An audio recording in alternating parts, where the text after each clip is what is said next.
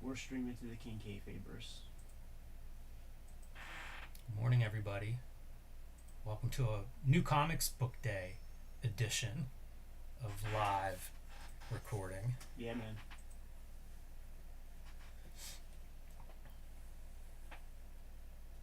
Man, here's an informal one for all the King Kayfabers out there. How many of you hit the comic book shop today, new comic book day? How many of you will be going out there and getting your comics after you watch us talk comics for 5 hours? Listen, we live this, man. We live this shit, dude.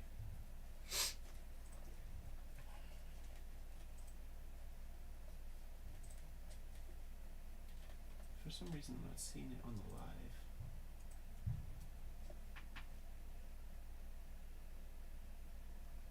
So weird. I'm listening. That's fine.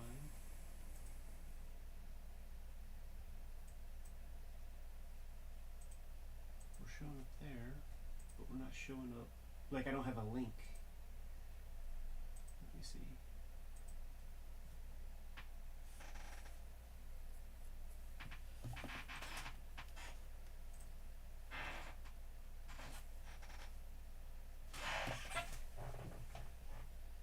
Maybe I gotta get it through here.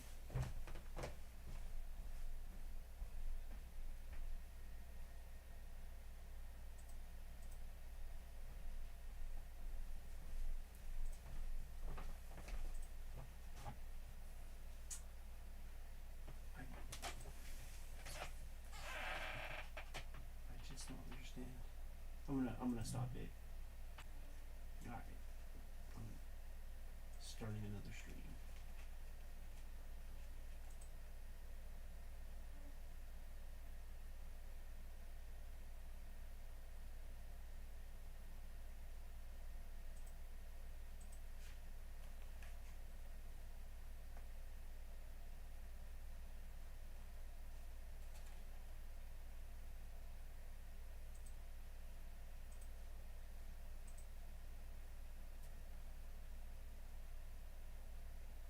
Alright.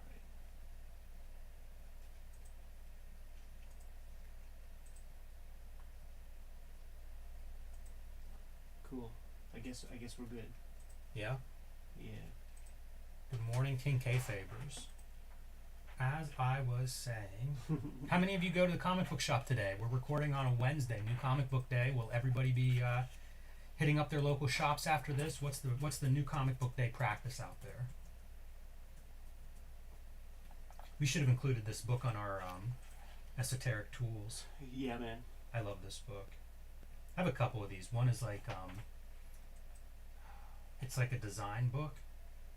It's real basic stuff, but also the world would look better if people followed it. And it's the same kind of like pocket, paperback. Right. Oh man, that's awesome. They have like proofreader marks. I used to get this stuff from the Vertigo editors. I used to get this stuff from whenever I was doing design in college. Yeah, dude. That's where I really see it. That proofreader stuff makes me nuts, man. Cause I didn't know that shit, and when I did the Beats book, like they're sending me all that kind of carrots and all that, and it's like I know the carrot's easy, Yeah. but like some of that other stuff is just not. There's all kind of stuff. There's that one. It's like a swoosh over 2 letters. It's like Right. like a wave sign, Right. and it's to switch the letters. And then you combine that with, and I'm sure every editor is this way, but sloppy marks on the Right. editor's part, Right. and it's just like forget it. Yeah, no, like that was like a very big bone of contention with the Beats thing, because they came back to me like over a year after doing the work with Yeah. that, and that money was spent. Like I didn't make anything on that, and I'm like, I'm not, I don't even know what this is. Like I none of the mistakes were my fault. Yeah, like it was exactly what was in the scripts and stuff. And there would even be stuff where like these proofreaders are like, Jack Kerouac was not at so and so's funeral, or William S. Burroughs was not at Jack Kerouac's funeral, and I'm like, you guys had me draw that. Like I don't care. Like I'm not doing anything. I can't do anything else. it was like that 2008 shit too. So like nobody's making any money, and they wanted all this free extra work, and I'm just like, I'm sorry, fuck you guys. They had Harv call me, and you know, like, Ed, what can we do? How can we get it done? I'm like, Harv, I don't think we can. I need to give me a couple of $1,000 at least, man. I had a company I did a cover for. It was approved, went through the whole process, final art and everything. Yeah. And then like a week later, it's like, hey, we need a different cover. And I'm like, well, you know, we start over at zero then. Like, it's not a free job. Right. And they ended up paying me for it, but I don't think that was their first intention was, we need you to redo this cover. Right. And it's like, you guys have approved it. Like, Yeah. it just doesn't work that way. No. But I do think it would for some people. Yeah, and they set the precedent. They create the situation where these guys are comfortable floating that idea. That's the other thing. I would feel so small if I was the person that was like, hey, something went wrong. Right, you know, can you do it for half rate? So, like, any of that stuff, I would be just mortified to be the person asking that. Yeah. And it seemed like it was no problem to expect Totally. me that I was just going to do another cover. How many times have you heard, oh, it's no big deal? Yeah. That's the one that always bothers me, where it's like, well, then you do it. It's no big deal. If the stuff's so easy and fast. It's no big deal. The amount of times I've heard that when I was young, and like one of the... It's very offensive. Oh, it's just a little change. Right. Oh yeah, how do you quantify that, sir? What goes into that? There's a first edition of this from 1934. Kayfabers. Send in that 1934 edition if you've got it out there. That's amazing, because they're talking about computers in this edition, and this is 1974. And it's kind of hypothetical how the computer might work with all of this, because it has outputs of like halftone, like a scanner, like all the it's like a diagram of how it might work with a computer. That's pretty dope. They couldn't have been thinking about that in the 30s. No. Yeah, this is a great book. This reminds me a lot of the Jordan Crane book. Right. Or the repro guide. PDF or whatever that thing is. I mean, I guess I made it a book, but it's so much information.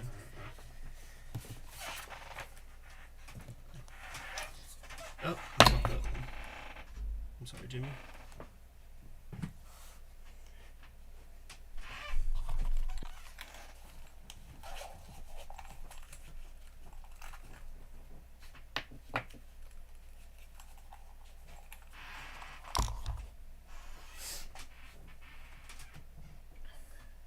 So guys, what we're going to be doing is looking at the first magazine-size comics journal. This is 1977. Going to be a fun expansion of the history that we've been going through. Yeah. It's really setting up the world that we know in a lot of ways. Yeah, no doubt about it. And not just that world, but also the language around it.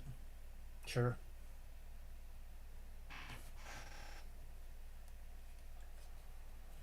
Delete last week's vids.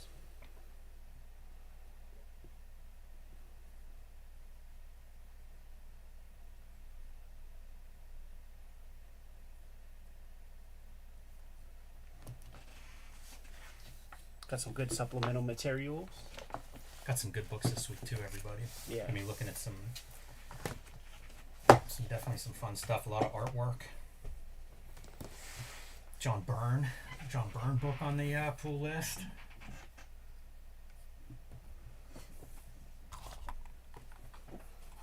Oh, you got it.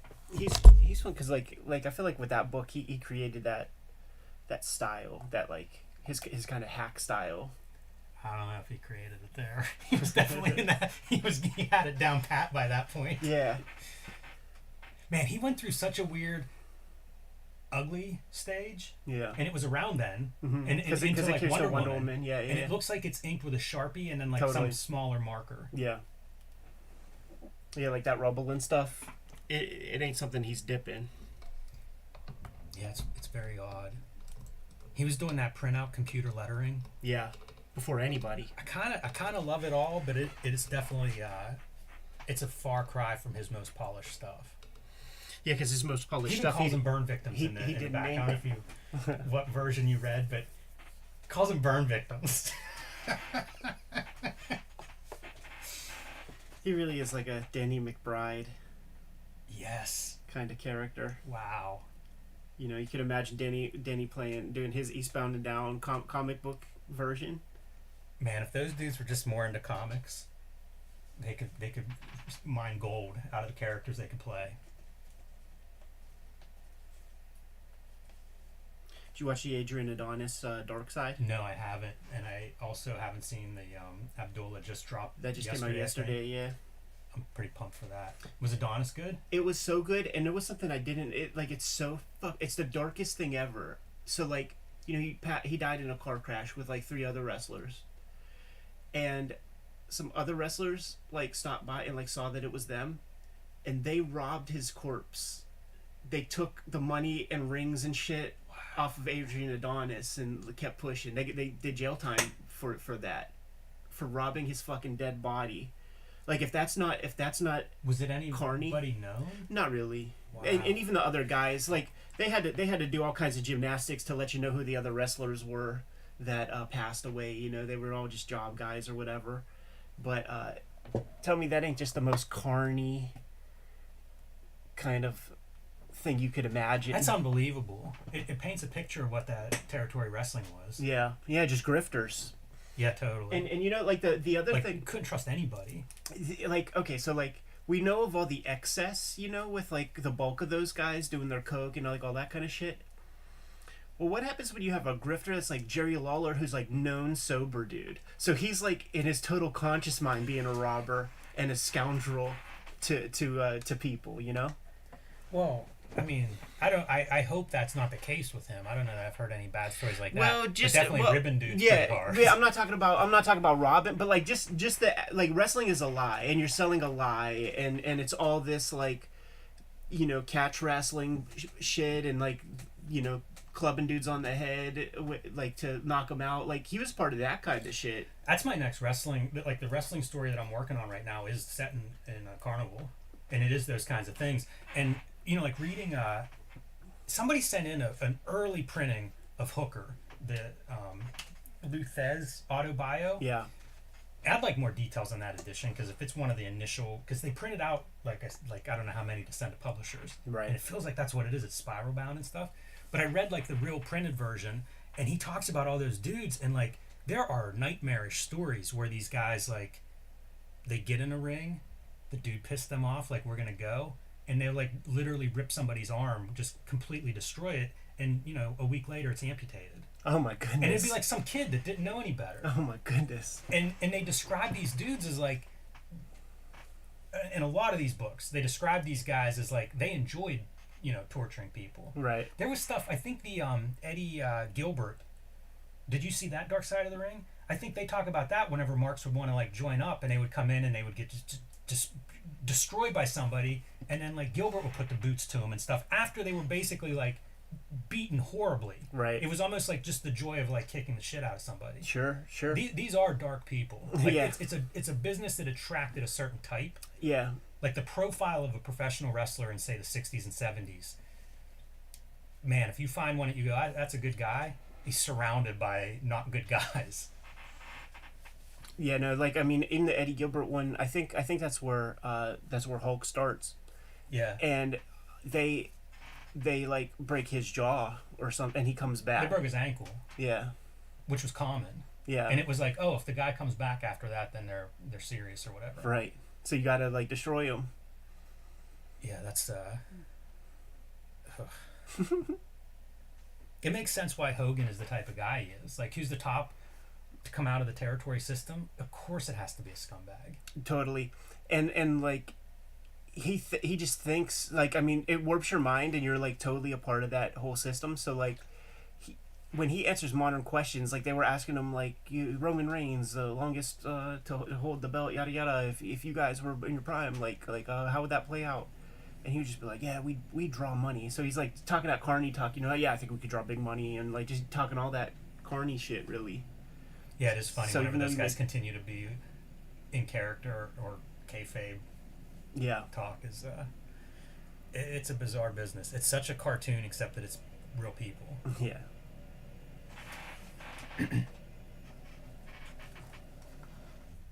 Okay, so we'll do a little preamble piece.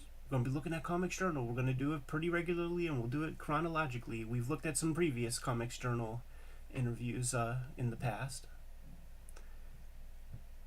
Okay. Welcome to your favorite comic book channel, Cartoonist Kayfabe. My name is Ed Piskor. I'm Jim Rugg. Going to be looking at Comics Journal number 37 today, but want to let you guys know that we got plenty of Comics Journal coverage on the channel so far. Fuck. Stop it. That all sounds good. What? Yeah. Like I just want it to flow better. I'm gonna say cut, and then we'll do the intros after I do this first piece. So I'm just gonna say boo boo boo. Okay.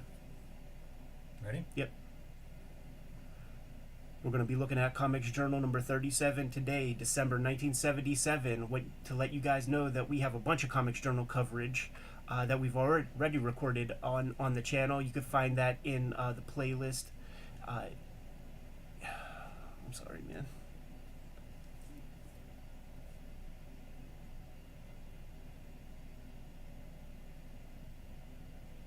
Okay, I got it.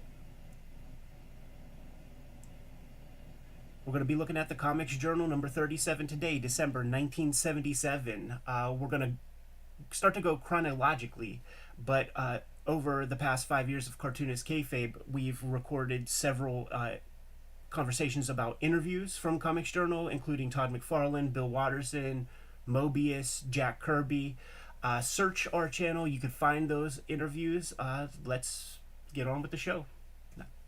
Oh, you didn't have to. I was just gonna say cut and then. Oh, I'm sorry. No, it's all well, good. it'll be easy. Yeah, no problem. No Right? problem. We'll work this out as we by the end of the day, I'm sure. Yeah. All right, man. Are you ready? Yeah, and we'll just carry things on regularly. Yeah, I imagine the intro playing. Yeah, exactly. And then here we go. Welcome to your favorite comic channel, Cartoonist Kayfabe. My name is Ed Piskor. I'm Jim Rugg. Got a good one today, Jimmy, but got to let everybody know that Cartoonist Kayfabe Comic Book Christmas in July is next Saturday, 6 days from now.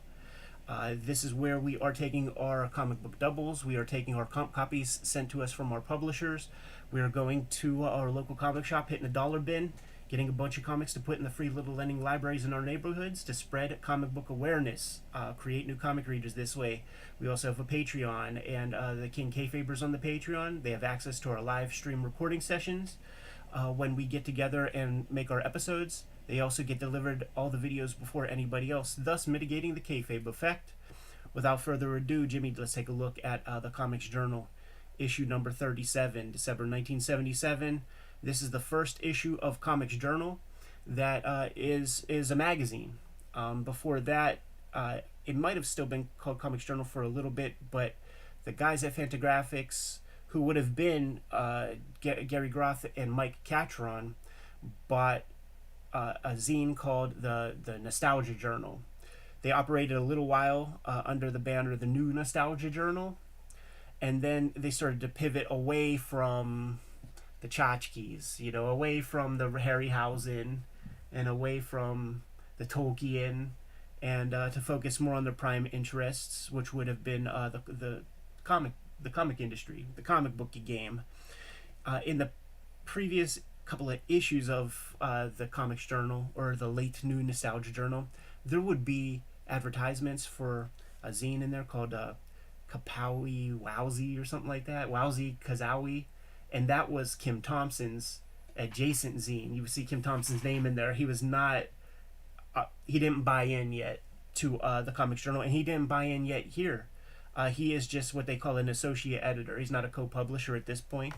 We have some supplemental materials to show off, to give everybody a clue into the sort of Fantagraphics catalog before this. Like we got Fantastic Fanzine, which might be one of the last issues that Gary put out of this zine that he started in the damn 60s. Might have been like 68 or 69, maybe even earlier than that. I do know that there were zines maybe going back as early as 65. This one has a lot of Steranko contribution in here. Club memos from Gary Groth. This is a 1970 cover date. Got a portfolio of Steranko artwork. Kind of love seeing his pencils at that stage. Absolutely. They even look stylized. Got a big interview with Jim Steranko in here. This may be before or after Gary lived with Steranko. How about the 8-ball up here as shades of Fantagraphics things to come? Totally. I think what happens is the tape got jacked up, and they might have had to record the interview a second time. I think there were technical difficulties, but lots of Steranko conversation in this. But this is basically what your fanzines were that were kind of comics criticism. One of my fears of us doing this is going down this fanzine rabbit hole because it's so alive in the 70s. Like, you can see what the Comics Journal's coming out of, and as we go through this issue, you will see so much fanzine ads, mentions, references, and they even refer to some kind of like fanzine collapse of 76, which I have no idea about, but it makes me so eager. Like, whenever you mention Kim Thompson having his own fanzine, I'm like, oh, I need to get on the horn with Hamlin and see if he's got one of those that I can look at. And the last thing I want to do is start collecting a whole new vein of comics history. Totally. But this stuff is really fascinating because, like, we start this channel with Wizard, right? That's 90s coverage. Yeah. We're going to get into 80s big time. There's so many amazing heroes, comic scene, comics interview, comics journal, all this stuff in the 80s. But the 70s and before, it's fanzines. Right. Totally. This is 1972, copyright Carter Schultz. And it is published by Fantagraphics. You see it right here, man. Springfield, Virginia. Man, Gary might have still lived at his folks' house or something. So this is an actual comic that Fantagraphics put out. Might have been, the first comic under the Fantagraphics banner. But you could see where they were at in these early days before the Comics Journal. Now, let's take a look, dude. One of the things that this issue has, it would have been published, the size of Time magazine or whatever. First issue that has color cover. Got like a 3-color cover going on here, drawn by John Workman with inks by Bob Smith. Star Wars, brand new, man. It's a brand new phenomenon. So we're going to get plenty of Star Wars coverage in the pages of the Comics Journal. The issues prior to this would have been almost like the comic shop news, like kind of like a half sheet. You pull it out. I'm not sure that there were even staples, kind of like loose leaf, tabloid type things, but not quite big tabloid. It's funny to see Superman movie at the top, Star Wars the movie below the masthead, and it's like, well, that's a lot of movie coverage when you think about Fantagraphics and Comics Journal and the attitude they're going to become known for. But the movies were big always. Their attitude is in here. And there's just such little stuff happening in comics, but there is some stuff going down for sure. Like there are some things happening. It's a very earliest, like direct market things are happening, but the tentpole direct market books aren't out yet. Yeah, I don't know if the direct market's even mentioned by that phrase in here, and that was something I was curious about. But one of the things I saw in an ad is Saber. Which is Eclipse's first graphic novel. We covered that in a previous video, but that really succeeds because of the direct market, by selling it directly to comic shops and non-returnable, method. And that basically gets Eclipse up and running, and I think inspires other companies like Pacific and some of these other early direct market publishers that, hey, this can be done this way. And it probably inspires Fantagraphics or vice versa, like perhaps the Comics Journal, as they get more ground, inspire some of these publishers as well. But it's really interesting when you think about what actually comes together to make that direct market the direct market. Not quite a monthly magazine. Not sure that it ever was exactly monthly. You could get a 10-issue subscription, and just even this kind of stuff is naive compared to like what Fantagraphics becomes. It's very close to like Warren kind of thing. Definitely. And there would be a lot of like Help magazine type stuff that would have movie still with funny captions to go along with it. There's some semblance of a direct market when you have things like this out there. Art and Story magazine. Well, I wonder if this is something that would be a Comics Journal competitor at this point. Like maybe a little better than a zine, a little more professional, but still in those early days of what are we talking about? Yeah. We could paint a picture now, man, going directly to Newswatch. And there's a lot of little stuff that shall bear fruit as time goes by, man. There's a Kiss comic that recently came out that kind of was that a Treasury I don't think so. It may have been, but I really don't know. They It were- might have been magazine size, because Yeah. I think the Beatles comic might have been magazine size. They were talking about format, and something about the Kiss format is attractive. That they're interested in going down that route a little bit more. The Star Wars adaptations have gone into still more printings. A second printing for the treasuries. So the treasuries are out there. A fourth for the 35-cent books, man. Well over 1 million copies of each issue in print and still selling rapidly. It's only 1977 with over 1 million copies in print. This is why we have to call that kayfabe on that whole idea of like Spider-Man 1, X-Force 1, X-Men 1 being, the top sellers. X-Men 1 might be 8 million copies, 8.6 million copies. That might be it in terms of comics history. But there was lots of distribution back in these days, and it would be impossible. You would have to go directly to Marvel to figure out how many copies were printed. There must be more millions of copies of Star Wars than Spider-Man 1 in print at this point. And this is pre-royalties. So Very important. in a lot of ways, if you're the artist on this, it doesn't matter if it sells 10 million or 10. Yeah, you got your get page the same rate. money. This is going to be the story that plays out as we do, corresponding and subsequent issues of the Comics Journal.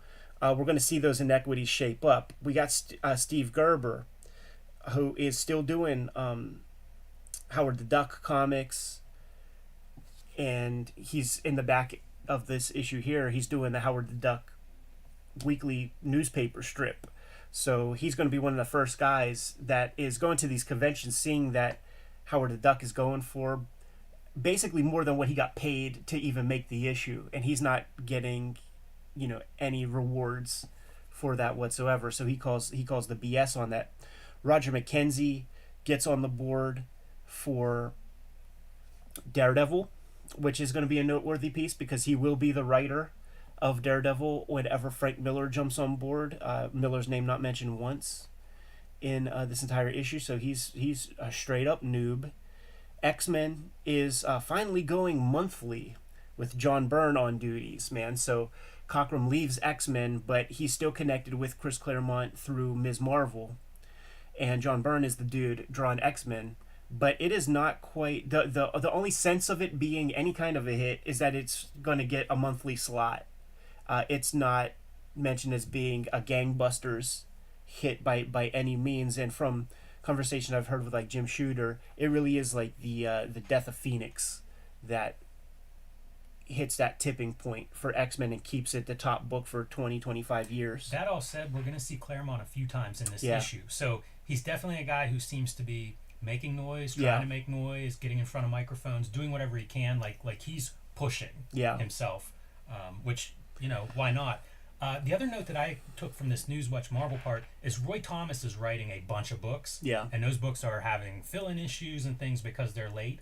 And it makes me wonder about Thomas's reputation because I know he's often criticized. I don't know that I've read one of his comics, so I don't know whether that's something that is earned or if that's something that maybe there were bad politics at play behind the scenes at Marvel, because it does seem like the way he's running it, I think he's editor-in-chief maybe at this point, or one of the big editors, and it just sounds like the tone here is things are not running well there. So I wonder about that. I do believe this is a pre-Jim Shooter era, and one of the things that would happen in the pre-Jim Shooter era is that the editors would write their own books also, so there were no checks and balances in a lot of ways. So you had Len doing his own wing, you had Marv doing his own wing, Roy Thomas is still there doing his thing. Think about the corruption in terms of, I'm the editor, I'm getting paid staff, position, probably a salary, probably benefits, but then also I'm going to write some books and get pay myself some freelance stuff. Taking some skim.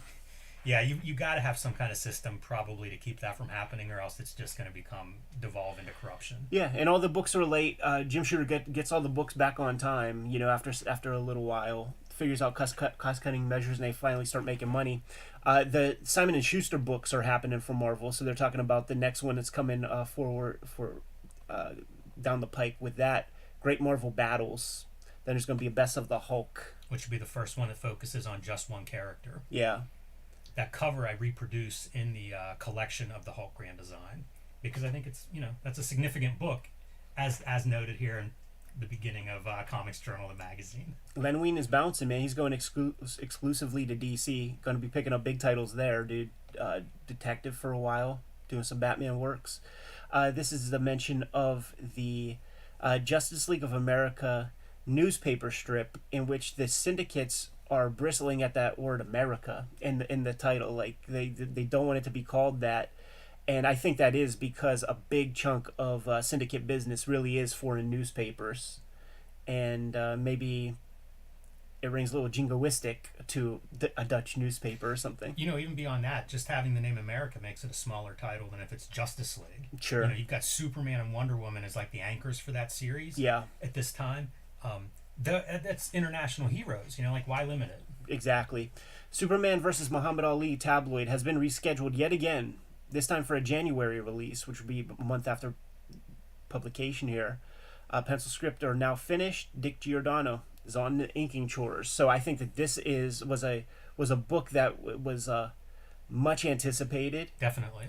And we'll get a little more coverage of that later in this issue when there's a sidebar with Janet Kahn. Yeah. And she talks about, like, she went to Neil Adams. You know, he's a superstar. Why isn't he working in comics? And it was money. Yeah. So she doesn't come right out and say it, but I wonder if he was getting some kind of a royalty deal on that book, because she does talk. Well, don't want to get ahead of it, but sure. It's a big anticipated book, and it makes me curious about later issues of the Comics Journal and how they cover that book. Yeah, because that sounds like a big deal. Yeah, we'll get there, man, for sure. We got DC Merry-Go-Round. Editor Mike Catron from the Comics Journal doing some PR work for DC Comics. So in steps associate editor Kim Thompson There you go. into the mixture to help keep the buses running on time at the Journal. Perfect timing when you think of this as being maybe the start of the Comics Journal that we know, and here comes Kim Thompson in the door. You see a bunch of names that you recognize. You see Starlin, Bob Kanigher, you see Mike Kaluta, all mentioned. So this is the landscape of comics. Jerry Conway doing Firestorm. You know, it's slightly dismal. There's a price hike that's happened with comics. Jumped up to 35 cents, but they're going to add some more story pages into the comics, going from 17 to 25 pages. And that's going to come up again too, and also that whole idea of format, because like you talk about like Marvel having some success with the KISS format, which I think was a more expensive magazine. Why that matters is there were newsstands that were reluctant to put comic books out at all, because a 30-cent comic or a 35-cent comic, that's just not how you make money. Right. You can sell these magazines for $1 or more, a lot more profit in that than there is in a 30-cent comic. So these publishers are kind of getting it from both ends. On one hand, 35 cents too expensive. On the other hand, not expensive enough to make time for the newsstand to clear shelf space. But those treasuries are their way in. They are dollar books. And who even thinks about this? You know, as a reader, like I never even thought about it that way until this week reading this. Right. The Superman movie is impending. It's going down. These are some of your early steals, and what they're talking about here is that there are some winners of a DC contest or something. You write in, you send some stuff in, and you get to show up in the movie. So 2 people showed up. That's basically what they're promoting here. Really, it's a way to hotshot the magazine to get people to buy it. You know, Starlog magazine might be out at this time, having all that kind of coverage. So it would be dumb not to have a little bit of coverage. That's a great image. That Superman image, just on its own, compared to nothing else, that's a great image. Parts 1 and 2 of Superman are being filmed simultaneously, so that's an interesting thing. I don't know about any of that. Yeah, we talked about that a little bit in the weekly, and just the idea. My guess is it's an expensive movie. I know it was an expensive movie at the time. Maybe you offset costs by getting 2 movies out of that budget. A little bit of controversy, James, in the zine culture, media scene, which is Jim Steranko's fanzine or whatever, shoplifts Superman article. If you fuck with media scene at all, you could type the exact verbatim listings of like whatever they're talking about with the movies, and you pop that into Google, and you'll see that come up in a million places, because they pretty much just transcribed press releases. It really didn't have. It was closer to an ad zine than a fanzine with content. And that's what these kind of things were, like Comics Journal type magazines. They really didn't have content. It would be places like a big giant classified ad page or something where you could just buy different things. Back issues, Bud Plant will show up. And what we're dealing with here is there is a professionally written article that was in some, I don't know, 50, Yeah, it was a 100 bunch of newspapers. places. The one they pull was from the Washington Star, but it was in a lot of newspapers. Yeah, exactly. But that writer, they talked to the Journal, and he's fucking pissed because it basically got transcribed with a little bit of purple prose added here and there to kind of like massage a little bit, but there's no question. No, and that the changes are speculated that that's Jim Steranko's editing style because he wanted these shorter sentences, which I actually like that kind of writing style a little bit. But yeah, totally a lift, and you can compare them for yourself here. And going from like what you described as ad zines, Ed, this is your example of journalism. We're going to get a couple of pages of this coverage of what this article, what happened here. Yeah. And so, like this is one of those features that the Journal is going to start to do. And I don't just mean like catching somebody plagiarizing something, but a little bit more in depth. Like talk to the writers, talk to all the players involved, and figure out exactly what happened here. And it's pretty fascinating the way this thing steers out because Gary Groth worked for Jim Steranko. He has a relationship with him. We looked at that fanzine that was like all Steranko, by Gary Groth. So at this point, like Groth calls him to talk about what happened, and Steranko just has no interest in this. And he's like, it's journalism, who cares? Does anybody monitor any of this stuff? Just really kind of like giving journalism no respect. And Groth is like, on the spot, I named 3 magazines, publications that only do this. Like they just investigate this kind of ethics in journalism. And Steranko then goes off the record. So it's a pretty substantial article on Jim Steranko's editing and how this happened and how big a deal is this. And that's Media Scene number 26. So we're dealing with Comics Journal 37, Media Scene 26. These are businesses. Oh yeah. Media Scene published by Super Graphics, Journal published by Fantagraphics. Right. And when Gary and Mike bought the new Nostalgia Journal, or the Nostalgia Journal I should say, like what you're buying is the mailing list of subscribers. You're buying these addresses that you can sell to. You're buying the checks that have come in for people who are placing ads from their various fanzines and stuff. It's not insignificant. Is this the one that there's a circulation of 8,000? Yes. Of these? That's not insignificant. The direct market comic shops pretty much brand new, man. They exist a little bit. Certainly Seagate is doing its thing on the Hush Hush, the QT at the very, very least. But Bud Plant is in the game. Yeah, there's a substantial Bud Plant ad in this issue. And of course, dude, like if you want to read the rest of this, see Ethics on page 17. Why would they do that? Why wouldn't it just be on the next page? It's a good question. Because it's all black and white. Because a bunch of this magazine is that way. Like there are several of these art, and that's how magazines used to be. Like wrestling magazine, every magazine I would get would be like continued on page 78, and it's like why? And it makes sense when you have color signatures, but there's no color here. Right. So many of these ads are of this sort. It's just for other zines, competitive type publications. Yeah, that just came and went. Viewpoints. I didn't find myself reading the interview. I mean the letters column too much. Jimmy, did you pull anything? I pulled that this is really internet negative 2.0 or something, because that's what a lot of these sound like the comments that you'll read online about whatever disgruntled thing. One of them that stands out is somebody complains about the 35 cents and how they're done buying it. It's not worth it. The comics are bad quality, and at that price hike, they're out. Yeah. So that was one that stood out. And you got names, man. Mike Barr, maybe before he's really a professional at this point. But to be a letter hack was a kind of a badge of honor. Yes. We're going to have a Marty Pasco interview, and he was Pesky Pasco. That was like his letter hack name. This A++, I have some of these, and it made me wonder, like Megaton Publications, is this connected to Gary Carlson's Megaton? I think it is. I just grabbed that collection, and I think they show off the A+ in there.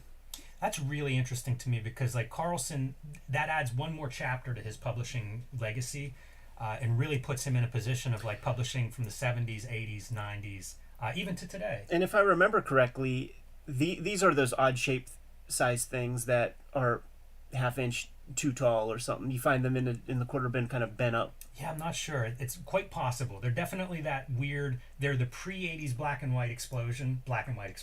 Right. This is funny. International Fandom Inflation Control Club. So become a member of the IFICC, and what these guys are doing is they're trying to push against the Speculators. speculator market.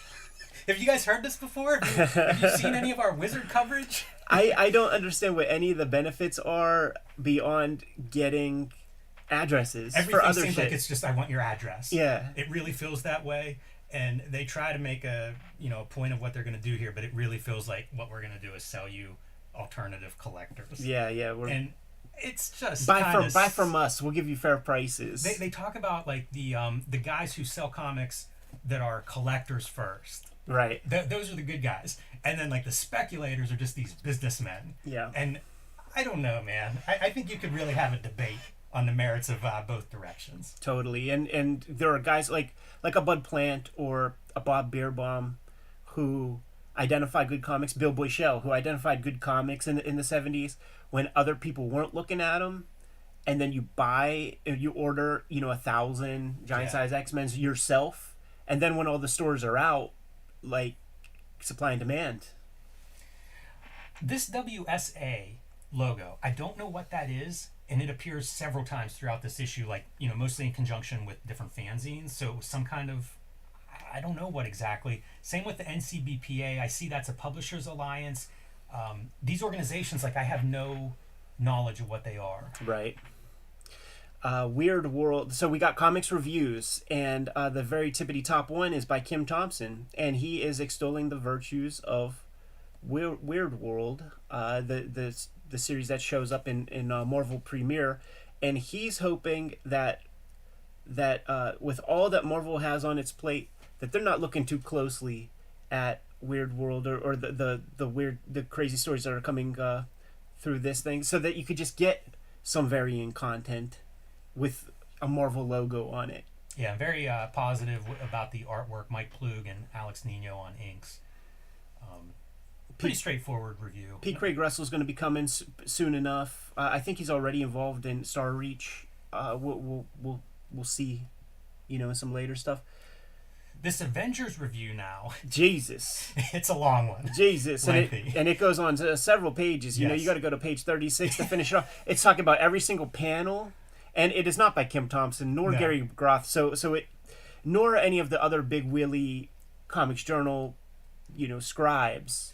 This is an Avengers annual. It's a big story, and it does praise Jim Starlin in his art. Yeah. Critical a little bit at times about certain things he does and how busy some of the artwork is, but overall, like, pretty much positive on Jim Starlin work. We're back on the ethics, man, finishing up the conversation about the plagiarism in media scene.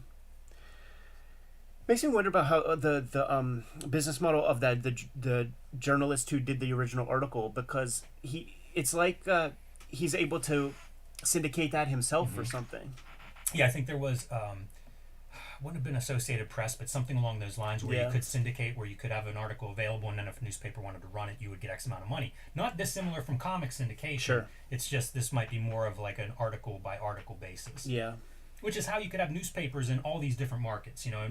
Most markets aren't going to be able to have international offices and things, but you could then syndicate articles from these bigger resources. And a good case for a freelancer journalist can make a living because they could write an article and get paid for it 50 times. Totally. Hey, if you go back 1 second, just to this ad, I wanted to point out the WSA stamp. Right. And this is a reference library about American comic books. Very hefty price tags, $5.75 to $6.75 for 4 volumes. And Jerry Bells is the name of the person behind this, coming out of Detroit, Michigan. So I'm interested just in all of this, like where fandom's at. Michigan's a really good comics state. Yeah. And then Jerry Bells is a name that I feel like is one of those big names in comics fandom. Yeah, and totally. Pretty ambitious. Like this Comics Journal's 75-cent cover price, I believe. Comic books 30 or 35 cents. and he's selling stuff for $6 or $7. Yeah. Yeah, that's nuts, man. We have like the Encyclopedia of Comics Fandom by Bill Shelley that has all the big Willie's names with little articles to tell you who they are, man. So that's how you. Jerry Bale's all over old school comics fandom. He might have been the All in Color for a Dime guy, maybe. I can't remember who that is. It's also, if you read what these things are, they're basically like a character histories. Yeah. As opposed to, like we talk about artists and stuff. Some of that information just wasn't available, but it's not where those early days of fandom were. Second Genesis specialty shop. It's fun to look through Yes. these ads to see what kind of stuff is out there, man. So like 7 issues of Heavy Metal exist. Corbin's already a name. Yep. You got the RBCC, like that is a very famous zine. 137 issues of that out there. Unbelievable. And we've gotten some of those in the mail, so I have a few of those in my collection. Yeah, that might be Mark Grunwald. Yeah, there's a Mark Grunwald sighting in one of these ads that I saw, like an early Mark Grunwald piece. Here's your various media scenes. So that's your Steranko. Only issues 7, 9 of Starlog are out, so still pretty early there. But you see several pieces of Star Wars memorabilia already. Sojourn, which is the Yes. Joe Kubert self-published effort. Here's your Saber by McGregor, Paul Galassi, with no mention of Eclipse Comics. Yeah, I can't remember if they were called Eclipse on that first printing or not. To your Sojourn point, a very interesting comics project, and we have a video on that in our archive. Yes, we do. Go check out like Joe Kubert being kind of on this front edge of what's the direct market and how can we do comics art in this new market. I think heavy metal was a catalyst for a lot of these ideas too. Absolutely, man. And this is a continuation of that ad. So pretty big collector here, and you see Wits End, and there's no number listed, so I'm going to guess that's Wits End 1? I don't think so, because I think Wits End began in the 60s. Okay. I'm not 100% sure, but I think it was like a late 60s effort. So I just don't know what that's about. There's also Heroes Inc. Number 2, and that's on my list. Heroes Inc. number 1, which was a Wally Wood self-published comic book Right. at this time. So guys are definitely trying, like, how do we get around the Marvel DC stuff? Totally. Foom is out there, number 15, 16, 17, being sold. Gorblimey Press catalog. That would be Barry Windsor Smith. Yes. He's moved off of his Conan works and is just out for self at this point. But there's some Walt Simonson story or zine or something. It's fascinating too, like Hot Stuff number 4, which would be kind of an underground comic, but also moving more into like fantasy side of things. Squatrant number 7, so the great EC zine has been around for a little bit, but part of this kind of collective as well. Yeah, you never see mention of Alter Ego in here, which I found interesting. I don't think I've seen it spotted at one time. I like this piece of Star Wars art. I feel like the way Star Wars has evolved, like you wouldn't see stuff like that anymore. Totally, man. Star Wars, the $8 million Saturday Matinee by Frank Catalona. And this is from a panel, his point of view from a panel he was on with some, I guess, film critics and Harlan Ellison. Yeah. And the film critics all spoke first down the line saying they liked Star Wars, and then Harlan Ellison basically telling them why it wasn't as good as they think. Right. And he's got some time on his hands to soak up Mr. Ellison's wisdom, and he, point by point, describes why he thinks Harlan Ellison is wrong and they're all right. Basically saying that it's self-aware enough to know what it is. It's not trying to be great filmmaking. It's a fairy tale, and you got your, Boy He Leaves Home, and even Lucas admits like just the reverse engineering of the Joseph Campbell, idiom. One of Harlan Ellison's criticisms, according to this guy, is that the best character is R2-D2. Right. And it does make me think, like, he criticizes the characterization is the bigger point there. Yeah. And I kind of think, like, wouldn't we all agree with that? Wouldn't George Lucas agree with that? Like, if he could just have, like, not actors, but some, almost animation or something, I feel like that's what he would opt for. Right. So it's kind of a accurate, I think, description. Love this piece of fan art also. Look at the Vader and how much that is not the Vader that we all know. It's a good comic book Vader, though. That is a hard helmet to freaking draw, man. It is. And, again, speaking of the time of, like, this is early Star Wars before, like, we all kind of knew it and had reference everywhere. And it's kind of fun to see the fan response. Absolutely. Hot shot in the issue, Jimmy. This is the stuff that you would get, what you would have access to. You know, I'm sure those came in press kits, and it's like, well, let's dress up our zine and use some of this imagery. The differences between fantasy and sci-fi explored. You know, that's old school fandom conversations. Look at this ad. For Advent fanzine. It's so great. Tim Corrigan drew this piece, man. We know him from Space, like one of the sort of early kind of mini comics guys that kind of spent his career doing mini comics. You would go to his table and he'd have 50, 60, 70 different comics he did over a 25-year period. Yeah, did a zine in the 80s that was reviews of mini comics and stuff that's really cool in magazine format size. And who knows, if we go through the 80s, maybe when we hit up to that year, we'll look at one of those as well. I get nuts when I see hand lettered advertisements and it's things. Pretty good hand lettering too, because he's doing like some different sizes and bolds and italics and stuff. Yeah, this looks like a Kennywood mascot right there. I remember there's like that pink one. What was that one's name? Do you remember? Oh man, I don't know. All right, man. This is where Kim Thompson unleashes. Marvel's Fouled Up Film Book by Kim Thompson. Worth mentioning that Jimmy and I took a look at the Star Wars film adaptation in Treasury Edition format on the channel by Howard Chaykin, Steve Lee Aloha, Roy Thomas. That's what's being covered here. Kim Thompson is going through those issues, the entire film adaptation of the first Star Wars movie. You notice it ain't called A New Hope. It was just Star Wars. And just point by point breaking it down about how the comic has failed.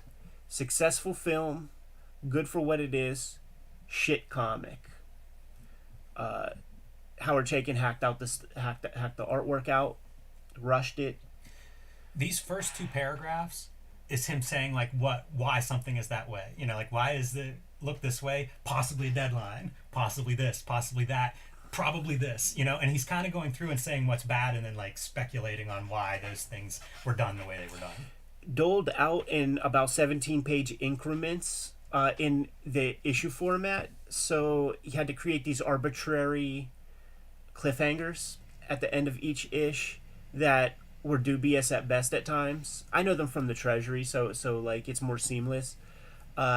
Making arguments that maybe you shouldn't verbatim take every word from a movie and put it into a comic. It does make mention of the extra scenes, the Jabba scene and things that were put into one this. Of the positive things is that opening scene. It's cut from the movie but included in the comics. Kim Thompson thinks is a good scene. Yeah, with Biggs and Luke on Tatooine. Goes deep enough to criticize the color, and what he was paying attention to is how the colorist decided to color Darth Vader. You know, if you went for like the bluish gray hues, he's down, but if you start putting red to the eyes, that's a different story. Yeah, it talks about the different inkers working over Chaykin and their approaches and what works and doesn't. Some of the Chaykin choices that don't work, like the what's the scene in the bar? Yeah, the shootout with Han Solo, and that it just doesn't read the same way based on Chaykin's interpretation and how he displays that scene. It's an interesting article in that it is so focused on the comic, and this is something that I wonder, is this new for comics criticism? Right. Because I don't know that I've read any other comics criticism, you know, from earlier or from this time period that really goes to this level of detail where he is looking at things like the art, the storytelling within the art, the craft within the art, such as the inking and coloring. So, you know, I could see this being something where the Comics Journal goes, yes, this is what we're going to do. We're really going to look closely at some of these comics. And here's a question, because Kim Thompson, he comes from Europe, and I wonder if this kind of criticism was already happening in Dutch fanzines and maybe even bigger magazines over there. Who knows? Ultimately, all in all, Star Wars is an artistic flop and a commercial blockbuster. I'm sure Marvel feels awful about that. Just poking fun at himself in a little bit. You know, spent 2,000 words talking shit, but it doesn't matter. Snarky before snarky was a trend. Rest in peace, Uncle Kim. Yeah, no doubt. Look at these zines. Tell me you don't want them, Jimmy. I'm so taken by this. It's wild. It's a different time period. In these various smaller ads that you see, you never see X-Men mentioned. That is a non-entity of a comic. You mentioned earlier, like in Off the Record, like you don't see Daredevil showing up Right. in any of these. Yeah, it's something that Tom Scioli had mentioned when we were talking Frank Miller's Daredevil run and how he really made that book successful and it was nothing before that. These ads are proof of that. Because you have to imagine, why is Daredevil not listed? Because it's not even worth the space, to advertise it. Right. Like, these are dime books or something back then. And some of these ads are several pages. I think this is the same advertiser, and this is page 3 now of that ongoing ad. How about Heroes Inc. 2? Second listing of that I've noticed. It's funny how that works too. That becomes a magazine size with issue 2 compared to the first issue 1. I'm under the impression, and I can't cite why, but I think issue 1 was kind of distributed to army bases and maybe not well distributed, period. Right. And then you see like almost this growth in the magazine market for whatever reason, probably for profit margins. It was probably if you could sell a similar number of copies, but now you're charging twice as much because it's a magazine, everybody gets a little bit of money that way. I remember hearing about Rocket's Blast as being like the first place that a lot of people's works showed up, writers and artists. I wonder if I have any of those. Sojourn 1 Yeah. being highlighted here. It's pretty cool. These Charlton Bullseyes, I've bought a couple of those. Cartoonist Profile, I think, is one of those underrated comics magazines, and in some ways that would be your connection, I think, to Comics Journal. True. Thematically, because Absolutely. you're interviewing real cartoonists and going in depth with them. Yeah, there'd be photos like in their studios and shit to go along with the conversation. The cool thing about Charlton Bullseye is that you're going to get, whenever you see one, grab it, because you never know who's going to be the artist in there. Like this one right here looks like a Joe Staton E-Man, but the sort of thing about it is that like Eric Larson said, you don't get paid, but you get published. And at this level of the game, it actually paid some dividends to see what your work looked like in print so that you could manage your inking and stuff like that. How about this? Steve Canyon is going to be mentioned a couple of times in ads because they're starting to reprint Steve Canyon at this time period in softcover collections. Yeah, I don't know who the publisher is. None of the ads talks about that stuff, man. I wonder if it's early NBM. I just don't know. I have no idea. Scorchy Smith is also reprinted, and whenever they describe that down here, they talk about how this is an artist's artist. This is the artist look at. Right. Noel Sickles, of course. Yeah, Kelly Freeze, art books. Satan's Tears is an Alex Nino art book that pops up in a couple of these places, and it's also interesting that these catalogs are not huge. Right. You look at a couple of these ads, and you'll see the same titles. Bill Stout, Barry Smith, Vaughn Baudet. Yeah, and you can see it. Frank Frazetta posters. Yeah.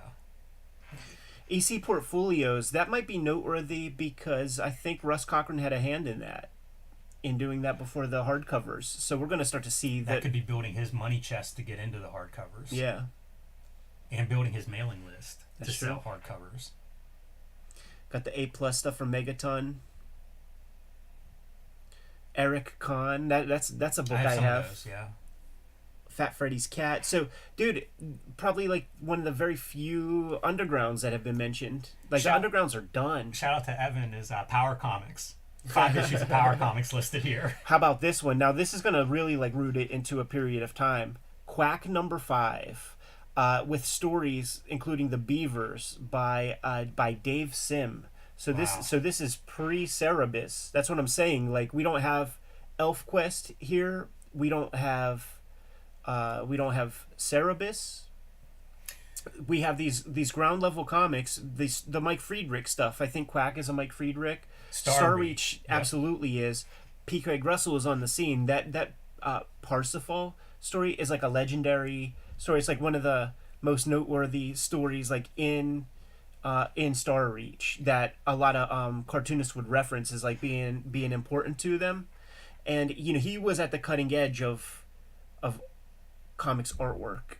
He'll be referenced a lot by Yes. Gary and Kim in subsequent issues because it's what we had. It's all we had. Yeah, definitely legacy kind of stuff too, because somebody brought up the War of the Worlds, the Marvel premiere or something Yeah. that P. Craig Russell had done. at Heroes this year and got a big clip of those. So like definitely a legacy there. It's neat to see these comics because it's a mashup of something like, you know, Northern Light is a superhero, early superhero comic, Right. but it's also on the same page as like Slow Death and Rip Off Comics. So you have this like head shop undergrounds as well as the beginning of direct market and self-publishing existing together. Like that's the time space here. Totally. And Quack obviously is an answer to Howard the Duck, which had such massive popularity that listen, Marvel doesn't own the copyright on ducks, so we're going to make our own duck comics. In some years, 5 years from now, the comic book company Comico, their entire business starts by the money they made by drawing duck commissions at Comic Cons. Weird. This is for that Maurice Horn book about the comics of the American West. Somebody sent this to us. Like I got that in a flipper. Oh, interesting. Yeah. I was going to say Maurice Horn. We looked at the Encyclopedia of Comics that Yeah. Maurice Horn was a big part of. An amazing book. So it makes me curious, like what else Horn's doing. You know, when I saw this ad, that was the first thing that came to mind. Yeah, Jeff Darrow hit me up about like when we did that, because some of the dudes that we talked about, like Misao Kato, who was like one of the few Japanese people mentioned in there, Jeff Darrow knew him, and he knew this Maurice Horn stuff, but there was a different book, and I did buy it. I think it has to do with like Euro comics, but it's an English book. So this guy was a deep cut academic. Yeah, it makes you wonder like who he's hanging out with and having conversations with. Totally. Because there's that small list of people that would have been doing work in that direction. This is pretty straightforward, just advertising things that people want or things that people are selling. Interview with Martin Pasco, Pesky Pasco, on Marvel, Neil Adams fans, quote unquote relevance, Green Lantern, Green Arrow, cinema, violence, editorial policies, TV, the Comics Code, collaborations, future of comics, and bullshit. How about that typesetting, man? When you send this off to print and then you see how that prints, do you ever use that font ever again? Yeah, that's something. I wonder how much of that they were doing on their own, because that's like a Letraset kind of. You know, whatever you're able to get at that time, 20, 25, 30 fonts you have to choose from. Yeah, it's not paste up. Like maybe that could be, but they have such great stories of larceny, Gary and Mike, on how they acquired their equipments and stuff. Like Gary told me this story, and probably even for this exact issue, because it's a well typeset, they would take temp jobs like at the newspaper. Wow. And stuff like that. Like he had a very fast typing speed, Gary did, and he had access to the building. We might have talked about some of this on one of our interviews even. Yeah, we did do an interview with Uncle Gary. Check that shoot interview out. But basically it was a collusion between he and Mike. Like when he left one day, there were two good waxers at the newspaper. Well, there were two waxers. One was good and one kind of sucked. And this whole thing happened where he sent Mike in, came back with the waxer, of course took the bad one, so they went in again and took the good one also. I think the newspaper, the statute of limitations are well up, man. This would be 50 years ago, but that's what they would do, man. They would get bond paper from these joints. They would just rob them for Fantagraphics, man. Just kind of start things up, dude. I think Pasco was the writer of Swamp Thing before Alan Moore. Yes, he was. It was that second run, that saga of Swamp Thing with the ones that Tom Yates drew, those first issues. But the comic that we probably know him best for, we did not do an episode yet, and it's crazy we didn't. But the first issue special, Dr. Fate, that Simonson draws. Oh wow! He's the writer on that one, and that's a pretty special comic to me. That was an old flea market find for me. In lots of ways, I there's a lot I dig about this interview, man. This dude is pretty progressive in his thinking with certain things, man. Yeah, his background is theater, and I don't know if that informs some of these ideas that he brings to bear. Yeah. As opposed to somebody who comes up as like a fanzine guy and then he gets into comics. Pascal seems to have a little bit more, distance from the comics fandom part, and he's able to dig into some of these topics in a way that pretty critical of where comics are at this time. Yeah, sure, man. And they don't know the answer, so they're going back and forth. And the interviewer, There's at least 2 interviewers. yeah, conducted by Jay Zilber, with help on the sidelines from Harry B. We'll call him, Rich Morrissey, Pat O'Neill. Can that be Patrick Daniel O'Neill? Could it not be? From the first, couple years worth of Wizard magazine? It has to be. It's got to be, I think right? he does a big stint on Amazing Heroes as well. So yeah, that's my money. It's got to be. It's a weird intro because the intro is mostly about the interviewer as opposed to like Martin Pasco and what books he's writing and what his credits are and stuff. One hopes they'll fix that in future issues of the journal. Yeah, I think they do. So let's get into some of those things, man. Where do we start? Oh, one of the interesting places that we're starting is about collaboration. So the collaborative part. We could probably just like hit all of these things. So collaborations. He is talking about more hands in the soup, the more kind of compromises that are made. But they're wondering, and what's the answer? Like just a single person making a comic, that might not necessarily be the answer either. There's no answer that he accepts. Yeah. That has its own set of problems and biases. Yeah. He is really like Mr. Spock, like, and this isn't an era of like much media training, but he's clearly aware that this is going in print and that's going to be the final word. So he like tries to hedge every answer. There will be a paragraph of his hedge that will make it possible for him to answer the question. But he does point out very, very sound things, man, about the problems of being just like a single creator, not having that extra brain working on the thing. It could be a limiting thing in terms of mainstream comics. I'm fine with the vision of a single person, warts and all, but for a kid's product like mainstream comics, it's got some trouble with that. One of the early dudes that I see being critical of Neil Adams' storytelling approach, which I found I was in agreement with a lot. Yeah, and he gets really in depth with some of the ideas of like filmic storytelling and how it's connected to clarity. Like in comics, essentially describing comics as like, what does he call it? It's like it's editing essentially in film. Right. Cutting. Yeah, jump cuts. Like comics is a film that's just jump cuts. Is kind of what he puts it. It's not a second thing like the fucking faucet dripping or the hat getting taken off on the Understanding Comics cover. Right, and it takes like he spends a lot of time explaining some of these concepts. Like he does 2 columns on the 180-degree rule. It's just new concepts. Probably the first time a lot of people have read this stuff, so is. they're so ignorant to it. Like film exploration. I mean, George Lucas is like Gen 1 film student, pretty much. So like that just happened 5 years before this. So we are in the early stages of like the children of pop culture. Like print is at a level that the masses could get it and hold on to it and have fandom. Like what was fandom in the 1800s? Ideas or something. Like I saw this one play one time.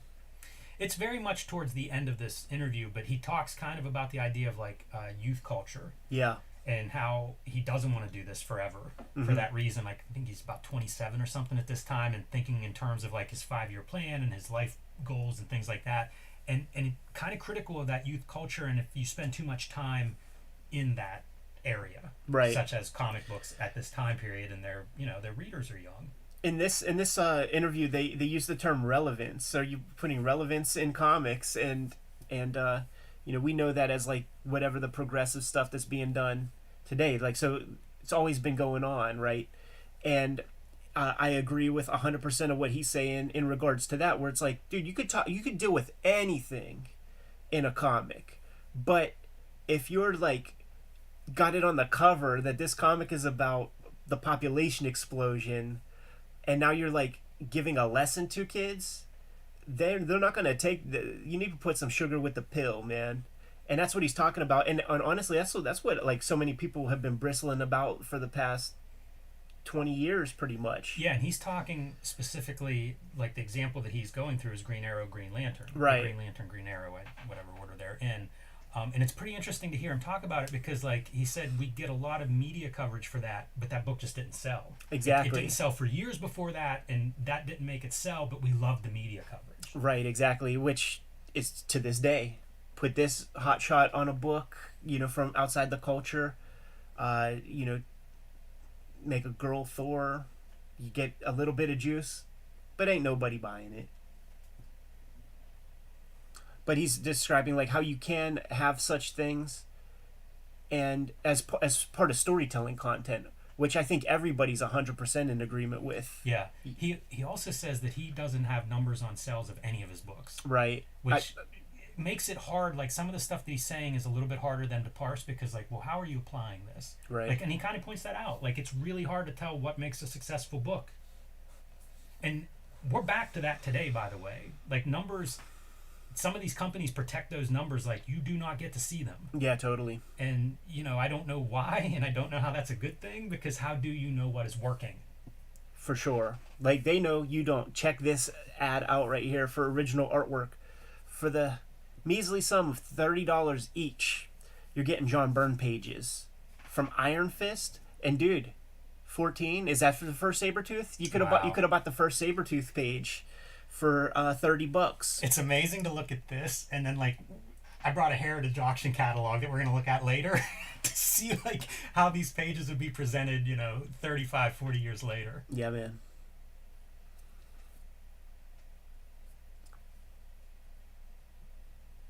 Yeah, population explosion right on the cover of that Green Lantern, Green Arrow. Right. And he gets into, like, 3 or 4 different stories that cover that subject. And how they were disseminated, how these stories were told, and the elegant ways to do that, and the inelegant ways. Probably the most inelegant is to just like have a big caption on the cover. But he did like a Bottle City of Candor story where like they push to the edges of the town or whatever to kind of illustrate the population explosion. And then his criticism is the story reveals that it's one person's fault. And he's like, well, how's that relevant to our world? Because population expansion in our world is not one person. It's like the world. Right. So, you almost have this idea that's relevant, and then you take the relevancy away by having some supervillain be the scapegoat. Mm-hmm. It's interesting, this article, and I didn't think about it until now, but he's known as a letter hack. Yeah. And now that he's writing as a freelancer, he identifies differently, but we don't get into any of his stories. Right. There's no talk about that. It's almost totally like, okay, you were a guy that was critical about all these comics for years. Now you're on the inside. Let's talk about the business a little bit from your critical letter hack standpoint. Yeah. You think the $1 and $2 books are the way of the future? I don't know if they'll go at those prices. $2.50, $5? I don't think. As long as there are still newspapers and there's still some editors who want a funnies page, I don't think the medium is such. A story told in a sequence of blah, blah, blah will ever die. So he's like, defends the same the old art story. form, but saying that the comic book is going to change, and he says in 10 years it won't be recognizable. And that's something I think a lot of casual fans don't think about. Like all these words mean different things to different people. Like when I say comics, it's newspaper comics, it's manga, it's comic books. It's the words and pictures. Right. When I say comics. When I say comic books, it's very specifically a saddle-stitched, 6 5/8 by 10 1/4 format. I totally and like let's get that on the record now, because the comments that come in when we say something like, yeah, we love the comic book, and everybody's like, well, no shit, but they don't realize that we're talking about this very specific format and Right. not just comics in general.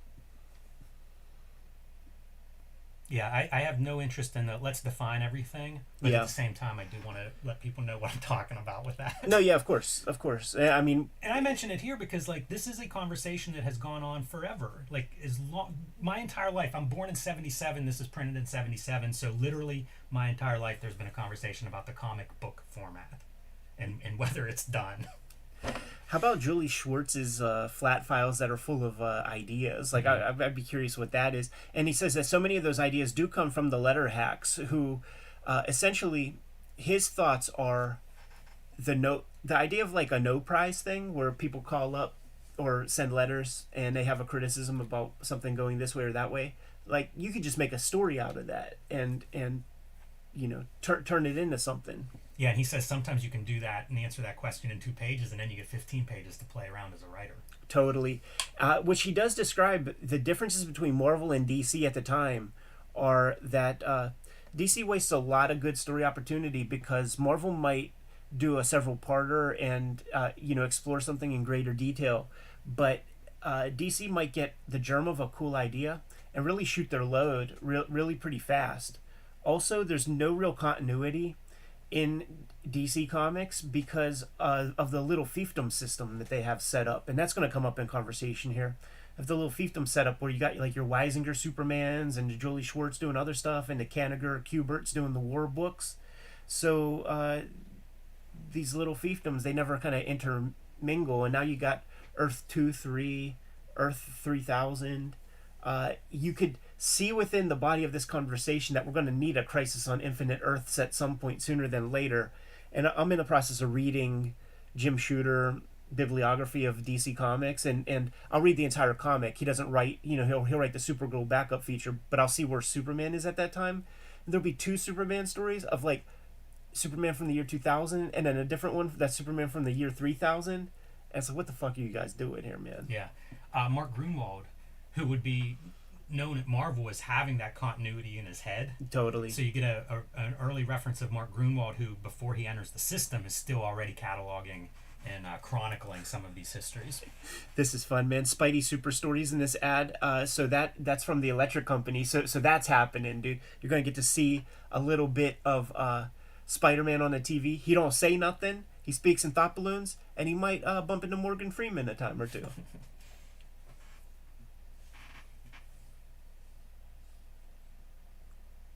Man, all of these ads are fanzines. Yeah, well, this is this is like geared to the what you call it, the Comics Journal, but it's its own zine. And I wonder if these are part of the people that took out the IFICC ad earlier in this issue, because that shit's underlined 50 times right in this block of text. Yeah, see, and they're part of the WSA also. Uh-huh. They're pretty late period, because like the other ones we saw have a stamp of like 100 or 105. These guys are 1,000, man. They're at the on the bottom of the pyramid scheme. I wonder if the W and the A stand for Writer in America. Right.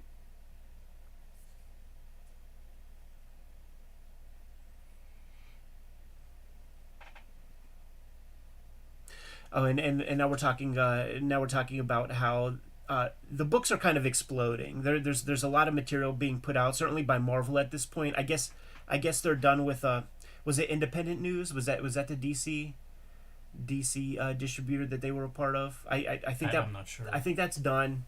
So they're exploding, and they're just kibitzing about the lack of editorializing that is done. Man, bad spelling, bad grammar, fucked up stories that are happening in Marvel because of the split energy, the spread energy of like the 3-4 writers who are writing everything. Yeah. They bring up a quote about originality, and he's like, even that can be overrated. Like, the story's got to be good. Right. He mentions about, like, they're not even sure about how long and what ages read the comics. Like, Marvel, I think, is something like a 3-year window that they believe are their readers, and DC is something like 6 months. But I don't know where any of that information comes from. Right. You know, if that's something that just an editor told him once when he asked. Because if they're not giving numbers of sales, like, I can't believe they would have that type of information. Right, yeah, it's very specific stuff. That's fascinating that it would be like a 3-year window before you grow out of it. Right, yeah, and you would always, like, I would always take that into account when I was reading, and as I got bored of it, because it was the cycle. It'd be like, okay, time to do the Venom story, time to do the Green Goblin story, you know, and it was every X amount, depending on the hotness of the character, it might be every year. Now it's just like 6 books a month or whatever for whoever the hot character is until we hate him. Right.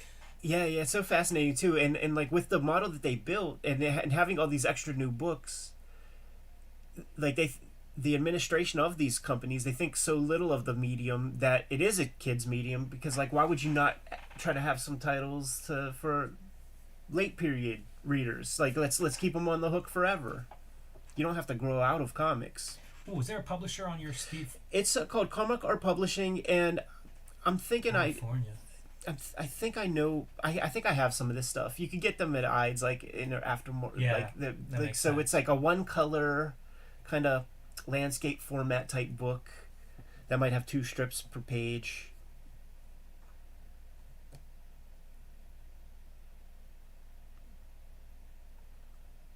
It's so good to have this on record because like it's not like Marty Pasco comes up in conversation for Cartoonist Kayfabe. It's the first time we mention the fella. We're not getting into any of the specifics of his works, like you said, but he definitely has a lot of thoughts.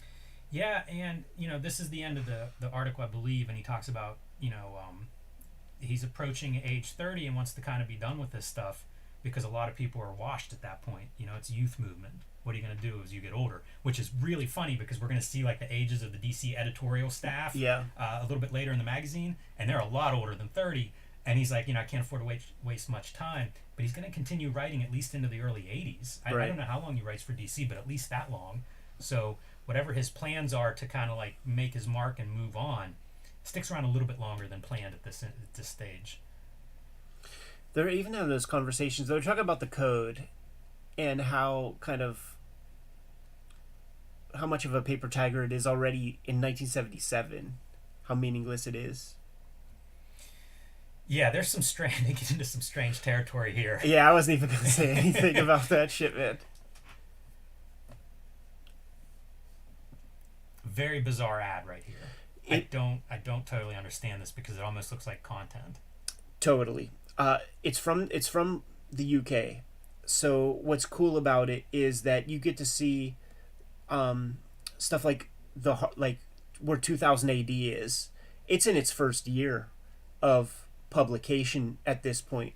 House of Hammer, that would have some of those early Brian Bolland works that are in the Eclipse, Brian Bolland's Black Book. You remember that one? Mm-hmm. Like some of those are in there. The Marvel UK type shit is happening, like with Captain Britain and like Rampaging Hulk. So it's kind of cool for that. But I think we will get to see that a little, elsewhere. Look at that, man! Battle and Action Weekly. These annuals. So it's collections from Battle and Action, which were put out of print because of the violence and some of the political stuff they were doing in there, which made all of those same creators say, oh, if we do science fiction, then that's the sugar with the pill. We can talk about all the same stuff we want to talk about, but we have plausible deniability. You wonder about the rabid comics fans who see this ad and are like, I gotta order all this stuff. Yeah, see what it is, man. Like, here's your 2000 ADs that are out at this point. We're up to issue 40. And that's not something we saw in the other ads where you see a lot of repetition. These are some different titles. Yo, it's so much, man. It's your first Tintins that we're getting. It's and look at this, man. Hagar the Horrible collections, Popeye collections, Lieutenant Blueberry. So there's your Mobius, Asterix.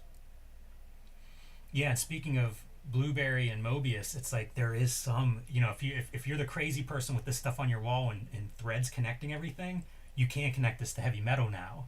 Yeah. It's starting to make the world of comics a little bit of a smaller place in some ways. Chicago Comic-Con report, Jimmy. All the players are here, and this dude is giving in-depth coverage on the con. Super bizarre. It starts out with a Chester Gold sighting where Chester Gold shows up early and then leaves. Like he's swamped with people. It's weird. He leaves. Right, but I think he was there for 4 hours talking. Yeah, I think he did a panel or something. It wasn't it was a scheduled appearance, but I think he was maybe a little overwhelmed by the response to him. Yes. Great photo here. We have Stan Lee in a time period when I never see Stan Lee at this era very often. And just, man, a 70s Stan Lee and Janet Kahn. So DC and Marvel publisher sitting down and, I don't know, smiling for the paparazzi. Mike Grell, a bit of a star on page 1 here. Yep. So it's first real mention of him. He just started Warlord. He was on the what do you call it? The Legion of Superheroes with Jim Shooter after Dave Cockrum. Super prolific. I'd be kind of curious to get more info on Grell's career because like he's doing comic strips as well as comic books. Anybody familiar with his art style? Clearly, there's a lot of illustrator technique in it. which Yeah. is to say, like, the guy was working as fast as you could work, pretty much, and doing a lot. Yeah, and very detailed too. Mhm. You know, like I hate to call him a poor man's Neil Adams, but in some ways it had these qualities where it's like there were certain reference material that I think was popular, and then he's figuring out like what's the ink line that you put on there quickly, but also kind of feels modeled and detailed. Howard Chaykin, another early sighting here at the con, and talking about his experiences there. yeah, selling pages, man, from selling Star Wars pages, dude. You could have bought a Star Wars page at the Chicago Comic Con off of him, and Chaykin went back into his song. Like he is a singer to this day. Oh, he's a performer. Anybody who gets a chance to see Chaykin at a convention, take that chance, because you won't leave disappointed. There's your Chris Claremont and Stan Lee with Legs Akimbo. Yes, again, the 70s Stan Lee, I kind of love this one. But you see Chris Claremont here, too, is pushing. You know, like, these guys are using the convention. They're Right. promoting themselves, their work, the books they're doing, the upcoming stuff. Claremont has a Ms. Marvel screenplay that he's passing around and showing people at this stage. Yeah, and that's what it is. It's like there wasn't like a barrier. It's the way they paint the picture. It's not like there's like a barrier of like table and fan or something. It's like you guys are all like in this room and you're just walking by people and talking and chatting and like you know, a typical convention. The writer guy does say that Chris Claremont looks like what Mason Reese will look like when he grows up, and if you're a Stern fan, you know what that means. You know who that is, man. But there was like one lone chick in there, man, that had a shirt that she had Sharpied or silk screen that said Chris Claremont fan. Mike Vosberg, he's a name that's coming up in here. He would have been working on some ground level shit at this point. So this is one of the telling pieces for me out of this issue. Amazing. Janet Kahn is DC publisher. You know, we've talked about her a little bit in past episodes of basically coming in from a non-comics background to apply some book publishing ideas to the world of comics.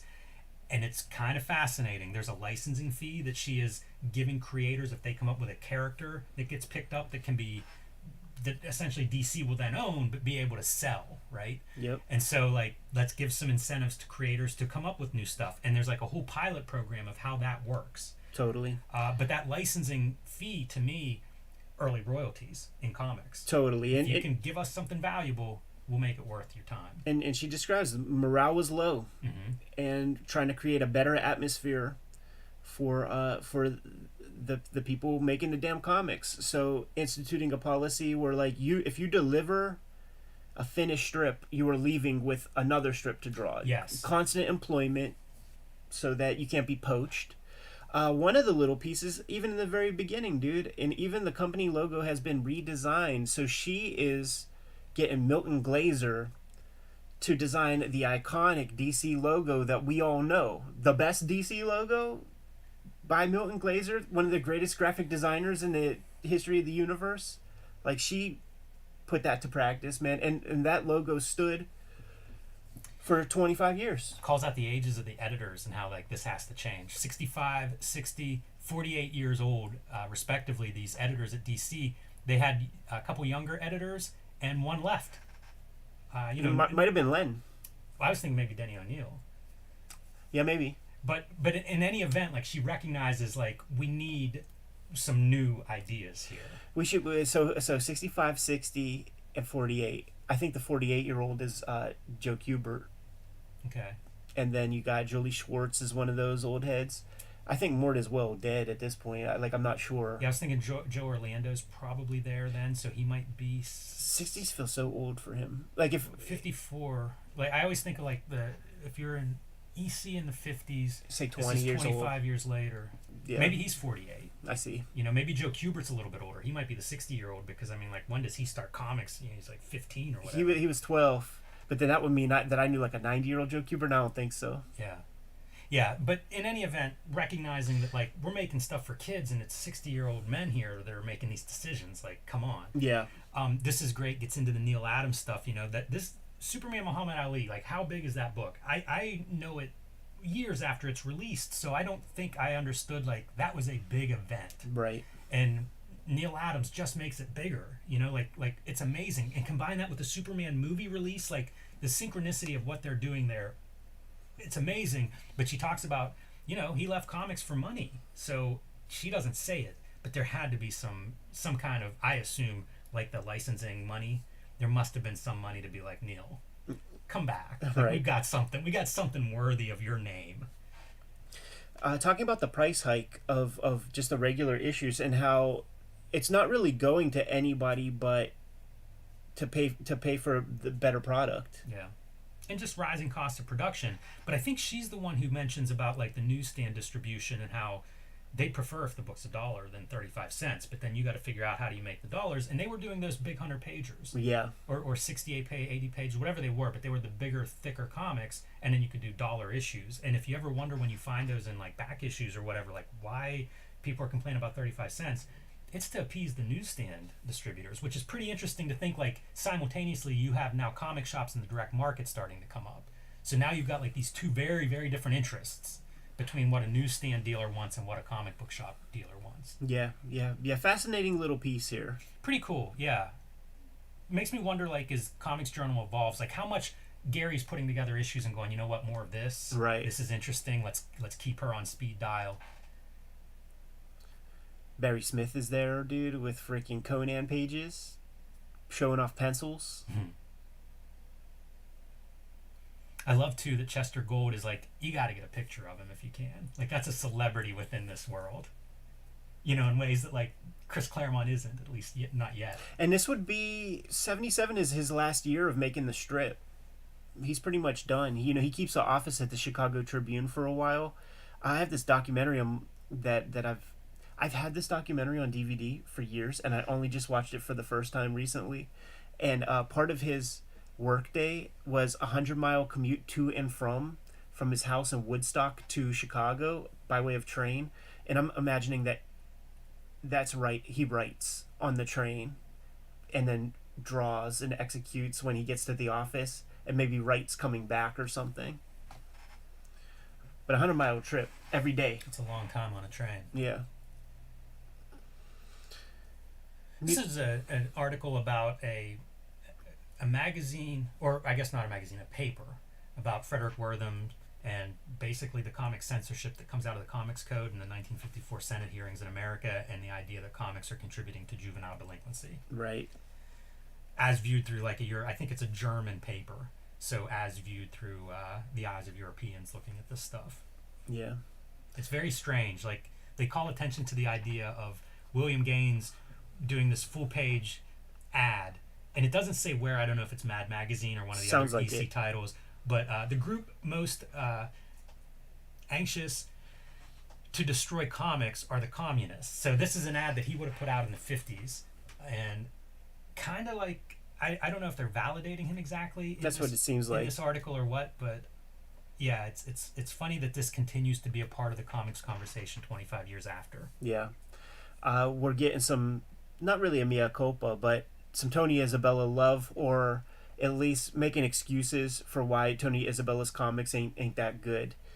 Gary, in the Journal number 32, pretty critical on Black Lightning, which is a video that we did on the channel. We looked at Black Lightning 1, and pretty critical of Tony Isabella's stuff. But this writer, maybe it's this Dwight Decker person, they came up through fandom with Tony Isabella, and the guy states firmly that you guys in the mainstream, we've not seen the great Tony Isabella works, man. He's compromised by working for the big two, so it's unfortunate, but you can't blame him. You got to blame the process. I met him briefly at a show in Philadelphia many years ago, probably 15 years ago now, and bought some artwork off of him. And he's in Ohio, Tony Isabella, and I think I must follow him on social media. Had like a garage sale, and it's basically his comps and his comic stuff, scripts and things like that. So how bizarre would that be to roll into a garage sale like that? Yeah, that's fun, man. We're continuing the Comic-Con coverage from the Chicago Comic-Con, and then we get into the fun, the Neil Adams stuff, where, he just kind of answers a couple quickies, man.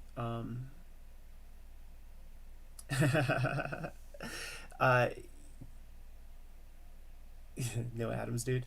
So, I wonder whether he intentionally set fandom on his collective ear with his innovative style. Now, Adams says no. they're so bad that anything done good seems like a revolution. Very appropriate Neil Adams phrase right there. And some more stuff about Green Lantern, Green Arrow, won every kind of award and all sorts of attention. Sure, I thought it was good when I was doing it, but I saw nothing special about it. Talks about the Ben Casey stuff that he did in comic strip form for a number of years there. And they ask him, would you do this again, man? Would you get back into the game? And Neil Adams says, I'll do it, but it'll be my own guy. I'm gonna create my own characters and stuff. So that's a foreshadowing.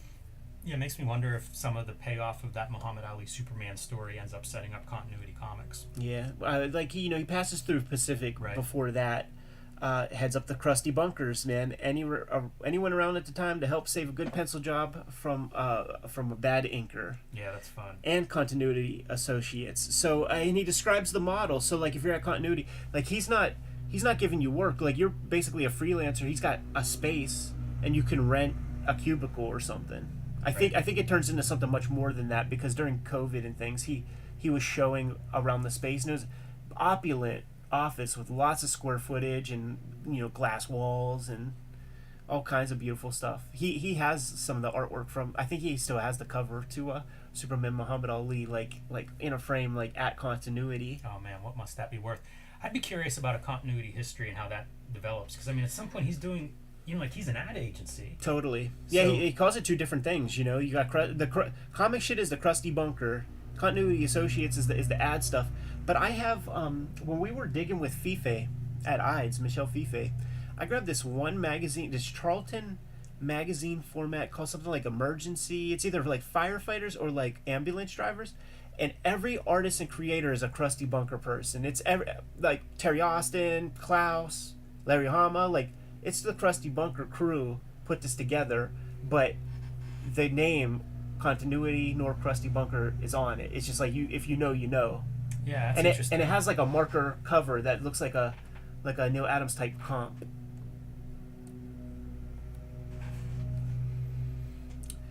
Dutch comics as American as Tulips and Windmills. It's by Bill Sherman, but I feel like this kind of thing might have some Kim Thompson influence. Quite possibly.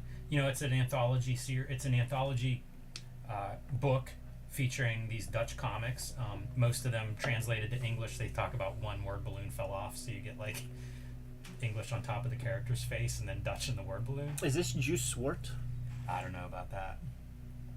But mostly, it's a positive review, and it's a chance to see some cartoonists working in a little bit of a different model, which of course we would get lots of coverage going forward in the Comics Journal. And if you're looking around the world for the best comics, you got to have some of that European represent, and I imagine Kim Thompson has a big influence on that moving forward. That was an ad for Wally Wood directly from Wood. Yes. So publishing Sally Forth in this limited edition, but you see, you're sending it literally to Wally Wood. Yeah, man. Pretty racy ad for, you see some topless Sally Forth. Fanzine reviews. I can't call out any specific ones, but it just shows like how much was being printed and produced at this time. There was a thirst for comics. Pittsburgh Fan Forum by Ben Poindexter, who is like a legend of Pittsburgh comics fandom. I think he passed sort of young, but in the old IDES photos and stuff, like he's a proponent. I think their little club would get together like in the back of IDES and stuff, and the Pittsburgh Comics Club co-wrote some Avengers issues and things once Jim Shooter gets on the editorial duties. It frustrates me that I don't know all that stuff, that there's not some have you gotten any of these zines? No. Like where is this stuff? This Pittsburgh Comics Club is something I've heard of a lot, and I have not one physical piece of evidence from them or who all was involved. Like, was Shooter part of that group? If they're doing some work for him, like what was his association with them? I wish that stuff existed in my collection, because I'm very curious. There's a great history of comics here in Pittsburgh, but that is something I hear mentioned but never see. Gary Groth's Always Comes Twilight. Yeah, some kind of like art zine. Yeah, dude. With all the dudes that you expect, man, from Dennis Fujitaki to Steve Lee Aloha, Clyde Caldwell, that Finuccio guy, like Gary still has like a lot of that dude's art, like at Fantagraphics. He's got this like in his office. There's like this drawer. You know, it's like like a record drawer where you would probably like have held like LPs and shit. And it's just piles of that stuff. I just sat in his office, like just going through all that stuff. There's like even a Bernie Wrightson in there and stuff. And he's like, "Oh yeah, Bernie was my friend." It paints such a picture of what comics fandom was at that time period.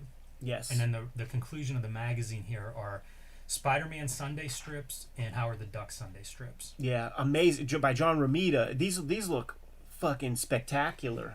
So to print these, you must contact the syndicate. Yeah, exactly. It wouldn't be like a Marvel license. It would be a syndicate license. Yeah. And probably whatever it costs to run these in your paper. Yeah, 50 cents, 50 cents, you know, per strip or something like that.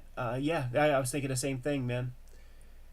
It's interesting because whenever you get into Amazing Heroes, the early issues, same deal. Like they're running comic strips in there as well. And I never put it together that like, yeah, you would get it from the syndicate and it wouldn't be that expensive. Right. Yeah, it's literally just 4-page ad for the strip. Hey, you like the strip? You want to see where it's going? Go tell your local paper to carry it. Man, we just had the Larry Lieber stuff, dude, in the 80s, and it was never in our main newspaper, but I would get both newspapers in town, and I had no idea that there was a Howard the Duck strip. Right. No clue. Gene Colan on that. Yeah, and by the time we get to Amazing Heroes a few years down the road, you're gonna hear about the lawsuits. Yes, exactly. That's the first. It's the first big drama that's going to come up. You know, in that Comic-Con report, the writer is saying stuff like, "It's so weird." You know, there's bifurcation in the con. So like, the creatives are in a different spot. It's kind of like how New York Comic-Con is, where like the creatives are in a different wing, and then the dealers are in their own wing. And he's talking about it's weird when you go to one table and you see Howard the Duck 1 is $35, but you just turn your back and there's another table and that same comic is on sale for like $5. Like what is that? And those prices are just going to continue to increase. And that's when Steve Gerber's going to be like, damn, like I made less money making that entire comic than these dealers are selling it. I want a piece. He needs to join the IFICC. Yeah, maybe get those damn speculators under control. Maybe he instituted it. It's pretty cool the Howard the Duck stuff. Gene Colan inking himself, I assume. Yeah. No inker credited anyway. Yeah, I wonder how long that lasted, because when they were mentioning some of the stuff like the JLA strip, it's getting 13 weeks, you know, so it's just like a couple of months, like a 3-month bid, and then like that's it. It's interesting, all the characters, all the licenses that did get like a cup of coffee or something in syndication. Yeah. It almost always surprises me whenever like Hulk had, you know, comic strips and stuff like that, and you just don't think about it because it ran probably more than 13 weeks, but not like, you know, no big substantial run. Yeah, and a big, you know, if it continues, it's usually, you know, Scott has some foreign deal that makes it worth their while or something. But there it is, dude. Issue 37 of the Comics Journal. A completely different kind of conversation to have about the history of comics. An era that really is setting up the world to come. You know, like we talk about there being only one distributor now. Even back then, there kind of was one until Chuck Rosansky from Mile High Comics goes to Marvel and is like, you can't legally do this. You can't just deal with one guy. You have to open it up. And the way he puts it, he put together like an 11-point plan, and 10 of the points were enacted by Marvel almost immediately to like really set off the proper direct market as we know it. So I'm sure Suling is doing his deal, but like it's when Jim Shooter becomes editor-in-chief that he starts to question, like, what is this Seagate thing to the guy in circulation. And it's literally a deal that Suling has with that guy to just like drum up some more, get some more Man, that's books brilliant. out. I I'm so curious now about that circulation guy, because like that is just a revenue stream that he has now Exactly. developed for Marvel. Like Exactly. you wonder, like, do you give him a VP title and like let's grow this revenue stream? It's a number that Shooter, when he talks about it, that Shooter paid more and more attention to. It's all profit. Yeah. You know, like you're not getting returns. Yeah. It was so inefficient, that newsstand distribution. So I assume that that'll be stories that are covered as we go through here. You know, one of the takeaways from this too, this feels like ancient history to me. This is 14 years before Wizard, 13 years before Wizard. It's not that long ago. No. It's really not. And and this paints such a beautiful picture of exactly where things were and how things, like, all the pieces are aligning to create that direct market. You know, we're starting to make more expensive books. Heavy metal is opening people's eyes up to what comics can be. Your hotshot in movies. Books like Howard the Duck are becoming successful enough for the creators to feel jacked and juiced up. Yeah, it's all in here. Licensing stuff to some of the creators that come up with new ideas that the companies are able to sell. So now, if you don't get that kind of extra money, you're upset about it. You know, you mentioned movies and we kind of glossed over, but that's what Stan Lee is shifting to and talking about a lot in here. Part of the reason, probably, the Chris Claremont Ms. Marvel screenplay is mentioned. I believe Lou Ferrigno is named in here as they're doing their Hulk made-for-TV movie. Is a small mention in one of these news items as well. So, yeah, it's funny, man. It's not that different, you know, and it's not that long ago, even though it feels like there's a revolution between here and when we get to the early 90s, but maybe there isn't. So the question is, man, do we continue the Comics Journal coverage and keep doing subsequents? Do we jump ahead and do Amazing Heroes 1 or Comic Scene 1? Or do you know when those come out? Yes, I sent you the thing. Like, if we did a number one of another one, the closest to this time period is Amazing Heroes, and then I think it's Is that 81? 81. So we'd have quite a few comics journals between now and then. Yeah. So should we just keep going with this? Like, that's, possibly. Yeah. That's a question I want to leave up to you, Jimmy, and the Kayfabe audience. Let's see where things are going. It's Gil Kane cover, and it might be Black Mark is a focus of the next issue. So you might get a good Gil Kane interview or something in there. Yeah, I have a confession. I read Amazing Heroes 1 this week, and so now my head is sort of jumbled up as to what's what. Right. Because there's a Neil Adams piece I came across that he had done at least part of the Savage. There was another another Savage book, and I don't know if it was all drawn or not, but Neil Adams was on the art on there, and there's a page of it, and it's like, oh man, how is that not seen print? Right. You know, like, I would love to see that. It even has like that typeset like Savage, which I think is really cool look, but I think that's Amazing Heroes, and it was not in here, I believe. No, it's definitely not in here. Yeah. But that Black Mark stuff is another one of those like really interesting pieces to me in comics history and Gil Kane. I'd be very comfortable keeping this going on, and also, of course, we got to see how it reacts with the audience, man. I think the title of this video is salacious enough to get some clicks. Good to go? I am. Kayfabers, like, follow, subscribe to the YouTube channel, hit the bell so that we can notify you when new vids are available. Cartoonist Kayfabe Comic Book Christmas in July is going to be the last Saturday of this month, next week. Make sure you put your comic book doubles and your duplicates and some of your own copies into the free little lending libraries in your neighborhood. We need to increase comic book awareness, and that's one way of doing it. Also, we have the Patreon, and at our Patreon, you get all the videos before anybody else if you join us at our King Kayfaber level. But the vids are brought to you by the books that we make. So, Jimmy, let the people know what you got. Yeah, Hulk Grand Design, Plain Janes, and Street Angel Deadliest Girl Alive are the books that are in print that you can easily find. My next release this fall will be Street Angel Princess of Poverty, also from Image Comics. So basically it's a 2-book set with Street Angel Deadliest Girl Alive and Princess of Poverty. You'll get all of the Street Angel comics, and you can pre-order Princess of Poverty now. True Crime Funnies, my latest self-published comic book.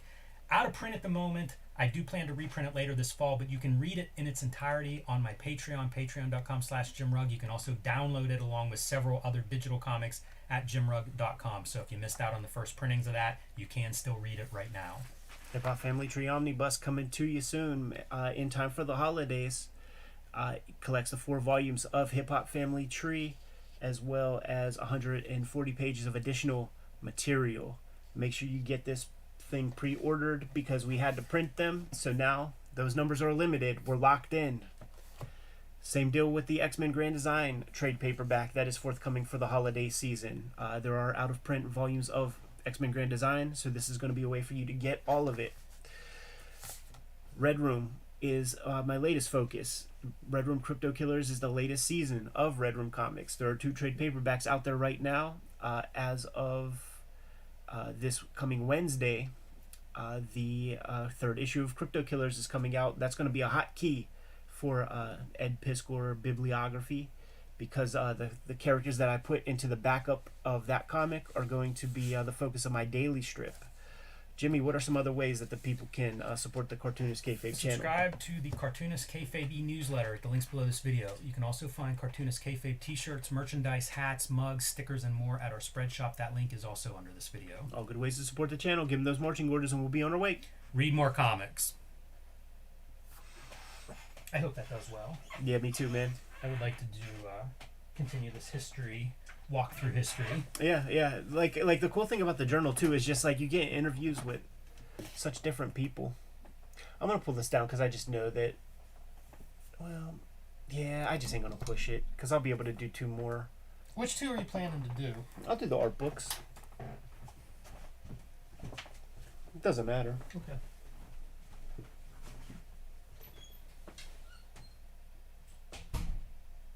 What is the value of a Discord server? We've been asked that a lot, and I've been on Discord a little bit. I've seen some things, but I just don't know what the benefit of that is really.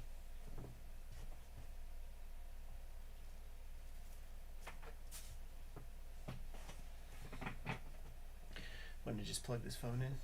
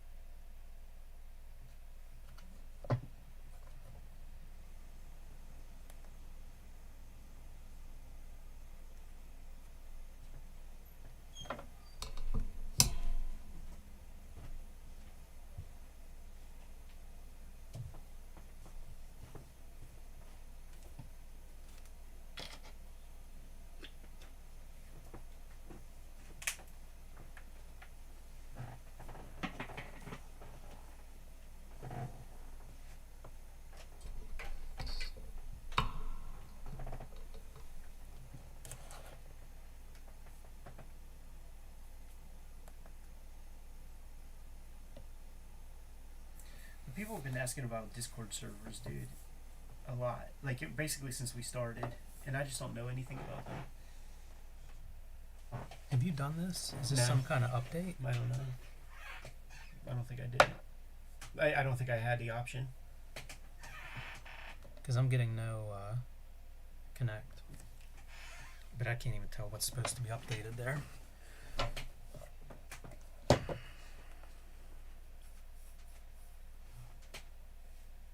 It'll never be an issue with this. It's going to be with this. With the phone. with the Filmic Pro. Not like the remote's the remote. It's one thing. I know what it is. I know exactly what it is. Because I turned all that stuff off so you didn't get any texts. My bad. Because I didn't want text I was showing thinking up like, and stuff. was I in airplane mode? Yeah.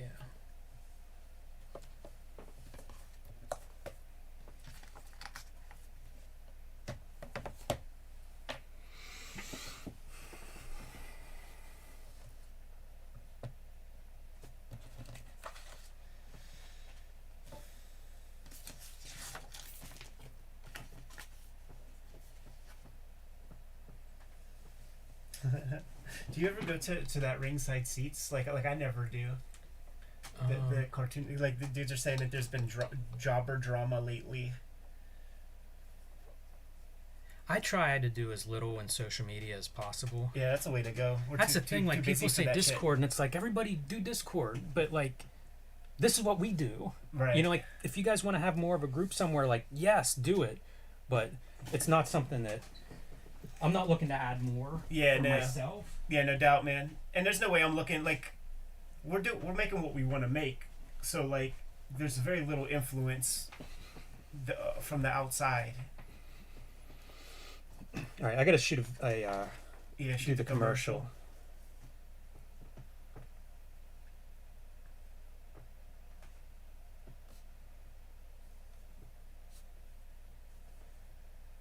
This video is brought to you by the Cartoonist Kayfabe Patreon. There are 3 different levels to suit all of your needs. At the King Kayfaber top level, you will get access to all of our videos first and earliest to help curb the kayfabe effect. You'll be the first one in line to buy those books.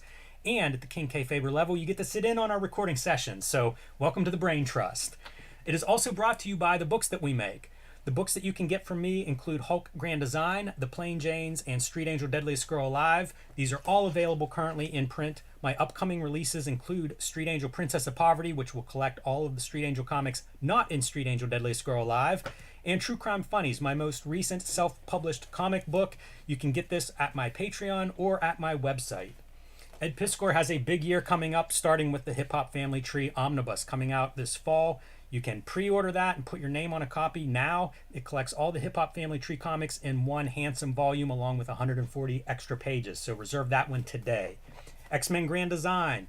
All 3 volumes of X-Men Grand Design will be collected in one trade paperback this fall. Again, pre-order that one today. Some of these Grand Designs have gone out of print, so this is a way for you to read X-Men Grand Design conveniently. And the 3rd season of Red Room Crypto Killers is currently being published. You can get that at your local comic book shop. There are also 2 trade paperback volumes in print and available for order wherever you buy books and comics. And now back to our video. That's pretty good, under a minute and a half. Nice.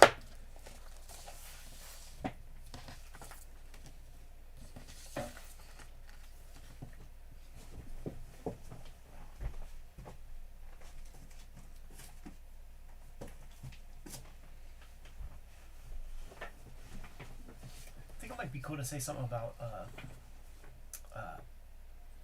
in the title, like Alan Moore, gaming collaboration, or the long lost Alan Moore comic, something like that. Yeah, I'm not starting with this one. I gotta warm up. Let me see it, because I don't know it. It's bizarre, man. I don't know how Caliber gets connected to him. But it's also like the list of people, like that's there. It's I see exactly. Palmer's Picks. I see. Okay, so this is so Negative Burn was a big title, and this is a collection of all of his Negative Burn stuff. Yes, I see. Negative Burn's so weird. Like, wasn't Bullen running like Mr. Mammalian or one of the? Yeah. There was like Bullen in those issues. Sure. Yeah, lots of good stuff. There might be some Paul Popes. Yeah, I think so. I don't know if there's Pope in here, but what's in here is Jordan Raskin, but yeah, only like one image. Yeah. It's very, it's odd. It's a strange collection, but all the more reason Caliber's interesting.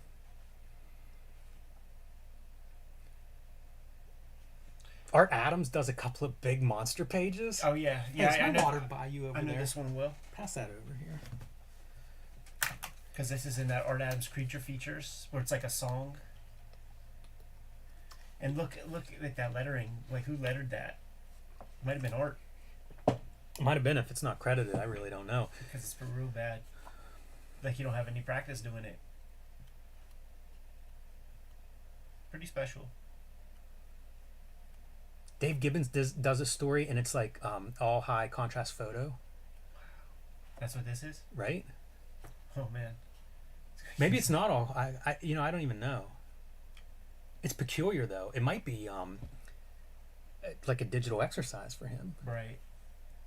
That's probably what it is. Just Yeah, think of the time period. Yeah, it's definitely Would have been like computer letter. mid to late 90s.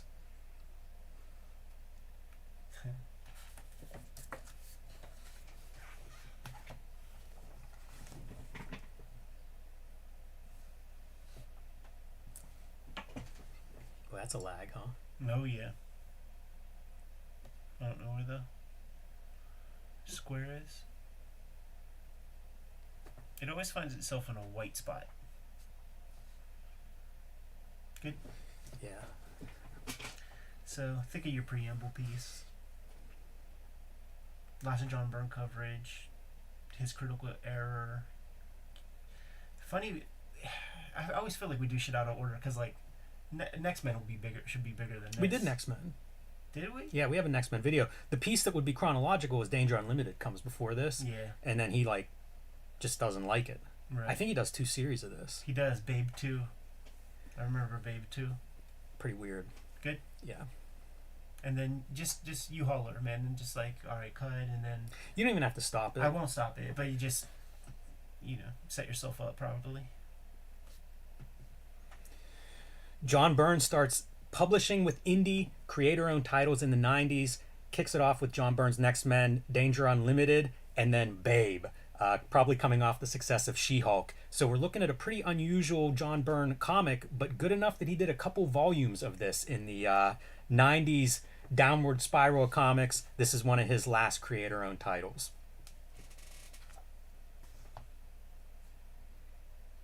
Hello and welcome to your favorite YouTube channel, Cartoonist Kayfabe. My name is Jim Rugg. I made piss score. Before we begin, I want to remind everybody of Cartoonist Kayfabe Comic Book Christmas in July. The last Saturday in July, we invite all of our audience to take some comic books and stock them in those little local lending libraries in their neighborhood, and let's grow some new comic book readers. This is the second year in a row that we've invited our audience to do this. Post those pictures. Those lending libraries always look good in photos, so post those on your social media with comics peeking through that front window, and let's try to continue showing comics to new readers. We also remind everybody that we have a Cartoonist Kayfabe Patreon. 3 different levels there will get you access to our videos first, ahead of everyone else, to give you a leg up on the Kayfabe effect. And at the King Kayfaber level, you get to sit in while we record these videos and add your thoughts to the conversation. So without further ado, let's dive into John Byrne's Babe. As the legend icon says, John Byrne strikes again. I've often mentioned that he refers to his fans as burn victims. This may be one of those. Be careful with this book, everybody. This may be one that will burn you a little bit. He even refers to them in this issue as burn victims. So I found this recently. I refound it, I should say. I bought these whenever they were being published. At the time in the 90s, I was a huge Byrne mark. I loved Next Men. I bought Danger Unlimited. And so when he had a new series coming out, I picked it up. I got rid of it whenever I purged my collection and recently added it because I found it for 50 cents and thought, I don't remember this book, but I kind of remember the title, so let's see what it's all about. And of course, Byrne, one of his big titles was She-Hulk at Marvel Comics, so I think you're building on that, and it's 1994.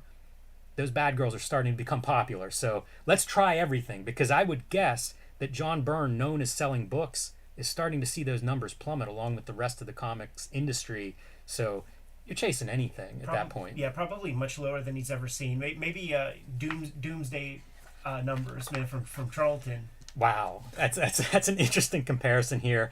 And he is hooked up with this Cody painter who I can't believe that he lets him sign his name on the cover, not below Byrne's name, no Byrne at all listed on that front cover. But he would do this with some of his Next Men, where you would get to see the original black and white line art on the back cover and then this painted version on the front cover. Definitely that bleeding edge, state of the art. Look what computers can do. Kind of stuff, right? Like, is that computer generated? I don't know. 1994, that's a pretty good paint job if it is digital. I see a blue line right here, so it makes me think this is some type of a blue line method, a more traditional painting, but I don't know. It's bizarre. Like, it surprised me back then that he was going for this. Yeah. And it surprises me even more looking at it today and thinking like, boy, your name isn't even on there. I mean, minus the big John Byrne at the top. So, yeah, something like this, it kind of makes sense because you have your Venus de Milo or whatever Renaissance painting. So you have Maybe a this little more aesthetic. relevant here than on all the Danger X-Men's and Unlimited stuff. and Next Men covers. Absolutely. But interesting design here on your inside covering. The coloring by Matt Webb. I think the coloring's pretty good because this is your early digital coloring, but there are a lot of flat colors. Yeah. So I don't see it competing with the line art, but it still has you'll see some gradations, some digital effects. And to me, pretty good for early digital coloring because it's subtle. It's no different than the complete production job on like the Wonder Woman's really, and which would be the same deal, kind of flat color. He's a real nostalgia hound kind of guy. So he wants that classic approach. This is such a bizarre opening to me. Like, his art at this point, I don't want to say that it's hurried, but he is doing the lettering himself, and it does feel like he's getting to that point of just like quick marks, whatever tools he is using. It's kind of, there's a big heavy black tool, and then it's quick marks. You can see that he's like scraping paper and probably adding a little bit of white media to get that water effect. But it feels like this is almost an answer to Sin City, this first page. The rest of the issue doesn't really follow suit, but this first part feels like he's having some fun with his buddy Frank's style.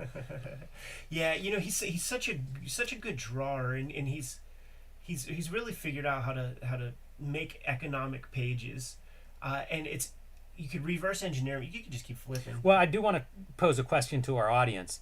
Does this dude have a mustache, everybody? Oh, dude. Look at page 1 here and tell me that that's not a mustache. That exact lighting scenario is the reason why whenever I see Loki without a mustache, doesn't make sense. Cause like the Marvel Universe Series 2 cards, I never really like saw Loki in the comics or anything, so that I just had that one image to go by. It was uplit like this, and it is accurate lighting. Like, yes, that top part of the brow, that's it's a plane that's not being hit by the light, but maybe that's not the first shot that you do of your protagonist. I also want to know, what the heck is this car, everybody?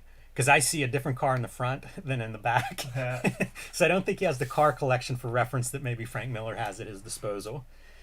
But we get right into the action, man. He's coming home from a party. This guy's like a talent agent, and naked woman in the middle of the road in this rainstorm, torrential downpour, man. Love the rain effects. Like, all those little circles would be a pain in the ass, I think, to ink and draw, but He's really quick with communicates it. Yeah, he's real quick with it. Like, look at that, just scribbles.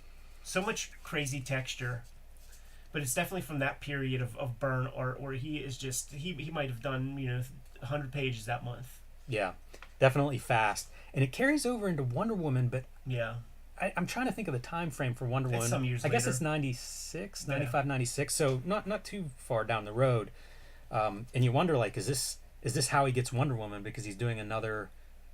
I actually don't know what this book is. If this is like a hero book, although she's super powered, as we'll see in this first issue, but not a lot of answers otherwise. But you wonder if this is your audition for Wonder Woman. He grids off all of his panels that have perspective, and you could kind of feel it. You could kind of see it in these things, man. It's kind of cool. This is your early digital effect. Photoshop still has this, where you can do a gradient, but you do the middle point. So you get both sides as like the parallel gradient. It's so funny. I still fool around with that gradient, so maybe the joke's on me 30 years later. But nevertheless, drops off this naked woman at the police station. It's not his problem, and he heads home, or to his office couch where he is sleeping. Don't think he's very successful as a theatrical agent. His gal Friday opens the door midway through the day to find him in here, decides after he doesn't show up at work, maybe he's actually sleeping it off, and sure enough, there he is. And some, that little, he's got like a thong or something, man. He's got a girl panties on. Right, and basically your old private eye kind of setup, right? You've Pretty got much. your office that you sleep in, and your secretary who's very capable and kind of runs the business out front. And what does he see in the morning newspaper? That girl that he rescued was picked up by the top producer in Hollywood, and of course a guy that our agent does not get along with. Can't stand to think that he has this girl whenever our agent passed on her. Look at that palatial estate. Yeah, it's funny too, like thinking of this as LA, because I don't know about that. Yeah, I mean, like this, yes.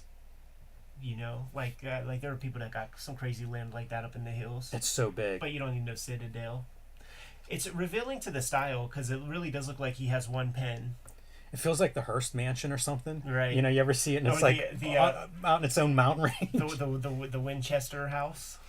This ad made me think, though, we ought to cover this at some point. Jim Silk has one of the most amazing professional careers of anybody in comics, and comics is just like one element. Be interested to look at that. I have this, I believe, in my magazine boxes as well. So here is our super producer, and he has no interest in our theatrical agent, Rowan. You know, that guy is just very, very low on the totem pole and insignificant knack compared to this dude. Like, does he have teeth? Like, is he the Corinthian? Oh, funny. I Doesn't didn't that even look catch like that. mouths? It does. Makes Is you it- wonder, like, what is he what is that supposed to be? Is it sunglasses or something? With shines? I assume it's sunglasses. You can see a little bit of dimensional quality for the glasses there. It really looks like mouths. This is practically a Liefeld mouth. It absolutely is. You feel like he's cutting promos at all times against everybody, but it feels like this is an image mouth. Yeah, I mean, that's, you know, he's Lightbox Gideon. Just needs to let this hair grow out a little bit and braid it. You'll be there. All right, so our guy Rowan is climbing the fence to sneak in because he was turned away at the gate.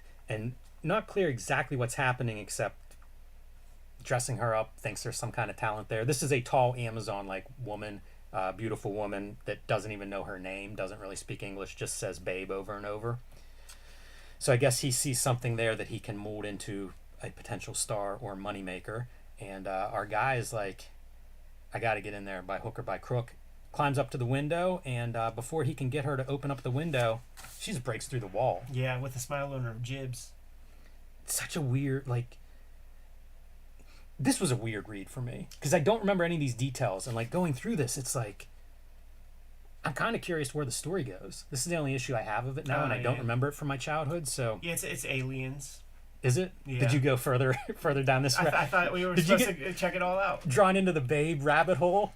You chose it, man. Yeah, this is one that...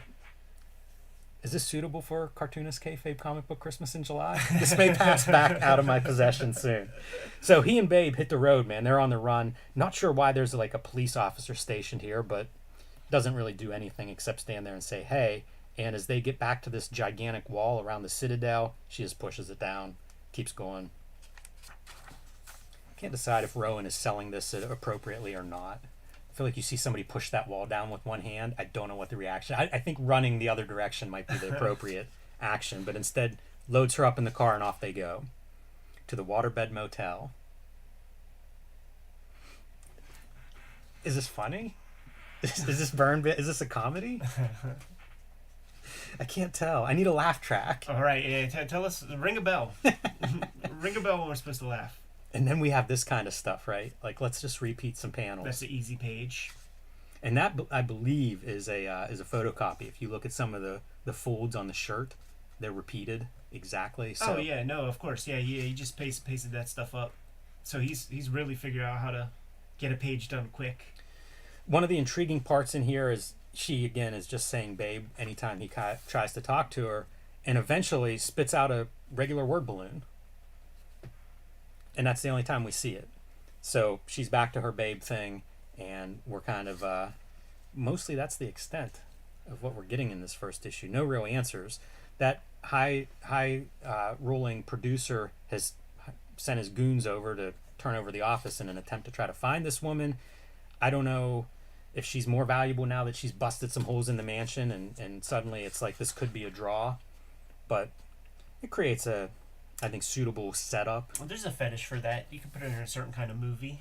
That's true too. I remember getting contacted about drawing giant women comics by somebody who paid a page rate. Yeah. So- I knew a lass who would shoot in front of a guy. She paid dudes to like stand in front of a green screen and look up and go, no, please, no. and then she would like use Adobe Premiere or something, and then just like go like this, like she's like holding something, and just you fucking small cock piece of shit, and oh no, please. I felt like this she's looking up a name in the phone book and just points to this Donald Stevens. I kept looking and being like, Dave Stevens, Dave Stevens. Yeah. How do you not put Dave Stevens in your LA phone book? You know what I mean? Like, you're doing a girl, like a good girl art kind of issue. I feel like you got to mention Dave Stevens in there as an inside joke. You know, that's the thing. Like, didn't happen. Like, I don't know what this is, and I don't know what Byrne is quite thinking. I don't know if he's trying to, like, keep contemporary with the times, or, like, so it's not funny. There's not much action. It's a total hedge.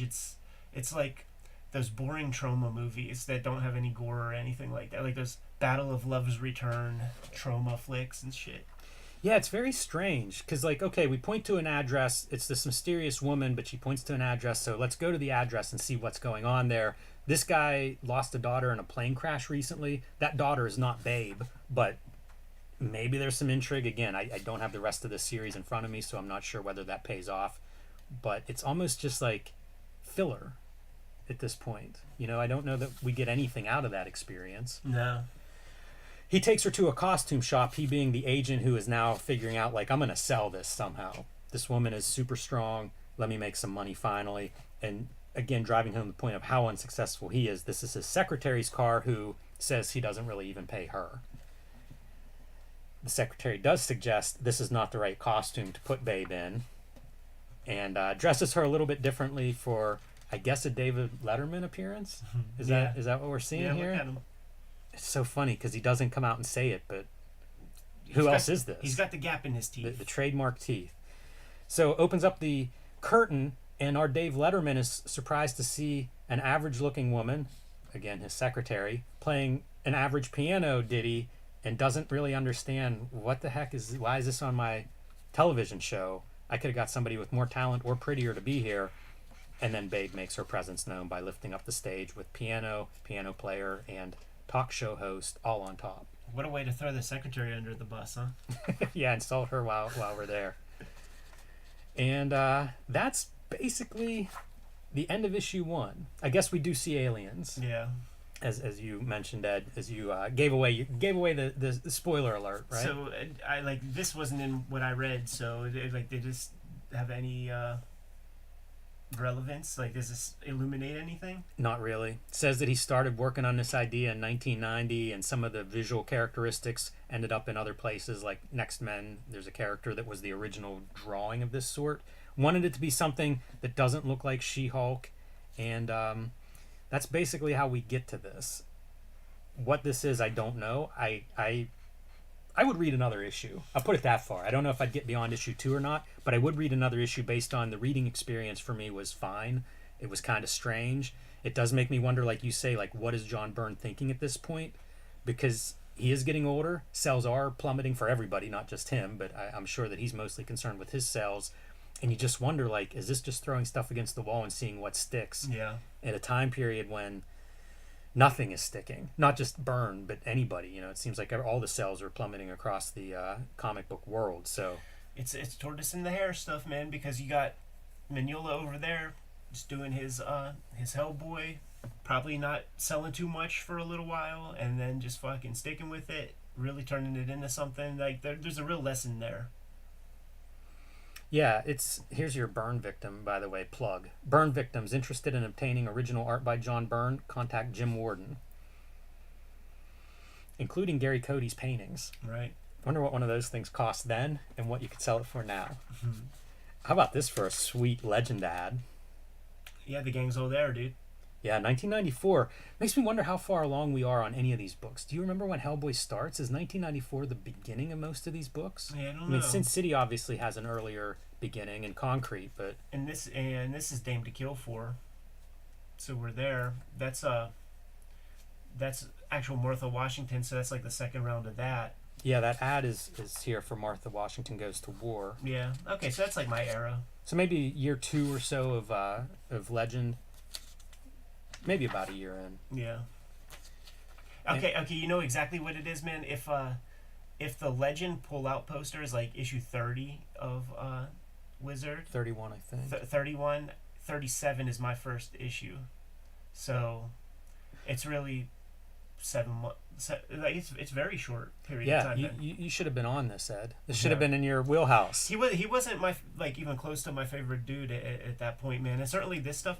Now I fucked with Namor, and I messed with West Coast Avengers. Namor might have been like 1990, 90 or 91. Yeah, that was one that I picked up with issue 1. How about this satin Next Men jacket? If anybody has this in the audience, post some pictures of that and tag us, because I would be very, very curious to see what that looks like in real life. See how that held up? Yeah, absolutely. Didn't hate this issue, but it's just weird. It's really, really strange. Yeah. And it does make me think like it's a sign of that time period and a sign of like Byrne just being off the reservation. I don't imagine there was a lot of editorial feedback for what he was doing at Legend. I think Dark Horse was happy to have a creator of his caliber there. Absolutely. And I mean, like, he's been writing and drawing at this point for well over 10 years. So has something in mind, but maybe a little out of touch in terms of pop culture. There's that component that must be in the back of his mind because you look at this stuff and it is not labored the way that like all of his Marvel stuff is labored or his DC stuff, and you're not getting paid the same way that you are with Marvel or DC. So like the effort that he would apply to an issue of Marvel Comics or DC Comics, I think he's splitting his energy a whole lot, and I just don't know what great can come from that. Like the Mignola thing is he invested in himself in the appropriate way, where the level of craft and determination and discipline that Mignola put toward Hellboy was equal or greater than what he did for Marvel or DC. Same thing with Frank Miller, I would say. But I can't say that for this work. Yeah, Byrne worked so fast. Like, he was always working on 2 or 3 books pretty much it's not a forever. virtue. Yeah, so it's just not a virtue, Like, certainly when you got to, like, do all the parts yourself and create the whole world yourself, like, it needs a couple of drafts. It needs somebody in your life to say no. I was looking at this little specific architecture, just this kind of like the arch, and thinking like that's a Wally Wood, like really stripped down version of the Wally Wood spaceship interiors. How they would be like, they'd be round, and then you'd have your perspective of the things, the pipes and wires and things, and it's kind of that, but just like really fast. But version of it. Yeah, the direct correlation would be the Dark Phoenix issue where Wolverine gets thrust into the sewer. Because, like, when Terry Austin, it's the same shapes, Mm-hmm. But when Terry Austin is inking that shit, it's hard as hell, Like, it's really, really sick. It also makes me wonder, whenever we looked at that Miller interview about Ronin and how Miller's saying, like, most of inking is different once you get a better production, better paper and things. Yeah. And I wonder if, like, some of this is some legacy of newsprint cheap reproduction. You know what? You're probably 100% right, man. I bet that would look real nice on like a gray newsprint. Yeah. I was really following Byrne at this time. So, I was looking at these tools and I was kind of conscious of him switching tools and getting into this, what I think of as probably markers. Something very fast here. Interesting artifact, though. And like I said, if I find an issue 2 in the future dollar bins, I will be picking that one up. Yeah, man. But that's all I got for Babe number 1. Kayfabers, like, follow, subscribe to the YouTube channel, hit the bell so that we can notify you when new vids are available. Cartoonist Kayfabe Comic Book Christmas in July is forthcoming, or just passed in very recent times. We're going around to our free little lending libraries in our neighborhoods. We're stuffing them full of comic books, and we are creating new readers that way. The Cartoonist Kayfabe Patreon is where you can join us to mitigate the Kayfabe effect. The King Kayfabers are hanging out with us in the chat right now. Couple 3 dozen of them right at this very moment, and they're getting access to all the videos that we produce before anybody else. Ultimately, the vids are brought to you by the books that we make, and this holiday season it's going to be a big deal. Hip Hop Family Tree Omnibus is coming to you. It's collecting all 4 volumes of Hip Hop Family Tree, 140 pages of extras, and it's all inside this nice, beautiful hardcover. This is what the cover's gonna look like. Not the only holiday effort that's coming out. X-Men Grand Design is being collected in total in a trade paperback in time for the Christmas season. Right now, Red Room is the focus, and there are 2 trade paperbacks of that out there in the wild. There are 2 issues of Crypto Killers as of this recording, 3rd one on the way really, really soon. That is a hot key because the characters in the backup story are going to be part of my daily comic strip. Jimmy, what comics do you got going on? I have Hulk Grand Design, The Plain Janes, and Street Angel Deadliest Girl Alive are available right now. Coming out this fall will be Street Angel Princess of Poverty from Image Comics, and together with Deadliest Girl Alive, you'll get the complete Street Angel collection. So add those 2 books to your shelf if you haven't already. True Crime Funnies, my recent self-published comic book, is out of print in physical form, but there are PDFs available on my website, and you can also read all of those comics and all of my future new comics on my Patreon, patreon.com/JimRugg. Some good ways to support the channel. There are other ways. Jimmy, let the people know. Subscribe to the Cartoonist Kayfabe newsletter at the links below this video. You can also find Cartoonist Kayfabe t-shirts, merchandise, hats, mugs, stickers, and more at our spread shop. That link is also under this video. There you have it. All good ways to support the channel. Give them those marching orders, Jimmy. We'll be on our way. Read more comics. Dude, how's my battery low? That's not right. Yeah, that thing is so unreliable because mine always stays green. It's just that's goofy.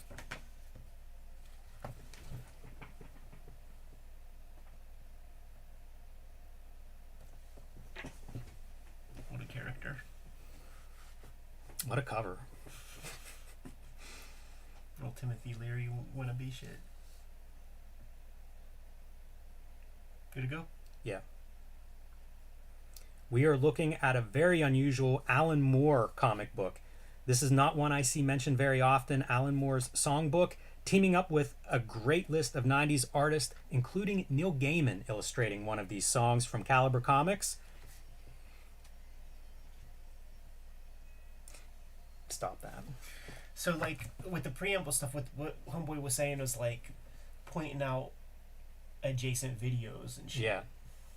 So it would be like the From Hells, the Watchmen, the Scripts. Yeah, A Small Killing. Like we have a we Read More Comics playlist with all the Alan Moore stuff.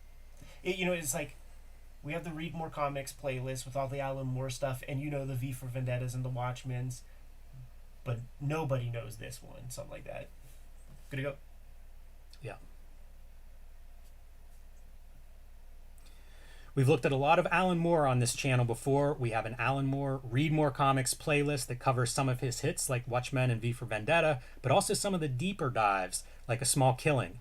Well, we are adding one today that you probably have not heard of. That's Alan Moore's songbook, including a collaboration with Neil Gaiman drawing one of his features. Now we cue up. Hello and welcome to Cartoonist Kayfabe. Hello and welcome to your favorite YouTube comics channel, Cartoonist Kayfabe. My name is Jim Rugg. I'm Ed Piskor. Before we begin, I want to remind everybody that we have a Cartoonist Kayfabe comic book Christmas in July going on. The last weekend, the last Saturday of July, we invite our audience to share their doubles to put some comic books in those little local lending libraries in their neighborhoods in an effort to just keep putting comics in front of people and to grow some new readers. This is the second year in a row that we've done Cartoonist Kayfabe comic book Christmas in July. Last year, we probably saw 100 pictures. Last year, we probably saw 1,000 pictures on social media of those little local lending libraries with comics peeking through that front window. So hopefully this year, we'll see 10,000 of those. We also want to remind everybody of the Cartoonist Kayfabe Patreon, where you can get access to our videos early. You can get ahead of the Kayfabe effect, which you might want to do in today's video. And at the King Kayfaber level, you can actually sit in on our recording sessions and add to this conversation. So Ed, we are looking at a really strange object today. Alan Moore's songbook, published by Caliber Comics in the late 90s. I don't even know where to begin with this. Alan Moore, obviously one of the most celebrated comic book writers, especially of the superhero genre, to come out of like a Marvel DC kind of model, but he was doing all kinds of experimental work. He's writing novels, he's a musician, and he does this weird feature in Caliber's Negative Burn anthology, where he would contribute song lyrics. I'm not sure when he wrote those. There's not a lot of context in this issue. It's just a collection of all of these different songs that he contributed in Negative Burn with a really great list of creators attached to them, including Neil Gaiman illustrating one of Alan Moore's songs.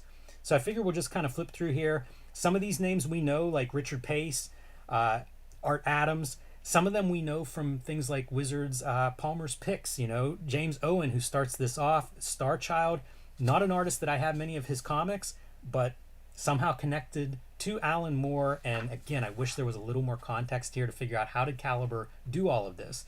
But Alan Moore, interesting creator in that he doesn't stick with that Marvel DC method. Like, he self-publishes, he works with indie publishers throughout his career. So something that Caliber offered him must have looked attractive, and here we go.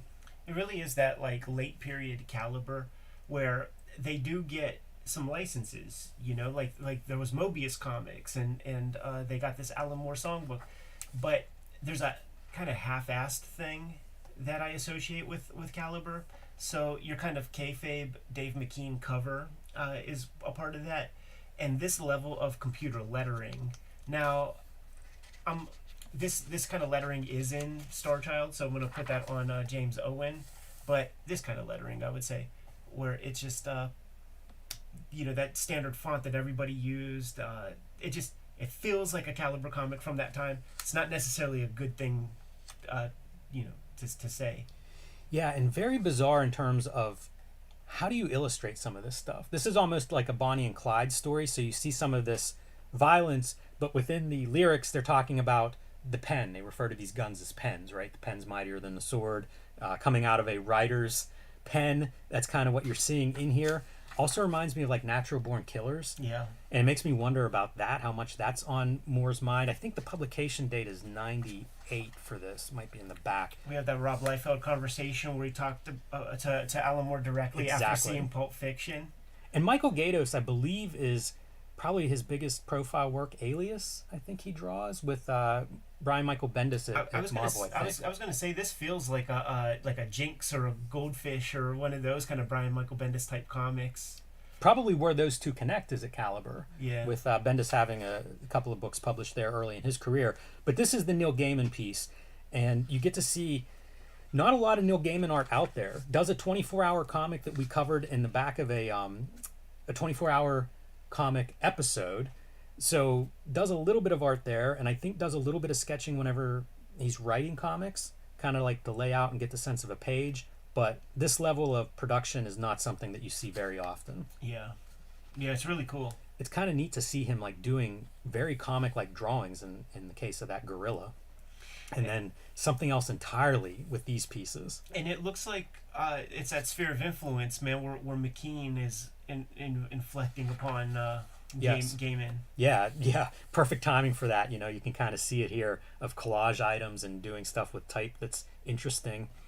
Quite a contrast with the lettering here, you know, compared to the idea of running type in this style. Well, that Negative Burn anthology, you know, like I had my eyes set on it as a kid, you know, as like kind of like a naive middle schooler, high schooler who really wanted to be published. I would send stuff to Caliber. If this is 98, I certainly was sending submissions to try to have little strips in Negative Burn, because they would have some heavy hitters, but then they would have total noobs and things. And you know, if you see any Negative Burns out in the wild, you just grab it, because there's going to be one interesting story at the very least.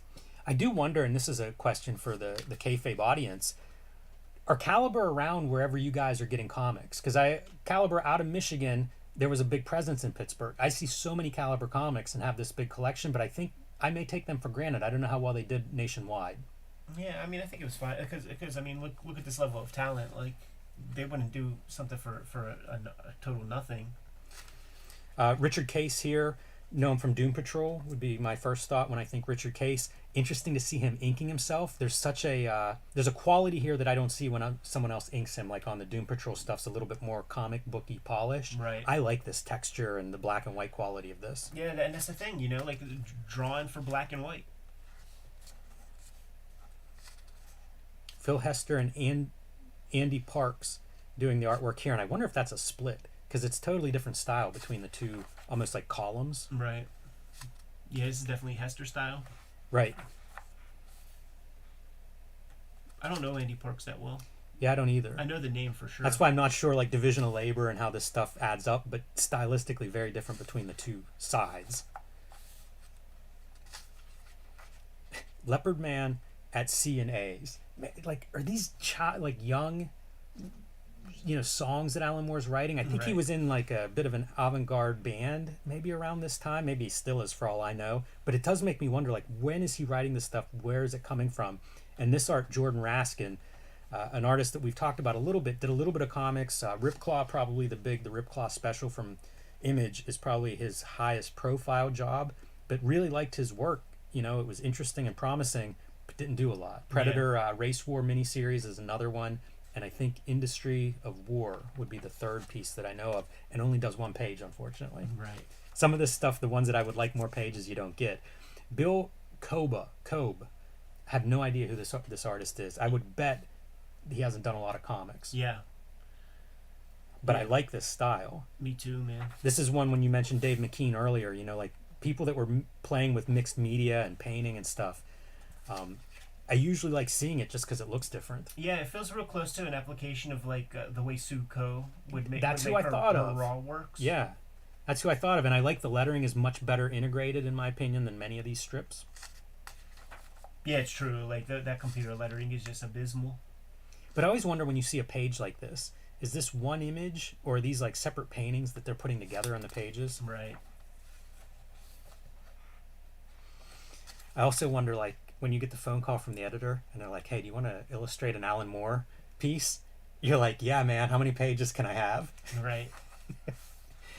Be taking as many of those as you can give me. Richard Pace, not to be confused with Richard Case. So funny, man. And you might know him from doing some work on Pitt. Yeah, he's the writer. The Pitt crew. The last issues. We had some fun talking with him over dinner at Heroes this year, so some fun stories there. Very different style than what I associate with his work, but at this point 25 years ago, so things change. Yeah. Art Adams, we've done several videos on Art Adams. If you're an Art Adams fan, I encourage you to search our catalog for Art Adams. Also, if you're a Godzilla fan, it feels like this would be right up your alley, and this is a pretty fun, lyric-wise, I feel like this is a pretty fun entry in this collection. And we were speculating that this may be Art Adams doing lettering on here. Yeah, dude, it's really raw. Like the sound effects look really sharp and very professional, but this lettering is like that's like the lettering that you did the first time you get your Ames guide for when you're 12. Yeah, it's kind of inconsistent, almost like you haven't figured out your setting on your Ames guide, because some of these look closer together than others. But if you look at like the R, it's the same R as what you're seeing in this lettering. So I would guess if that's Art Adams, this is Art Adams. Yeah, so go back one, because like the big sound effects look great. Yep. It's just can't get a consistent, that looks like black and white boom comic lettering.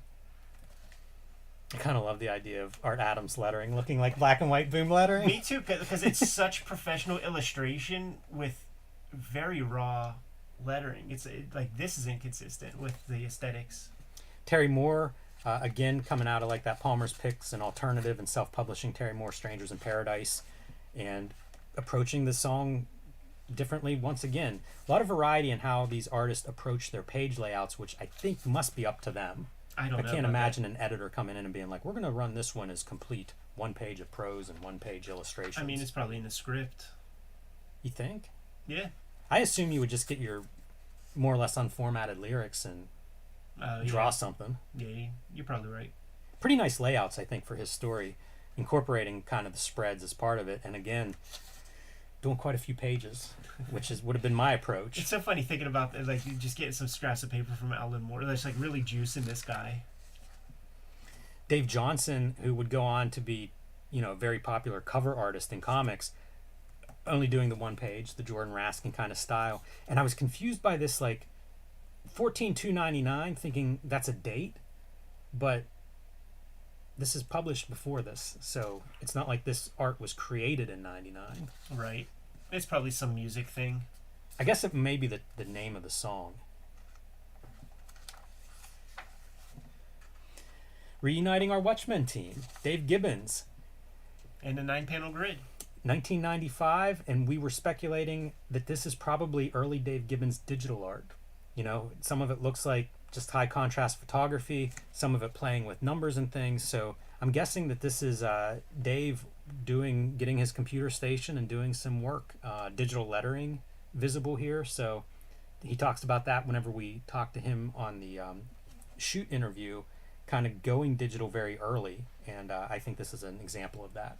It's kind of funny to think about, man, because of just like the imagery that was available online and like how hard it was to get images into the computer. Those old scanners that were like the wand, and like digital cameras, like it would be such a small pixel count. Yeah, it's a good suitable, point. Definitely not suitable for print. It does make me curious now, like how exactly these images would have been digitized, Yeah. or obtained. But in a high contrast like this, it probably negligible. Colleen Doran, Distant Soil, another one of these self-publishers, especially of the 90s that we would see in the Palmer's Picks write-ups. Almost a Sandman reference here. Absolutely. Like I without seeing the name, I was gonna actually guess Jill Thompson. Mm. Just because of the hair. Yeah, I like that hair. And another one of these, like, bring in some photographic imagery and do something with it. That's a cool thing, man, because it's not like Caliber is paying high page rates or anything like this, but they're getting quality people, so these people can stretch a little bit. It's also a really strange time. It's black and white. You look at, there aren't dates there, but you look at like the range, right? And it goes all the way back from negative burn 10. This one's 28. So probably, or issue 35. I mean, that's several years of publication. Yeah. And depending on when these are published, like, there's not a lot of outside Marvel DC style. So whenever you get the call to do this, it's a chance to really experiment and try something. And that's what you're getting here at a time whenever kind of limited. Yeah. I don't know how much black and white and avant-garde kind of comics any of these creators are making. So it's a chance to really just play around with images and words in a not traditional comics style. Yeah, and this is certainly like 90s avant-garde, which is very close to like a well-produced zine aesthetic. Yeah, definitely. With that artwork. Very liberal with the whiteouts and the collage and the paste-ups. Caliber had a website, 1998. Curious what that looked like back then.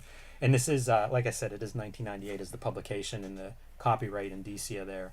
So, yeah, it's a strange one. If you're an Alan Moore fan, I feel like this is kind of an interesting artifact. Yeah. And it may not be one that everybody knows. I was kind of unaware of this. It's $5.95 price tag at a time when comics were struggling to sell, so possibly a low print run on this thing too. Yeah, it's true. Yeah, and you cannot find cheap copies. Like if you see this out in the wild for anything less than $10, you're getting a good deal. I was looking at it this week too, and it has that early perfect binding that's very unreliable. Let's say. Sure. Just open up that front cover again.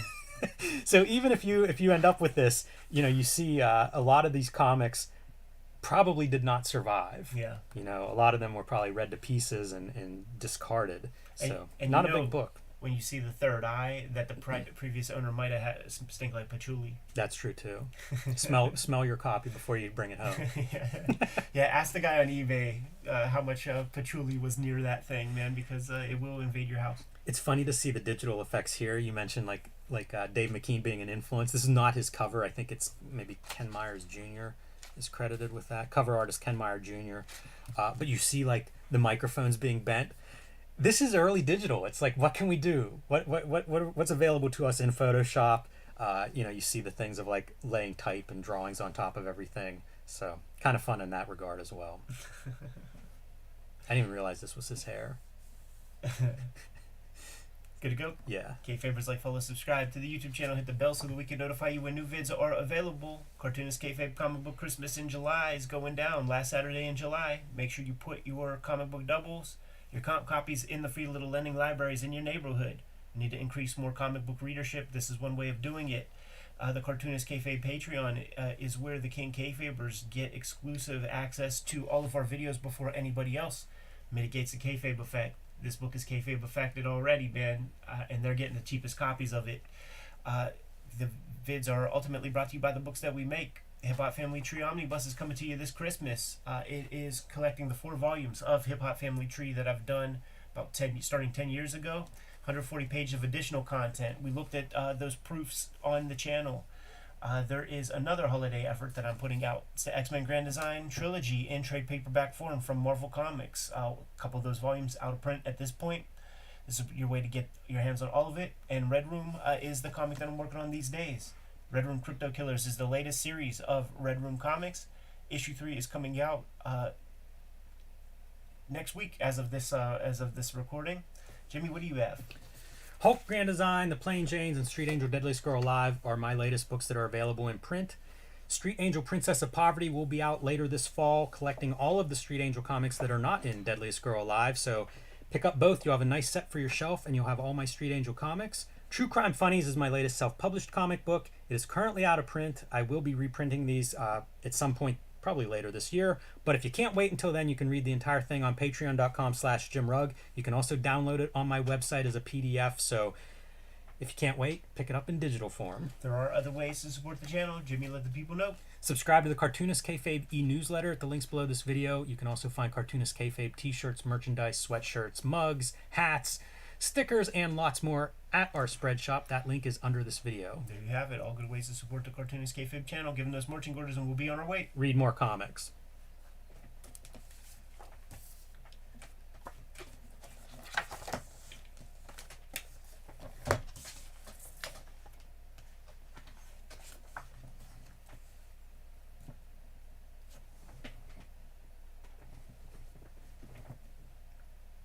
Should we do black and white?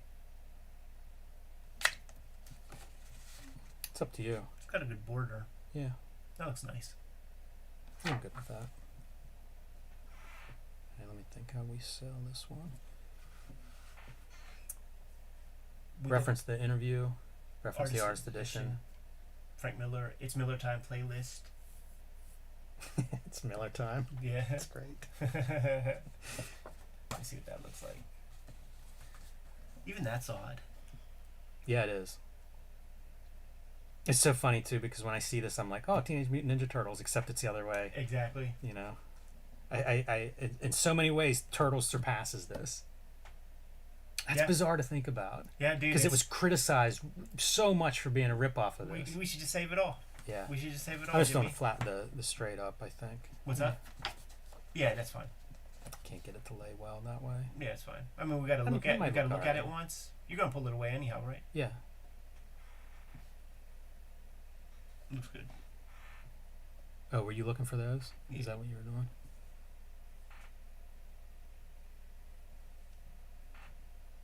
I'm assuming it's just low res from the. Yeah, I'm sure. Good. Okay. Frank Miller, revolutionary comic, Ronin #1. We have looked in depth at Frank Miller interviews talking about this comic recently. Check out that interview. We have also looked at the Frank Miller Ronin artist edition previously. So both of those videos are available, but this is a huge, huge comic. Personally, and I think in the history of comics, excited to dive into this one. Hello and welcome to YouTube's favorite comic book channel, Cartoonist Kayfabe. My name is Jim Rugg. I'm Ed Piskor. I want to remind everybody that we have Cartoonist Kayfabe Comic Book Christmas in July, the last Saturday in July. That is July 29th. And this is the second year in a row that we have done Cartoonist Kayfabe Comic Book Christmas in July, where we invite our audience to take some of their best comics, their doubles, their comps, and put them in the little local lending libraries in their neighborhood, then take a picture and share it on social media. We are trying to put comics in front of new readers, and we know readers use those little local lending libraries. So stock some good comics in there the last Saturday in July, and let's see if we can't grow some readers. We also have a Cartoonist Kayfabe Patreon that'll give you access to our videos early.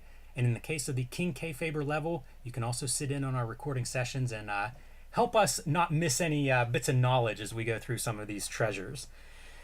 So speaking of treasures, Ed, Frank Miller's Ronin, one of the books that first contact with Frank Miller as a reader. I tried to pick up The Dark Knight Returns at a flea market dealer. It was way too expensive for me at the time. First printing's over $100 for the 4-issue run, but I gravitated to the visuals of those covers. And I didn't know anything else about it except these look different than everything else. Luckily, it was a good comics dealer, and he said, you could try Frank Miller with this book. Can't remember what I paid, but probably $2-3, not very much, about cover price.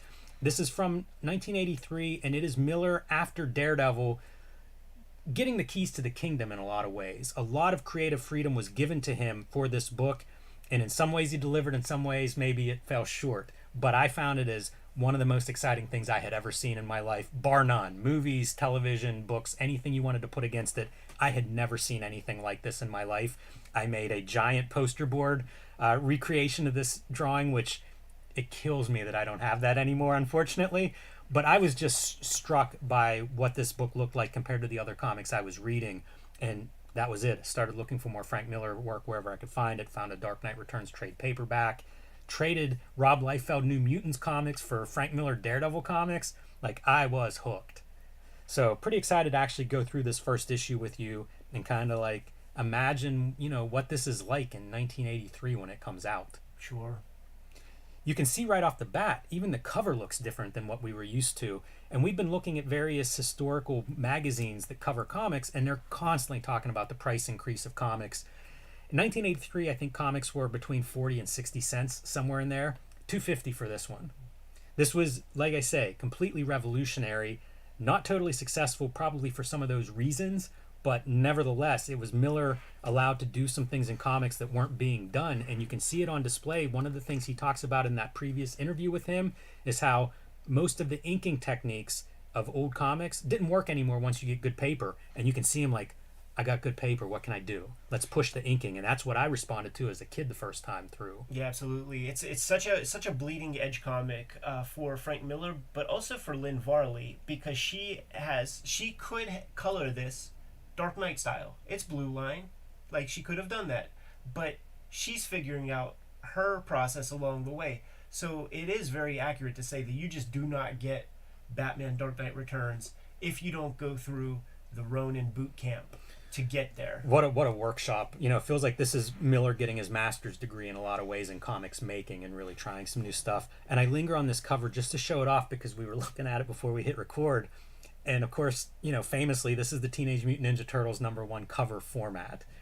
And in a lot of ways, that's the one I think of whenever I think of this format. It was a knockoff of Ronin in so many ways, but it's also become the much bigger success than Ronin. And so you look back historically, and in many ways, it's the Turtles cover that means something with this design. When you meet the Buddha, you gotta kill the Buddha, man. I guess so.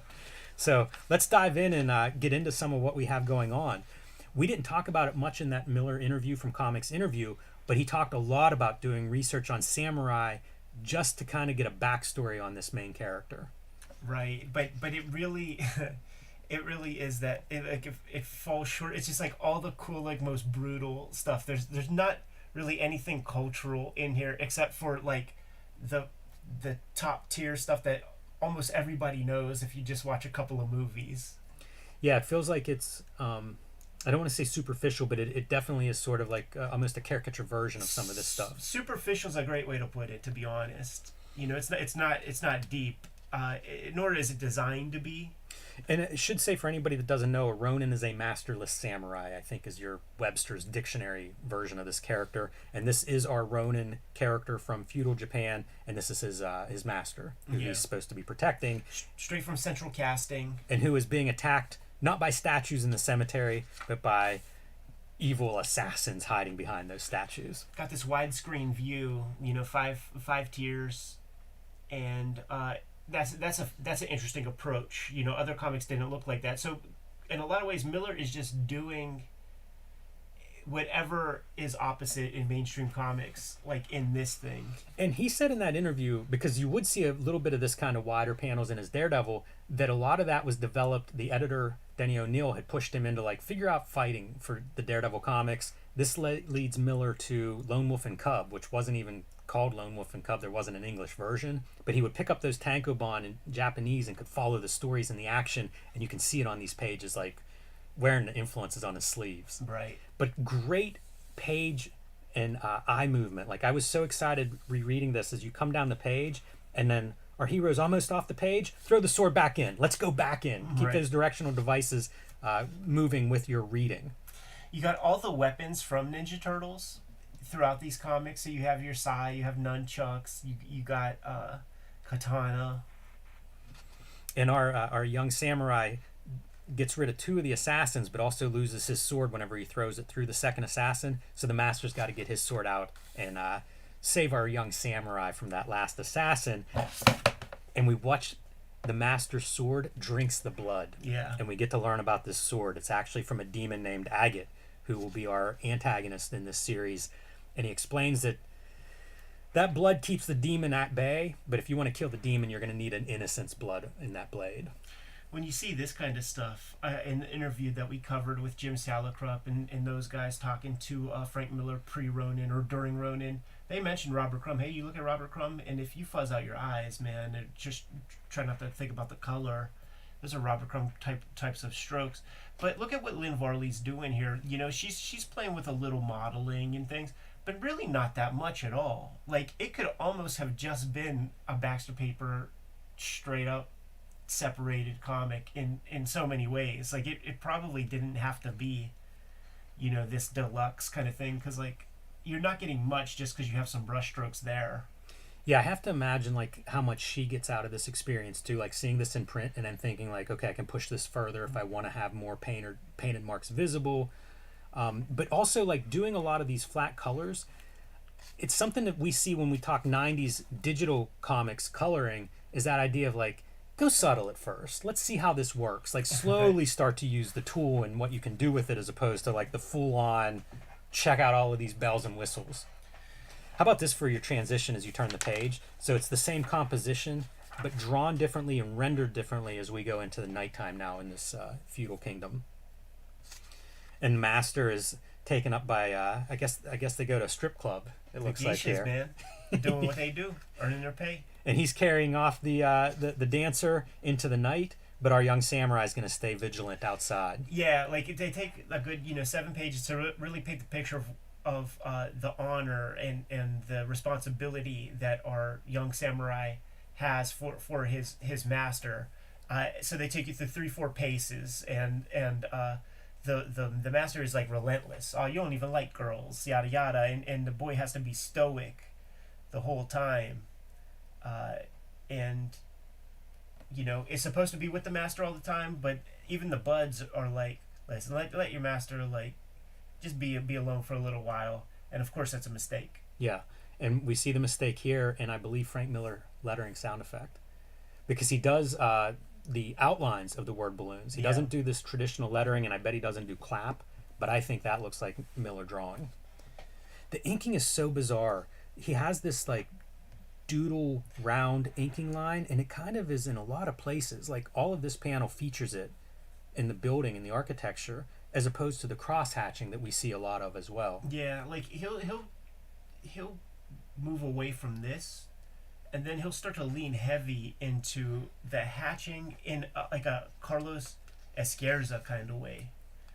Each issue of Ronin almost looks a little different than the previous. Yeah. And then the last issue of Ronin has Sin City look in parts, man, which is those deep pools of black and a thin kind of rapidograph line. Right. And whenever that scream happens, Samurai runs in to find his master dead, and Agate the demon says, he just took his sharp finger and poked a little hole in his head. Just look at that. It really, it doesn't make sense. It's just Miller trying some stuff. The demon subdues this foolish child. Do you notice like how raw he is, like getting way outside the I love borders with all this stuff? Yeah. Yeah, this was a comic that I studied quite a bit as a kid, and seeing that kind of like, I was going to say bleed, but like, scratch through the panel borders was something that I found, it really felt urgent. Like, he's got to be inking that so fast. Yeah, I describe it as hairy. Yeah. There's enough of a ruckus because of the samurai that everybody else joins in, and the demon kind of has to flee, but leaves his mark on the kid, and I feel like that's a pretty iconic image from Ronin #1. And it's something that we're going to use later on in this issue. He was developing that style with that last issue of Daredevil, right, where there's all that kind of hatching and stuff, and I think it was Terry Austin who did the final application. So I'm thinking like we're seeing Terry Austin influence there, because that style was like so different than what Miller was doing with Klaus Janson on Daredevil before that. Yeah, definitely. I love this stuff. I was such a fan of this. And as a reader, this is coming up with like the Jim Lee and the Rob Liefelds, who I see hatching as well. Oh, yeah. And I just like, the more marks you made, the better I liked it. These are strange ink lines, like the diagonal kind of, almost almost ugly, scratches. Yeah, it's an artistic choice, and it would be something to ask him because it looks ugly.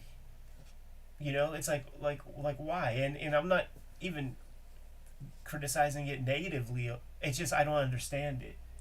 I think reading that interview and comics interview makes me wonder like how much of this is just experiment and R&D. Like I can't imagine he and Lynn Varley doing something that looks like that after this. Right. But it feels like, what's it going to look like? How's it going to print? What's the paper and the blue line method like? You know, what are we going to get out of this? You know, it feels like a lot of this issue. I bet they scooped this thing up when it was printed. Yeah, And were just like taking notes and imagine the conversation they had when this issue came out, like over dinner or whatever, of like, let's break this down. What works, what doesn't, how weird it is. And imagine all the fellow professionals picking this thing up and being like, what the hell is this? Yeah, and that's pretty much what people say. Like nobody. This is. I've never heard this described as like their favorite Frank Miller work. Right. Now we're stepping out of Goseki Kojima and into Jean Giraud. Yeah, and we're going to see this transition of eyes as we go from like one character or one time period to another. The transitions are pretty neat. You know, I see certain Alan Moore-isms and Will Eisner-isms, and just this idea of like how do we cross-cut from one scene to another, especially across, 1,000 years or so. Weird fucking comic, man. Super weird. Super weird. I mean, look, this is Miller finding European cartoonist and Japanese cartoonist and like synthesizing like his mind being blown by these different approaches to making comics. Yeah. So far outside of the norm of what a Marvel DC, if that's what you were used to, both of those influences would have just been like, again, what the hell am I looking at? Yeah. See Lynn doing some play. Yes. With those eyes, changing the palette. Now that we're in this cooled, antiseptic, this is the color of like hospitals back in that era. Like all those gowns and shit would be that kind of mint green. That's so interesting because you think of like, this is high tech, right? Right. This future tech, but we don't have like the Apple white tech kind of stuff. No THX 1138 type tech. That's always the funny thing, man. It's always like Alien, like where it's like chunky wires, machinery. Speaking of machines, we're going to cut from the inside of this high tech lab to this is New York City in Frank Miller's future. Yeah, dude. And whenever we get these 2-page spreads, that's when he busts out the duotone boards, man. That's what we're getting up here for the atmosphere and shit. And he uses that motif through the entire book, through all 5-6 issues. I didn't even put it together, but he's drawing like this cross-hatching on the duo shade boards. Yeah. Wow. So it's really creating that soupy atmosphere. And then putting Lynn to work, Lynn, give me all of your most diarrhea-ish colors because it's a dystopian world out there right now. I look at this spread and I see Vince Locke Dead World. Sure. And I look at this one and I don't even know what I see. This is so bizarre to me. It feels Teenage Mutant Ninja Turtles-esque, which of course comes later, and then combined with that European influence of Mobius with these kind of amorphous shapes for architecture. I think of Akira. That was out. Also playing with like two big spreads as we're transitioning from that opening setting and now we're going into this apocalyptic future world, and two big spreads, something that he gets to play with because of page count and some of the other differences in this comic compared to this is page 18. Yeah, picture worth 1,000 words type shit. Like, you don't need one caption to communicate where that is and like what the dire straits of that universe. All right, so once we're inside, we got to tell them about just how secure this place is because street gangs have been trying to break in and, it's high tech. Like everybody wants this, especially in a desperate future world. These screens of like a computer person, yeah, a voice and intelligence in the computer, kind of fun to see like an 8-bit version before we even had that figured out. Yeah, for sure, man. I mean, this is he created Max Headroom basically. This was a page that we saw partially done in that comics interview. Kind of surprised by Varley's choice of white for that panel. I think it works, but it makes me wonder if that's what Miller had in mind since he did put a border in it. It's not like it's an open panel. No, yeah. It speaks to the antiseptic, like all eyes on him kind of gimmick. You see some of the green light coming off onto our guys there. But our dude is basically a Thanksgiving turkey with a human head on it, man. No arms, no legs. So they're dabbling in cybernetics. That's what this facility's about. Yeah, that's exactly what's happening here, and that is kind of the big breakthrough tech-wise. And now we're going to do another transition. Yes. Because he's been dreaming, and he's going to talk to his robot master about those dreams, and he's going to basically fall asleep and enter that dreamland. So you see the cross-hatched eyes as we transition back in time. And you see, like, this kind of stuff, you see it, you know, like when you look at it in black and white, like Goseki Kojima, thick with hatching, and that's totally what he's trying to do with this kind of stuff. Oh yeah, influence is very clear, center of the page here. Right. So our masterless samurai now has been wandering around for years developing his skills because he is building to a showdown with his long lost master's demon. He's going to go avenge him, but before he gets there, he encounters this woman who isn't totally innocent but has been kicked out by her husband because this is not his child. Yeah. And then again back to these thugs. They're going to have their way with her until our Ronin shows up and saves the day. And you get your manga reference there very, very quickly. Considering the way manga works, it's interesting what Miller gives two-page spreads to and what he goes through in a couple of panels. Right. You know, if you look at those Lone Wolf and Cubs, this kind of an interaction might be several pages, might be a chapter. It's true. He's still bound by certain constraints because all of these issues are 47 pages. So whatever that is times 6, like that's the amount of pages that they were willing to commission. And the way they work, you know, like they know that they're jacking you, they know that they're juicing you. So like you can't say, oh, I'll just do this extra page for free or something like that. They just won't do that. So he was still bound by stuff. It's really when Sin City comes along that he can really open things up however he wants. But there's still some constraints. This is kind of a fun motif of the dead samurai. The dead master is still talking to him, this time appearing in this fire, but it's very similar to how we see the future computer screen talking heads. Right. You know, from a visual standpoint, almost drawing it the same way. And we get to hear kind of his plan that he's going to go confront Agate the next day. And he does have a plan. The master reminds him, got a drink of innocent blood, or that sword's useless. First guy he encounters, this guard of 4-armed rat. How much does that feel like? Hey, Kevin and Peter, check this out. Yeah, Put this in totally. your comic. The only thing that could make it better is if like each hand has a different turtle weapon. It would be cool. I love this character and the design, Me though. too. And as they get into the fight, cuts off one of his arms pretty good, but then loses one of his arms. And I just love this kind of, like the weight and everything, you know, the one-armed swordsman. Yeah. Really, really spoke to me. Yeah, it really sticks out because there's not much like that in this comic. If there was more like that, it would be funner to read. Yeah.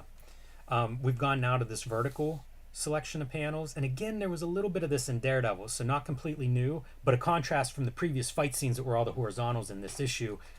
You know, good storyteller. Let's change it up. Let's give some variety, and let's keep us moving through these fights. He's certainly thinking in spreads. Yes. Yeah, which would have been a novelty at this time.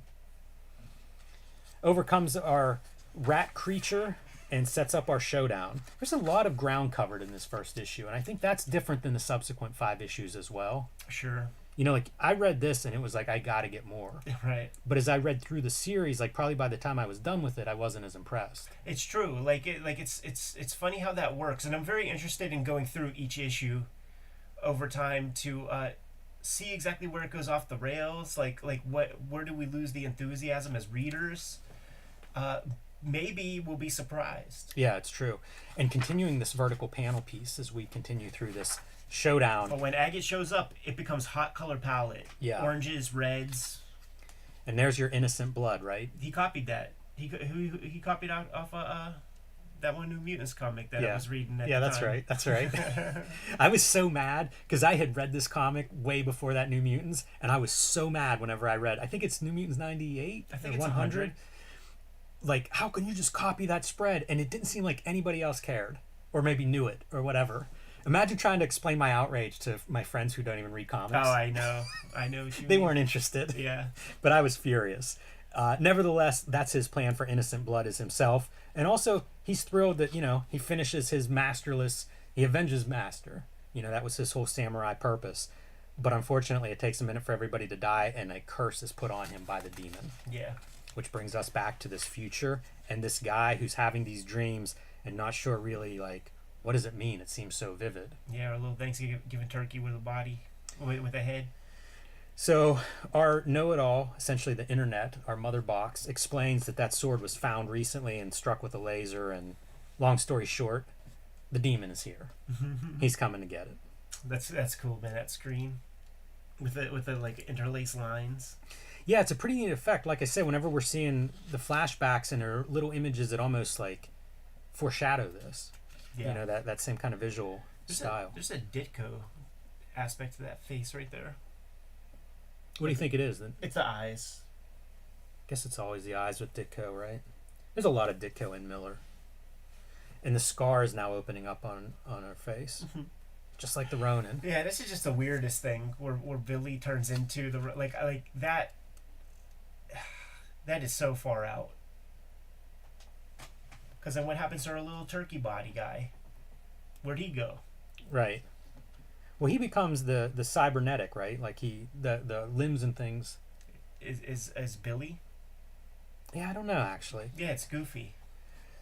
Demon is making it through everything, despite the security agent saying, you know, he won't get through this, he won't get through that. Yeah. Takes her eyes away as he goes from Eagle into crashing whatever this is, some cybernetic womb where Billy is located. And look, we've changed the drawings of Billy again too. So now we're away from the cross-hatching and you start to see some of the marks that we would see in Sin City. It's true. Again, I can't imagine what this is like in 1983. That's so disturbing. Poor Billy. Yeah, it doesn't look too good. That's just awful, man. Like, what's that gimmick in the middle there, dude? It's a real John Holmes type character. That's his umbilical cord. But you see his hands forming. So it is cyber, you know, he is basically becoming a cyborg. Right. Yeah, no, of course. Yeah, that's how the arms and stuff get there. But then he just turns into the Ronin. Yeah, it's true. I love that it's yet again like another visual style. Right. Probably heavily influenced by the heavy metal stuff, the European stuff, because it's mostly line art, and then it's give Lynn a palette to play with. And we made mention of that. Like, that is just scribbles. Really cool. And I don't think we saw much spatter in comics back then. There's a lot here. But in that interview, Miller talks about learning to ink, you know, on this book, and you see him doing a lot of different techniques. And the truth is, he didn't even learn on this. Like, he did all these pages, and it's never found something that he was, like, really comfortable with. You know, what's the next thing we're going to see him do? Maybe Elektra Lives Again, where he's doing the clear line after getting some influence off Jeff Darrow. You know, it takes him 10 years to learn to ink. And the demon likes this future New York. He's pretty happy with where the sword has brought him. Meanwhile, we're in the sewer as we get our first look at what Ronin looks like. That's the cover to my TPB. It's on the floor over there if you want to grab it. Yeah, and this is probably something that a lot of people have seen this version of. Yeah. I think, I don't know when this is from, but I feel like there were a couple editions that had this cover. Yeah, mine is a third printing. Wasn't that easy to find. Like I said, whenever I got this first issue, it took me a couple of years to track down the entire series. And I think there had been collections at that point, but I didn't see them anywhere. You know, they may have collected it sometime maybe around Dark Knight Returns. Yeah. But didn't sell a lot or sold out of them or something, because I did not see Ronin in the collection for a long time. Yeah, I will tell you that I did get this at Walden Books. Oh, wow. Like at Century 3 Mall. It was one of the very few. They had, you know, a shoebox amount of space, right, like that width of books. They did not have Watchmen. Like, I feel like those kind of perennials, they would come and go. Like, when they come in, they disappeared. They did not have Dark Knight Returns. I remember the Alien Mark Nelson collection. I remember Arkham Asylum. And this was certainly there. Yeah, and you can see capitalizing on Batman: The Dark Knight Returns. Yeah, and it's so funny because that just meant nothing to me. It was when I start getting Wizard and I start like reading interviews where I'm like, Man, this Dark Knight Returns sounds important. I better go check that out. Did you buy this on a whim? Like, did you see it in Walden Books and go, "It looks cool"? Yeah. Like there was nothing. I didn't know Frank Miller, in any major way. Yeah, I don't know. I think it was just comics. Like It's a weird looking book. Outside of the context of like Frank Miller and Dark Knight Returns, that is a strange looking book. Yeah, maybe the ninja aspect got me. So this is Ronin #1. I bought it basically as a failed attempt at Dark Knight Returns. Guy sold it to me. I fell in love with it. Yeah. The art just looked totally different, even in the early '90s, than anything I was seeing. And I don't know if I'd have gotten issue 2 or 3 or something like that I would have had the same reaction. Because of the ninja stuff, the samurai stuff, this was really easy for me to get into. Yeah. And that's not a part of really the overall book. No, it's true. And I think that with all that I said about the superficiality of his Ronin Samurai Master stuff, I think I would have liked it more if he just kept it back in feudal Japan and none of that Mobius shit. It was my favorite part. Yeah. Like it just starts to kind of plummet afterward. I'm sure that what I think about this book too is so different now because I look at it and I think it's this young guy that's like trying all this stuff, like puts in his time on Daredevil and then gets a key to something. Yeah. And just runs wild. This is like you gave him the Ferrari to take out for a spin and he went bananas.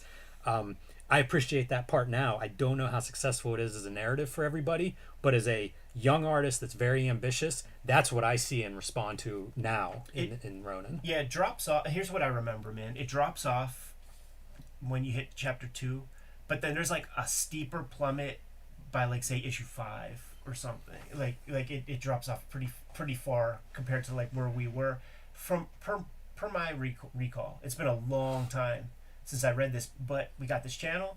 There's 6 issues. We have them. I'm interested in checking them all out. I think it's a really, really important book, creatively, historically, and I don't know if it's always thought of that way. Right. But man, it did a lot of stuff for the first time. That's absolutely true, man. Good to go? Yep. Kayfabers, like, follow, subscribe to the YouTube channel, hit the bell so that we can notify you when new vids are available. Cartoonist Kayfabe Comic Book Christmas in July is coming to you. Last Saturday in July, we're taking all of our comic book doubles, we're taking our duplicates, we're taking our comp copies, and we are stuffing the free little lending libraries in our neighborhoods full of comics to increase comic book awareness and comic book readership. The King Kayfabers on our Patreon get access to all of our videos before anybody else. They also are hanging out with us right now in the live stream chat room where we're streaming our entire recording session. The videos are brought to you by the books that we make. Hip Hop Family Tree Omnibus is coming to you this Christmas season, coming out in October. We're collecting all 4 volumes of Hip Hop Family Tree, 140 pages of additional material in here for the 10th anniversary of the book, the 50th anniversary of hip hop culture. Not the only holiday effort coming out. X-Men Grand Design Trilogy trade paperback is coming out. Some volumes are out of print right now. This is going to be your way to get all of X-Men Grand Design in one cheap, handy-dandy format. Red Room is the current focus. 2 trade paperbacks of that are out there. There are 2 issues of the latest season of Red Room are out there right now. Crypto Killers, 3rd issue on the way shortly. Jimmy, what comics do you got going on? Hulk Grand Design, The Plain Janes, and Street Angel Deadliest Girl Alive are all available in print right now wherever you buy books or comics. Street Angel Princess of Poverty is my next release. It'll be out this fall from Image Comics, and it collects all of the Street Angel comics that are not in Street Angel Deadliest Girl Alive. These 2 books are designed to be a set. So if you have one, get the other. If you don't have them, get them both. They'll look good on your shelf. My latest self-published comic, True Crime Funnies, I have sold out of the print run of this. However, it is still available, and you can read it all on patreon.com/JimRugg, where you can read it first, along with my next comics. You can also download it on my website, jimrugg.com, along with several other digital offerings there. There are some other ways to support the Cartoonist Kayfabe channel. Let the people know, Jimmy. Subscribe to the Cartoonist Kayfabe newsletter at the links below this video. You can also find Cartoonist Kayfabe t-shirts, merchandise, hats, mugs, stickers, and lots more at our spread shop. That link is also under this video. There you have it. All good ways to support the Cartoonist Kayfabe channel. Keep the lights on, keep the vids rocking. Give them those marching orders, Jimmy. We'll be on our way. Read more comics.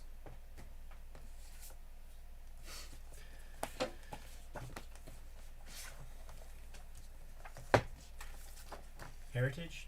Yep. Did you do that thing where you chose like the 5 pieces that you would keep? No, I didn't. we can call stuff out as we go.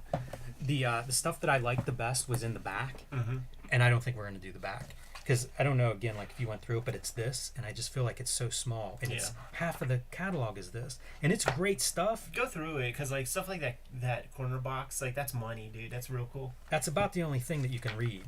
Yeah. You know, like these are kind of neat for legibility, but it makes me so mad because a lot of this stuff I'm like, oh, you know, I want to see, and you just can't. You can't make out anything. It's very frustrating. Yeah. And I don't totally understand what the model is for this. You know, like at that price, like I'd be mad if I paid that and got this. You know what I mean? Yeah, I have no idea. I don't know anything. And we know that this thing costs $50. They said it's $50. It's $50. Damn. All of them had that on it. Damn. I don't know what it is. I don't know who gets these. I assume that a lot of people get them free. And Yeah, the big willies, man. Right.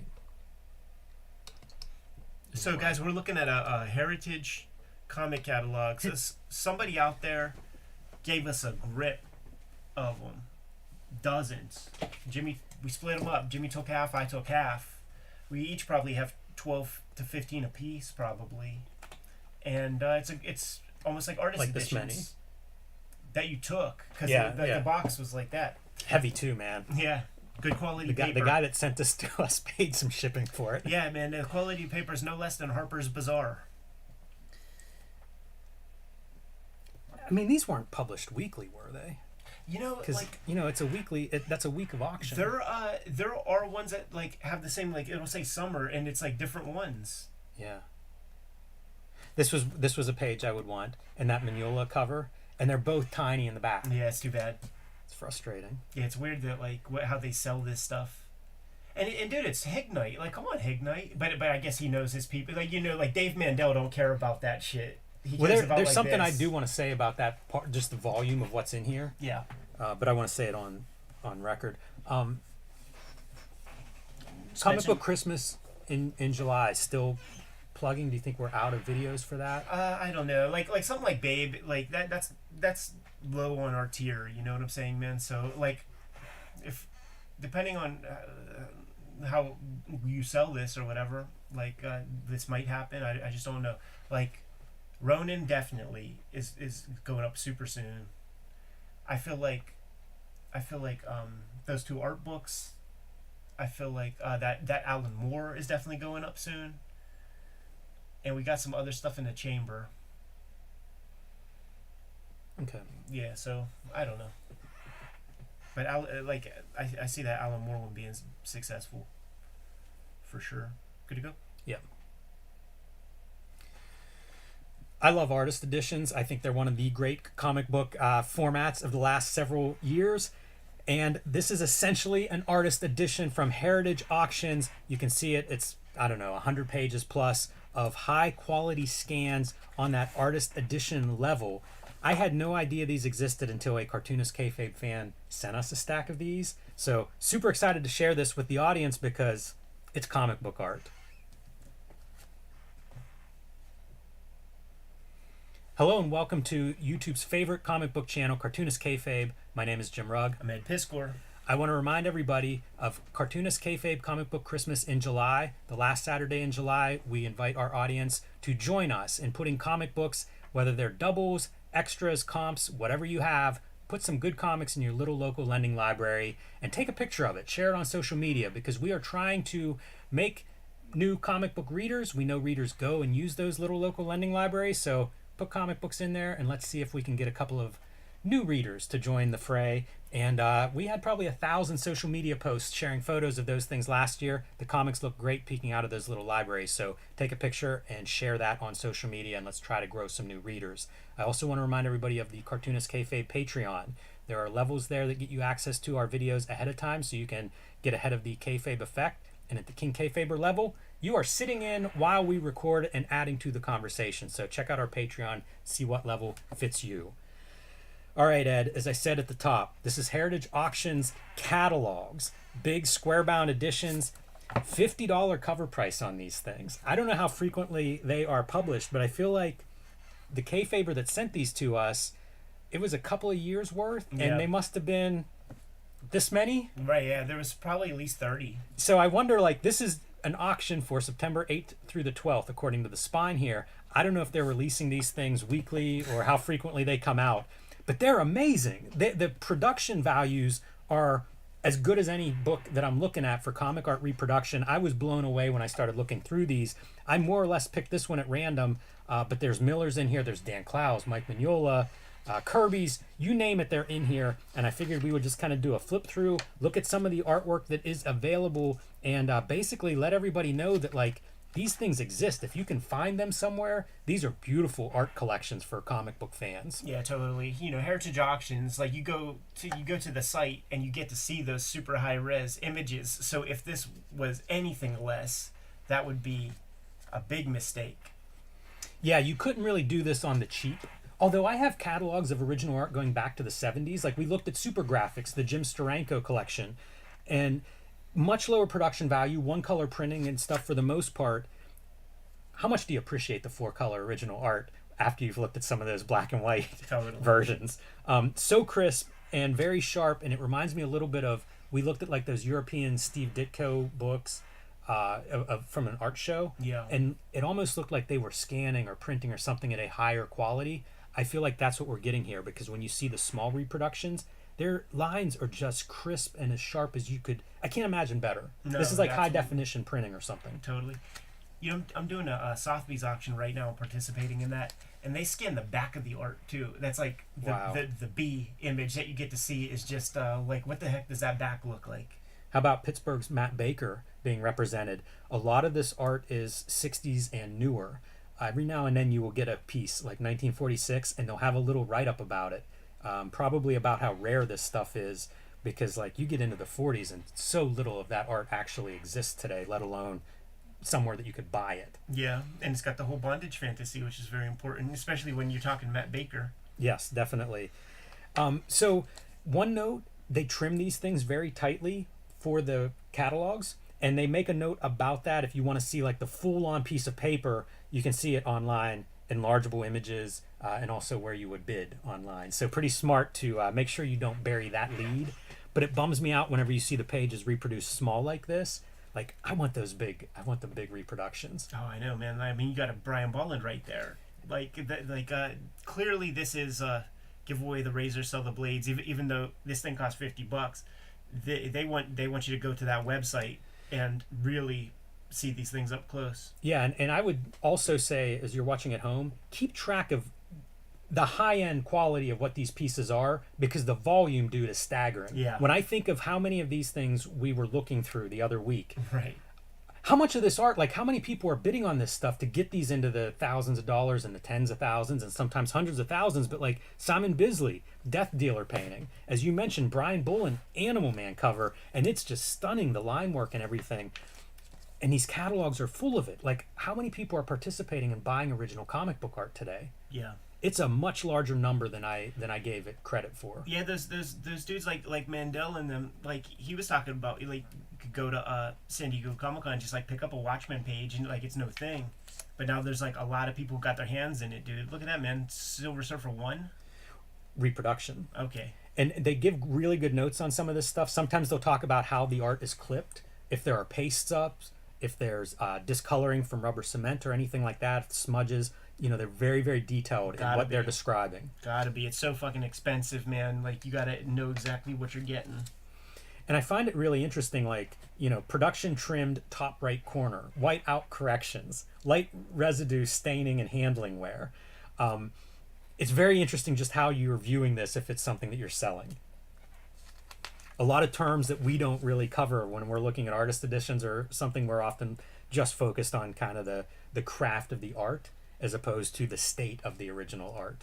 Primo era Byrne Austin X-Men pages.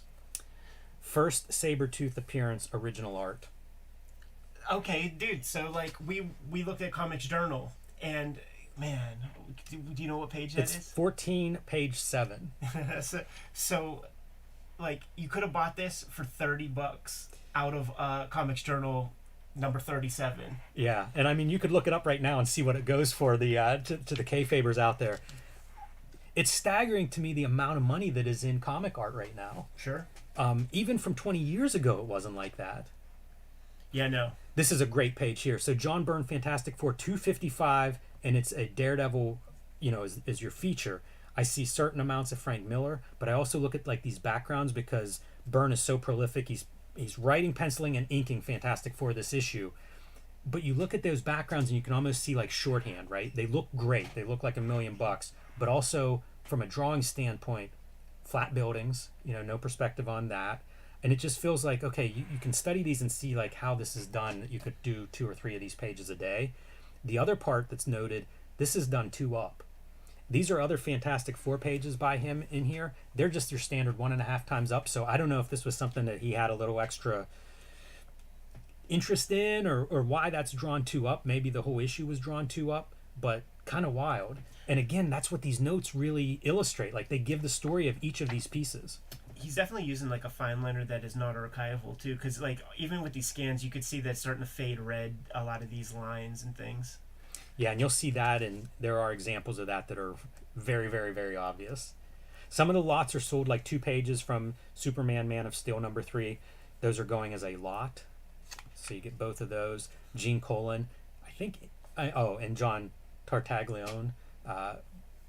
Beautiful page, right? Sometimes they talk about like what is the paste up, what is mechanically reproduced like a logo or a corner box.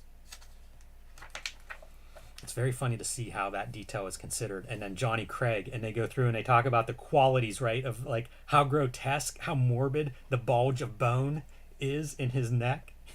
This is almost like what you would have heard in the 1954 Senate hearings about like, do you think that's appropriate? Right. And it's like, well, for a horror comic, that's great. It's a virtue now, It's like add a couple of bucks to your bid because that's pretty special. It's that thing too, man, where Gaines had all of this art. None of these guys had any of it. Whenever eBay first became a thing that I could like search art and stuff, Lee Elias was somebody that I would always look up because he did a daily strip. He did some of this Golden Age stuff, but he did a daily strip and is like an inker, a brush inker. He's as good as anybody with a brush. Dude, this is the strip where Prince Valiant gets knighted by King Arthur. What do you think that's worth? Jesus. They have the sizes too, 26 by 20 3/4. And that's only half the page. I think the other piece is on here, but it may be a reproduction. And there's a couple of Hal Fosters as we go further back, and they kind of list those details. Like if it's missing a panel, you can see here like this is the 2 pieces, but you can see the seam right where it's like drawn as 2 separate pieces of paper because of the scale. 26 by 34.5. What is that? 3 feet? Yeah, man. 36 inches is 3 feet, so pretty much. Frank Frazetta studies for paintings. I have a price here. The fully finished cover sold for $179,000. I feel like that guy has to buy the study, right? Right. Why so not? You only have half a piece there otherwise. Why not? Man? You want the whole story. I love this one just because I love lettering and logos. So it's kind of cool to see a Frazetta, I don't know what that would have been, some kind of masthead or a book front or something. Uncle Ron Friends. Ron Friends in here. Makes you wonder what he sold this piece for back in the day. We know his prices were low. Yeah, like something like that. Like, I was talking about the $1 pages he had and the $5. That would be like Kickers Ink and stuff. Like nothing with a discernible Spidey on it or anything. So a couple of Watchmen pages here, and I always look at the dates they include, dates and sizes. I wish that everybody that would reproduce artwork, like in art books or anything, date and size, put it on every single page. But it makes me think like 1986 Watchmen, the John Byrne Superman pages, also 1986. Just doing zines of like the time period of like what's everybody doing and then what does history smile on. Yeah, I just read this issue a couple of days ago where the Joes, there's like a military, like a parade, and then the Cobras are, the chicks with the batons and shit, like the majorettes and things. It becomes a whole battle. I love this. Blazing Combat in Central Park. Can't be an accident that they're using Blazing Combat there, right? Right. There's a lot of Russ Heath in this particular auction. George Harriman, Crazy Cat. That's the other thing that these books do really well, is having something like G.I. Joe on one page and Crazy Cat on the next. It's cartoonist kayfabe, man. It is totally. In a nutshell. Yeah, completely. Joe Kubert had Crazy Cats, man. Like, I would see them every single day. these Harrimans on the way to the classroom, dude. They would be right outside in the hallway. I also love the idea that you've got Adam Hughes on this page, and we saw Matt Baker, on the previous pages. Like, it's just a weird snapshot, but it is comics history. Yeah. And again, these bum me out a little bit. You just can't see much detail whenever it gets this small. Nah, they want you to plug this into the Heritage Comics website. Yeah. And isn't the website like ha.com or something? Like, it's like that simple of a website? Yeah, I mean, it's between that and like, comic art fans, like I spend so much, anytime I Google some artist, almost always the returns come back from both of those sites. Sure. Painted art next to the black and white line art. And there are a few of these scattered throughout this auction, and I imagine most of them, but like stories, multi-page lots that might be complete stories. This is a really great write-up. So Walt Kelly doing this for a paperback collection, and then talking about how Pogo starts his comic book. This is all just in a little write-up. Starts his comic book, he turns it into newspaper syndication, and then he's doing these book collections, which is almost, as they say, anticipating the graphic novel idiom. Yeah, I never thought about it, but... that sounds like Hignite speak. It does, but it's also, I can't argue with it, it's a trade paperback Simon & Schuster's putting out. Oh, yeah, absolutely.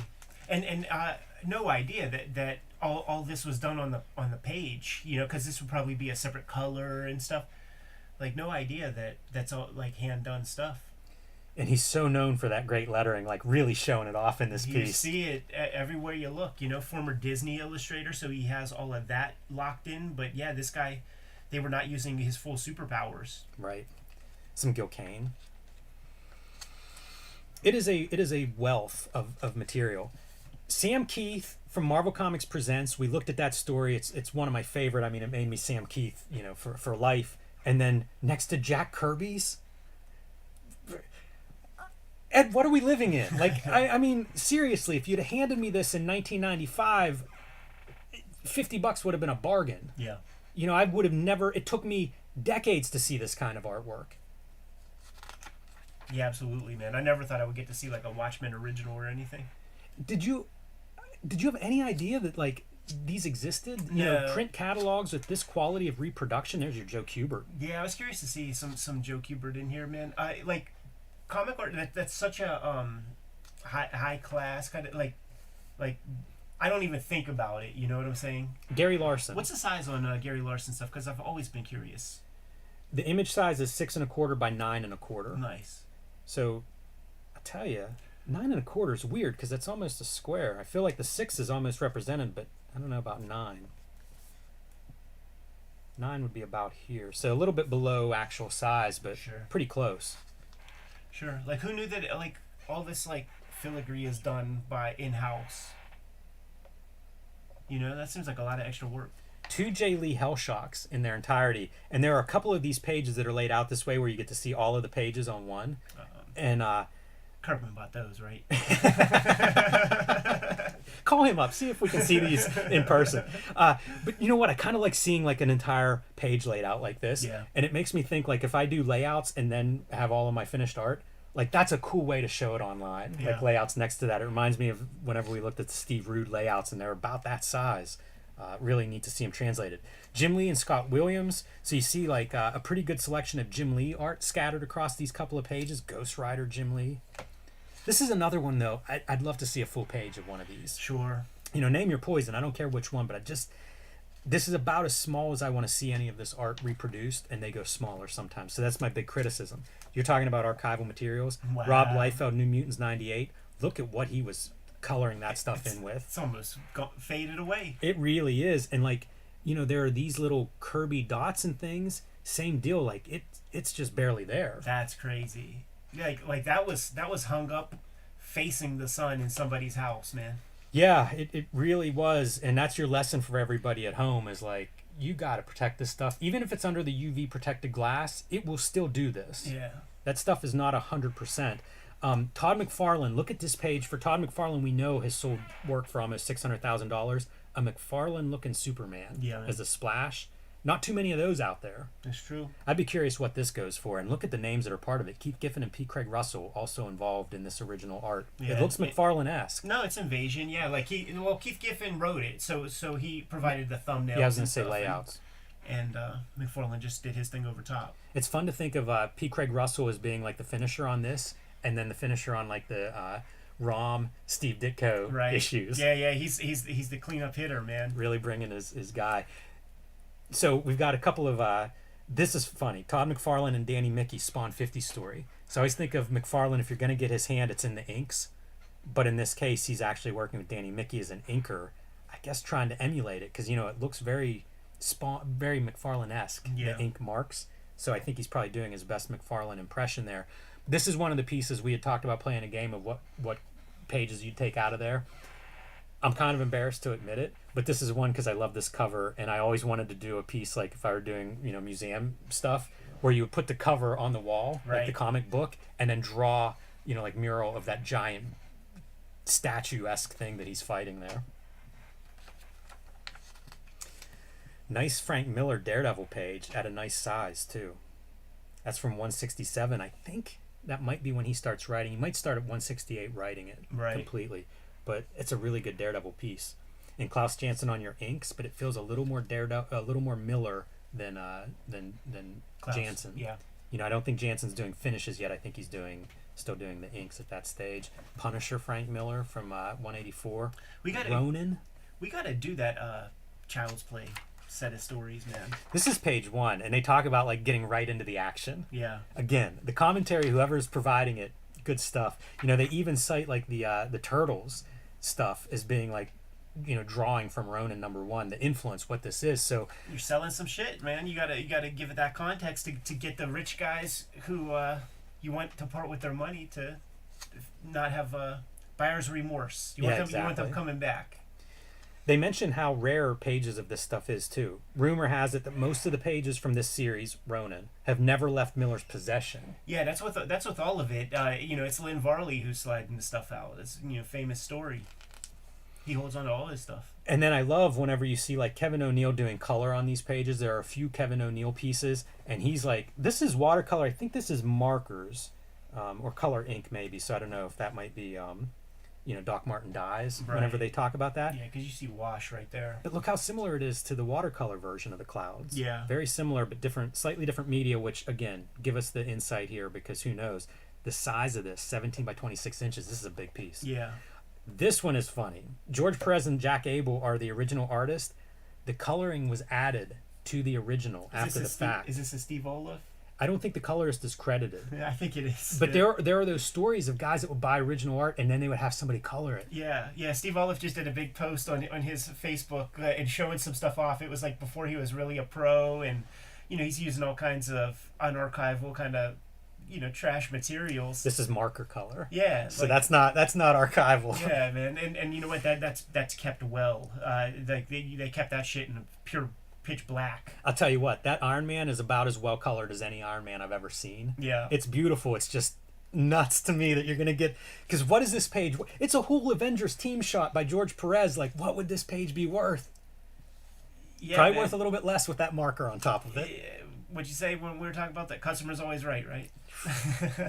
It's a funny practice. There's a beautiful Perez piece, the Wonder Woman cover. This is Alex Raymond. Mm-hmm. Oh my goodness! Look at that lush line. Like, they just don't do that like that anymore, man. 21.5 by 24 inches. Wow. No, you know what? 16 3/4 by 19 1/4. I'm sorry, that other one was a frame size, but it's still, you know, bigger than a comic book page. Just gorgeous.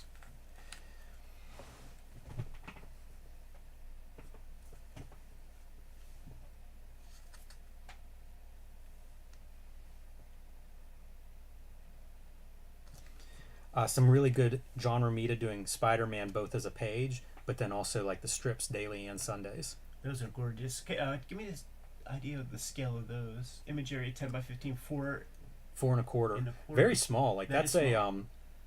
I don't even know like modern if it's drawn that small. That seems pretty small. Like the 10.5 makes me think that he had like Marvel, you know, like regular Marvel size pages because they're about 10 inches. So it's less than like when you do a 6-panel grid. Mm-hmm. Those panels are bigger than what he does the strips with. Just slightly. They're almost the same size. They're shorter. Yeah. You know, like a 6-panel grid's probably 5 inches tall, and this is 4.25. Yeah. But it is pretty small. And then when you get the lettering in there, like he's drawn pretty small. But Yeah. it looks so sharp, you know. Like if you would have made me guess, I would have guessed it was drawn gigantic just because of the precision of those inks. This is a Sunday strip, and this is 21 by 9.5, which is essentially 4 of these. You know, 2 on top and then the width. So Which is just hard to believe, man. quite a bit larger, that top one. So you're doing basically 10 strips a week, and I don't understand it. Just amazing looking at these things. John Romita Jr. getting in on it. I can't remember if it's so here's a John Romita Jr. Klaus Janson Superman 36 complete story. Again, I kind of like seeing these. As much as I complain about them being small, it's neat to see the variety of like page layouts whenever they're all next to each other, and also the spotting of blacks, which not a lot of black really in that layout, but maybe with Superman you don't do it. Kurt Schaffenberger, so longtime Superman artist, look at how freaking clean that art is. Like the line is just, it's flawless. It's a perfect clean line. Definition of the DC artists of this time, you know, like Joe Kubert would really stand out. You know, Nick Cardy stands out.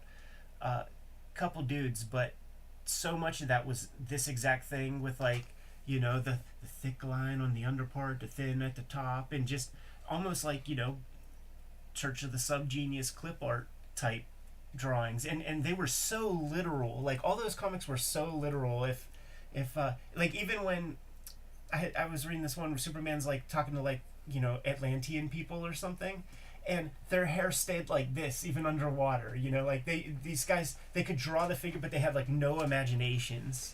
I will tell you, I do find this attractive, and probably the lower the house artists versions not as good, but there's just something about that line that I find like it's machine-like. Oh yeah, absolutely. You know, like some of the stuff I like about a Charles Burns I find attractive about that house style.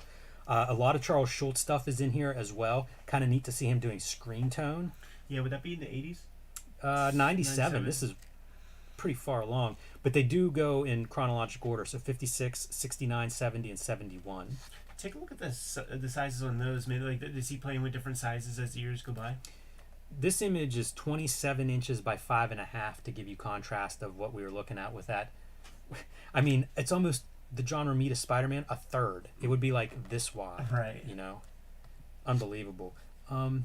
This one is a little bit smaller, so in 97 he had shrunk a little bit. This is 19 inches by 5.5, and it's interesting because the 5.5 is the same, so they must have just got less wide at some point. You know, that would have been a change. Imagine making that adjustment to where like now it's 3 squares wide instead of 4. Kind of like whenever Kirby was cut down. Sunday pages from Charles Schultz, 69 and 66. This one they give some context is like the Christmas episode of Charlie Brown had come out the year before, and so the references to some of the stuff in that animated special is on here. Yeah. It's wild, like the historical stuff. It makes me want to go through and just read all the captions of every one of these catalogs. Totally. Mike Sikowski. I see a lot of clouds in some of that DC house style. Yeah, absolutely. I've been going through this stuff in like the literalness of and like the stiffness. Mm-hmm. Absolutely, Klaus totally internalized. Might be part of why I find that more attractive. Uh-huh. You know, years ago I just dismissed it outright, and now I kind of look at it and go, oh yeah, I kind of like how clean it is. Bill Sienkiewicz, New Mutants page, Demon Bear story, and then the Daredevil Love and War graphic novel. That's amazing. It really is. It's printed better than in the damn comic. Yeah, it really is. It really is. Might be printed better than the artist edition. That is a really impressive print job. And they call it mixed media, you know, like I want more details of like, what is that? What kind of paint? He doesn't know. He probably doesn't. He doesn't know, man, the way he plays with shit. And then, you know, he'll use bleach on his page. Maybe you don't want to say bleach. That's probably true. Barry Smith, including an actual Conan comic page. Imagine those are pretty rare. Steranko on the same page as Michael Turner, J.H. Williams, and Al Williamson and Dan Green. Blade Runner. Yeah, man. Got a video on that on the channel. This is neat. This is one that I was thinking, like, again, going back to the idea of like let's pick the pages that we would take if you could have 3. I kind of like this in progress Bernie Wrightson, and I can't make it out very well, but I'm curious about the details that aren't inked. There's not a lot of them there, but you can see like wood grain, and then you can see whatever the slip and stuff, like the lace underneath the dress. I feel like that would be a really cool thing to study up close. It's so funny that in 2021, like, underground and alternative. Very bizarre words. Yeah. You know, like these are Robert Crumb and Dan Clowes both sold bookstores, found in libraries. Represented by the biggest galleries in the world. Yes. Yeah, how underground are they? How alternative are they? Silly. But I would go for this one too, just as a Dan Clowes mark, like a back cover for David Boring hardcover. Yeah. Emile Ferris, my favorite thing is Monsters. I really enjoy her work. Being somebody that draws in ballpoint pen, I find it really interesting, her approach. Much more cross-hatching. Like, I tend to do like a value thing. Right. The cross-hatching, I think, is really attractive. He's Basil probably Wolverton, speedier.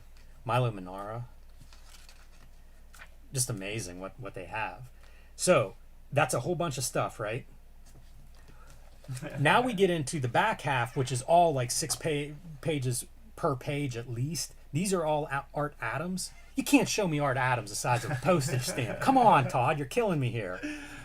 But I was going through this, and I don't know that we'll go through all of this on here because I don't know how much you guys can see at home with these little tiny images. I can't see much whenever I'm right here. I mentioned Neil Adams. His name is Savage #2, that I had come across one of these pages, and I couldn't remember where. Here it is. I wish this was in print because I liked the first Savage, and I feel like it'd be cool to see Neil Adams play in that format. What is that Mike Allred Peanuts gimmick, dude? I saw this somewhere, and I can't remember where I saw it. It may have been reprinted in a Madman, but this was for like a commemorative kind of Charles Schultz thing where a bunch of different artists contributed pages or it says comics. Boom Studio.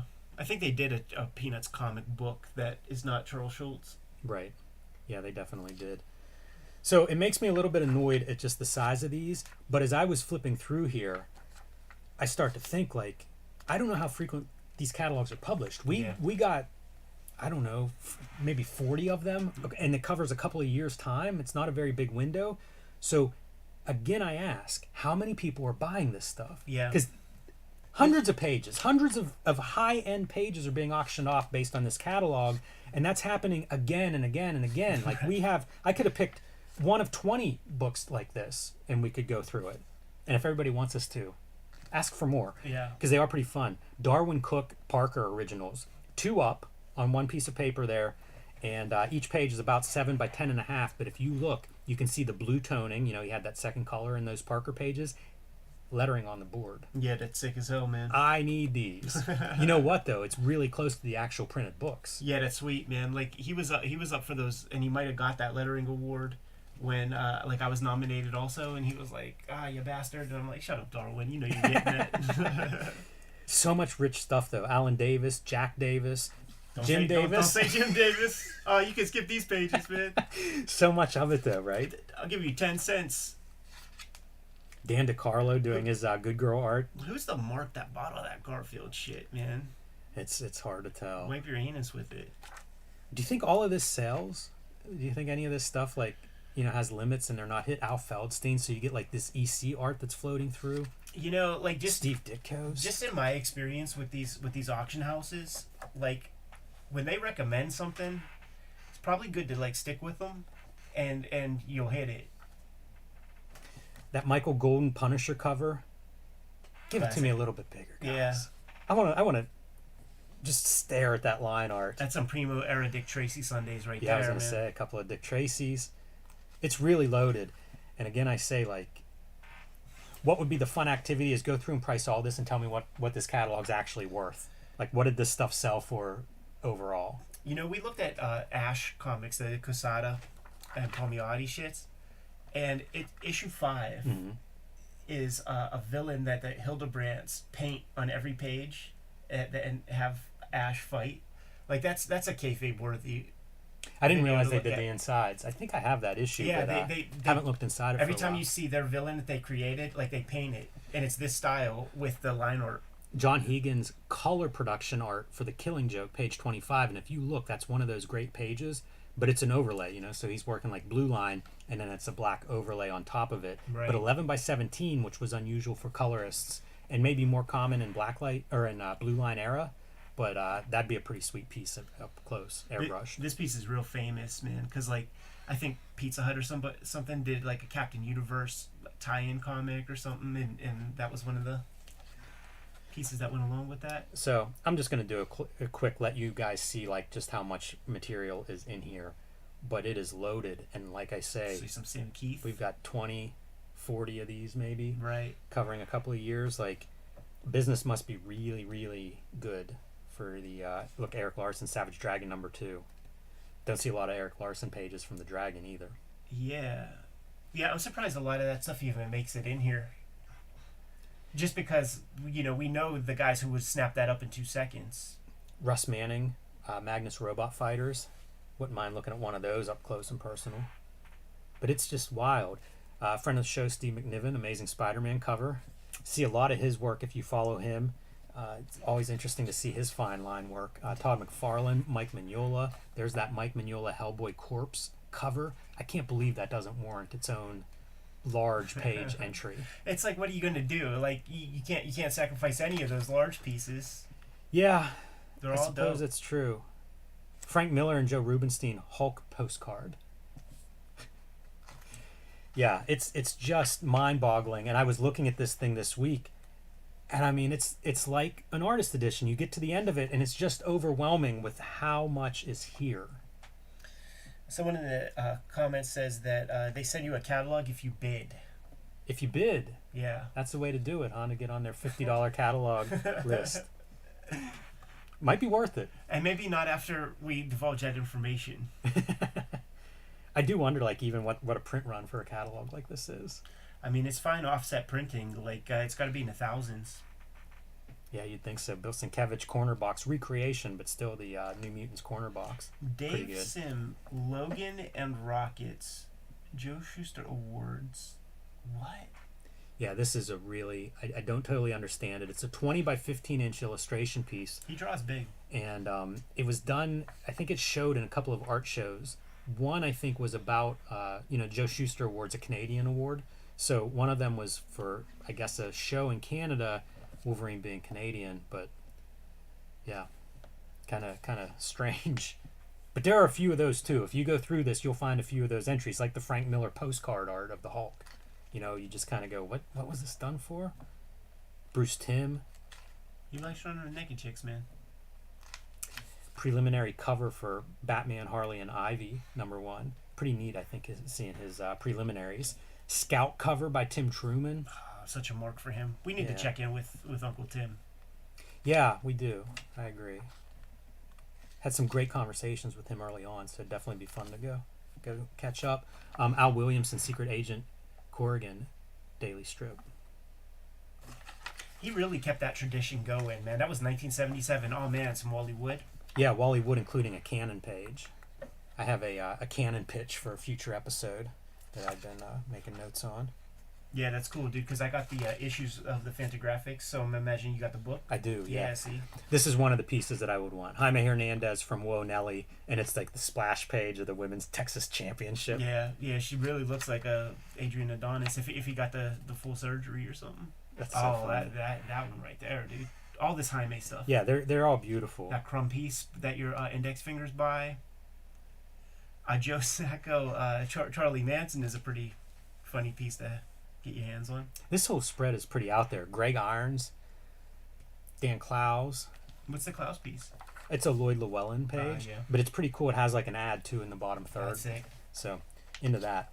But there you go, guys. That is Heritage Auction Catalog from September 8th through the 12th, 2021. And really, this is just letting everybody know that these exist because there are lots of these out there, at least in terms of covering a lot of auctions. I don't know about print runs, but as an artist edition kind of thing and for the historical notes, this is a great publication. Oh, yeah. So, shouts to the Kayfaber that sent it to us. If you're good, I'm good, Jimmy. Yep. Kayfaber's like, follow, subscribe to the YouTube channel, hit the bell so that we can notify you when new vids are available.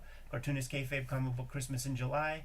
It's happening last Saturday of July, or maybe it just happened. Who knows, depending on when this video goes live. The King Kayfabers on our Patreon have access to our videos before anybody else, so join at that level. It also gives you access to our live stream. We got a very spirited chat room going on, about 3 dozen people in there right this minute. The vids are brought to you by the books that we make. Hip Hop Family Tree Omnibus is coming to you in time for the holidays this year. 10-year anniversary of Hip Hop Family Tree. We're collecting the 4 volumes of Hip Hop Family Tree, 140 pages plus of new material in time for the holidays. And the X-Men Grand Design Omnibus, trade paperback is coming to you this holiday season.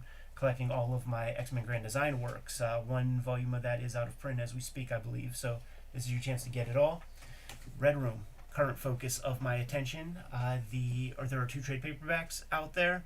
2 issues of Crypto Killers are out right now. This is my last season of Red Room Comics. Issue 3 of Red Room Crypto Killers. It's going to have a backup feature that has the characters I'm doing my daily comic strip about, which I'm going to be serializing on my Patreon. Make sure you get your hands on that. Jimmy, what books you got? Hulk Grand Design, the Treasury Edition, The Plain Janes, and Street Angel Deadliest Girl Alive, back in print from Image Comics. All of those books are available right now while supplies last. My next release is going to be Street Angel Princess of Poverty later this year. You can pre-order that one now, and that features all of the Street Angel comics that are not in Deadliest Girl Alive, so pick that one up wherever you buy books.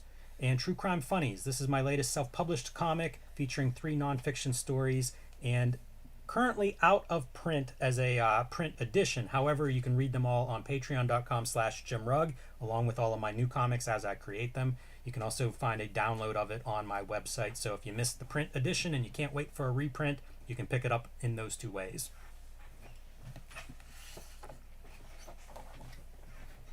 All good ways to support the channel. Jimmy, give them a few other ways to do it. Subscribe to the Cartoonist Kayfabe newsletter at the links below this video. You can also find Cartoonist Kayfabe t-shirts, merchandise, hats, mugs, fanny packs, stickers, and lots more at our spread shop. That link is also under this video. There you have it. Give them those marching orders. We'll be on our way. Read more comics. I do look forward to going through more of those Heritage catalogs and just reading the history notes. Totally.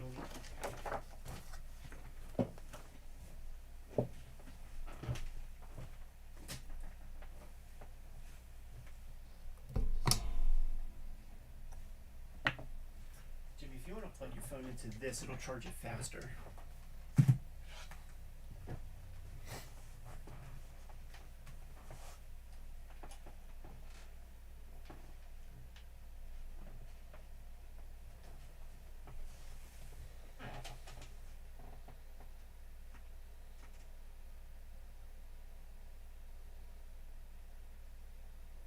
And you got a nice note from Jeff Darrow about our weekly.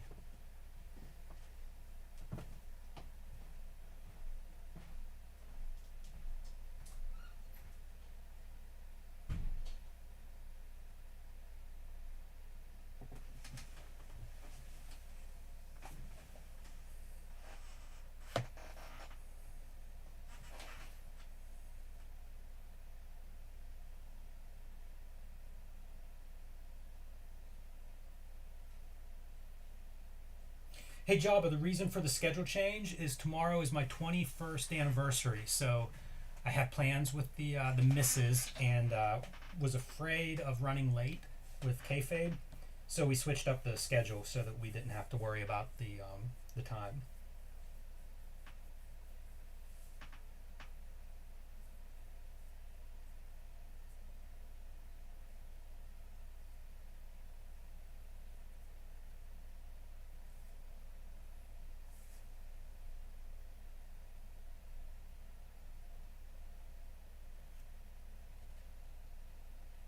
It's really cool to me, like obviously as we mentioned, we know Heritage Auctions, you know, you see them a ton online, but the catalogs were completely new to me. And it's amazing because like you can trace a lineage through those. Like I mentioned, I have a few early catalogs of like, even the Steranko Super Graphics catalogs of original art. And it's cool to see those, but quality wise, man, what those Heritage catalogs is, it just blows my mind. It'd be good to talk to Todd Hignite at some point. Like I'm interested in all of these guys that are connected to that original art world, and it's a much bigger community than I realized. Was that the original art cats? Yeah, like just the volume that Heritage offers for sale. I don't know how many people must be participating in buying that stuff to be able to do that scale of an operation. Yeah.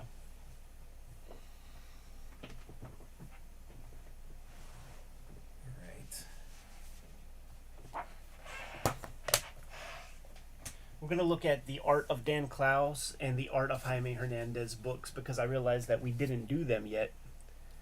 And that feels That feels wrong. Yeah, speaking of Todd Hignite, right? The author Yeah. of the Jaime Hernandez.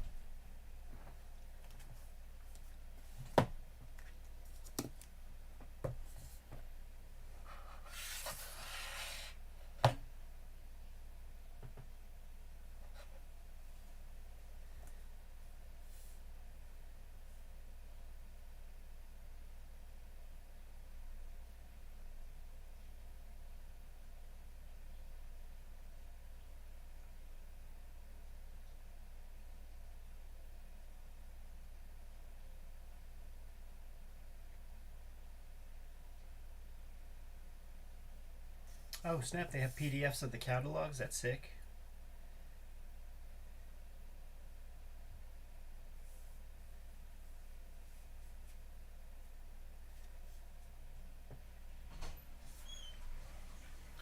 Homeboy said that they have PDFs of these catalogs on the Heritage website.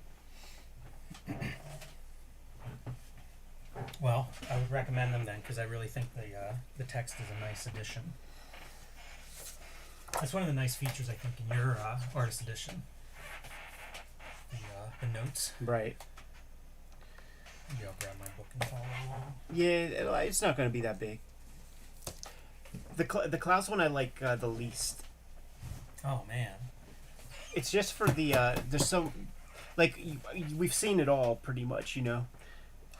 It's the Jaime, like all the juvenilia and shit is that puts it way over for me. You know, there's That's so interesting. I love the Klaus one for the I don't know, the extras, the weird stuff. Yeah.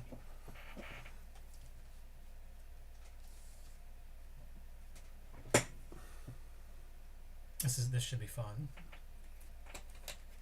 Yeah, hit that real quick. Did you lock it in? Probably should.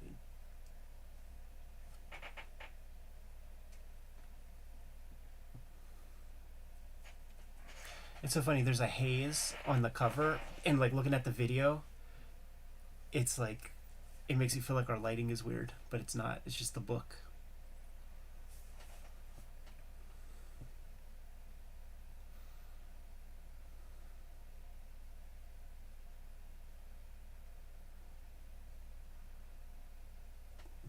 Good to go.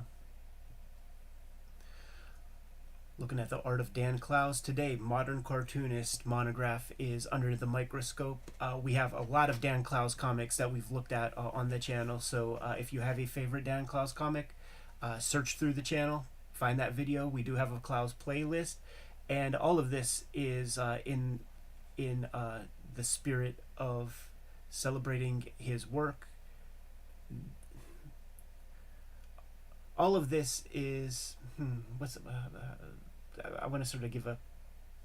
I'm going to do this again. I want to sort of give a preamble for Monica. Okay, I think I got it. We're looking at the art of Dan Clowes, Modern Cartoonist today. The big art book from Abrams. Dan Clowes is a favorite cartoonist of the Cartoonist Kayfabe channel. We've covered a lot of Dan Clowes' work in the past. I believe there's a playlist. Make sure you search through. Maybe we covered your favorite Dan Clowes comic, and if we didn't, we probably will soon. In the not too distant future, we're going to be looking at his latest graphic novel, Monica, from Fantagraphics. Without further ado, let's get into things.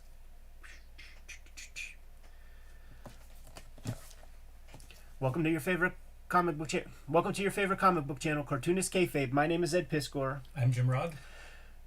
The Art of Dan Clowes is going to be under the microscope, but we got to let you guys know, Cartoonist Kayfabe Comic Book Christmas in July is forthcoming. Last Saturday in July, we are going around to our local free little lending libraries in our neighborhoods. We are stuffing those little lending libraries full of comic books, be it doubles that we have accumulated over the past year, our own comp copies, or go hit up the comic shop, hit the dollar bins, grab a bunch of stuff that you would recommend to people. We need to increase comic book readership, and this is one way to do it. The Patreon that we have for Cartoonist Kayfabe is where the King Kayfabers are able to completely mitigate the kayfabe effect. This is because a good sample of them are hanging out with us in the chat room while we are recording this video in real time, but all King Kayfabers get the videos before anybody else.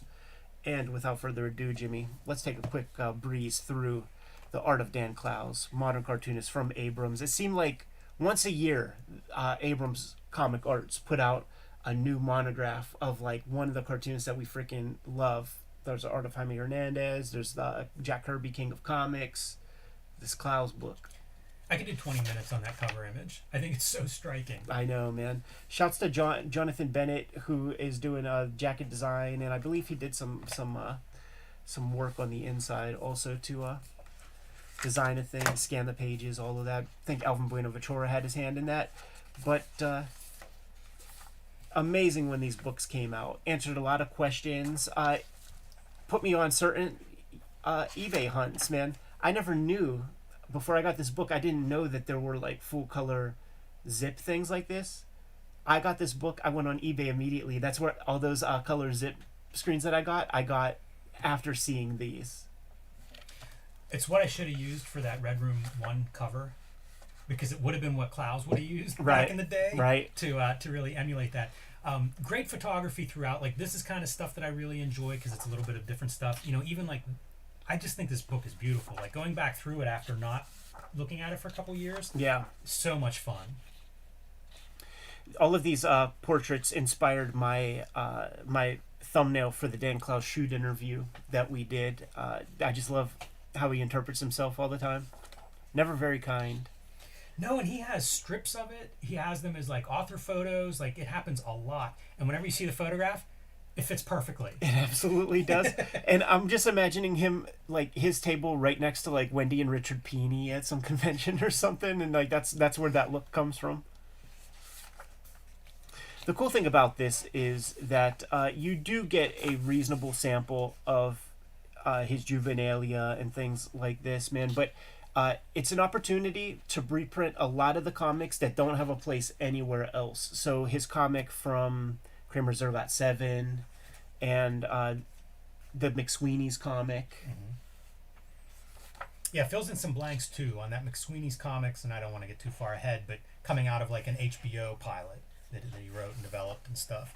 But yeah, like seeing like all the youthful stuff in the background. How about this here, Jimmy? Man, there was a comic book vending machine back in the day, 1965 to be exact. Yeah, this has floated through social media a couple of times because this is not the only one. Like, there was a real attempt at this. That's wild. And you can kind of find remnants of it online, but it is an odd endeavor. He talks about this specific comic in interviews a lot. Like, he talks about that on the Mark Maron episode. And it's a DC comic. When you go through those Silver Age DCs, you see you could connect a lot of dots to Dan Clowes' style that way. I love seeing this stuff. It almost looks like Iron Fist. Like he's drawing Iron Fist comics, dude. All of this stuff where it's like comic mock-up kind of stuff, amazing. I was looking at his like little college pad, dude, and seeing that he got like one of them. Man, that VCR probably cost like 3 G's. Yeah, that's an impressive thing to have at that time period. But also, like, that is such a snapshot of like college era. Right. You know, it's that pared down, just depressing apartment. Record player there. It's awesome. I really like this stuff too. Like seeing him kind of in those early days, trying to break in as a freelancer. And we talked to him a little bit about this, like what was out there for a cartoonist in early 80s, late 70s. Not a lot. No. Not a lot of prospects. But his stuff is still really cool because you see the glimpses of Klaus isms in a lot of the stuff. Absolutely, man. There it is, Stosh Gillespie, the artist of the Ugly Family in Cracked Magazine. And you get good, nearly artist edition reprints or photographs of those pages. Makes me wonder how much of that stuff he still has. And it also makes me wonder, like, how do we get an Ugly Family PDF together? Like, Right. it's never, I don't think it's ever going to happen in print. No. But I mean, I've got half of them probably that I'm ready to scan and put Yeah. together. And, I we just need to piece it together. That could be a Crowdsource a it. fan, yeah, crowdsource, right? Exactly. Yeah. It is neat though because you do see him using these materials. Like that previous page was gouache, Right. which is something that we would see him do for 25, 30 years. Do you still have any of these? I never got one. I sent him $1 for it, and it was right as he was switching over for, like being represented by a gallery. Right. And he's like, "You'll be able to get it from here." It's like, no, I can't, Dan. Right. You've added zeros. Yeah. They're all sold out. You see this painting on his wall in the when you see his studio.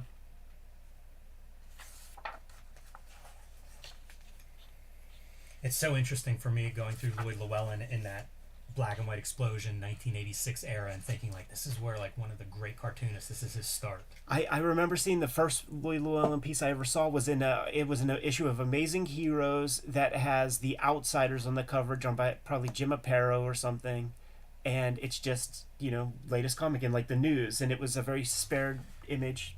This is one of the great parts of the book. If you go back one page, is just we're going to see a lot of this. If you kept a tally of like how much art appears here that wasn't published or Exactly. printed, and that's really a big benefit to me of seeing this kind of stuff, along Totally. with stuff like this. Working out roughs and kind of developing, and all that New Yorker stuff. It's been published, but I don't have a set of that. Right. So let's see it.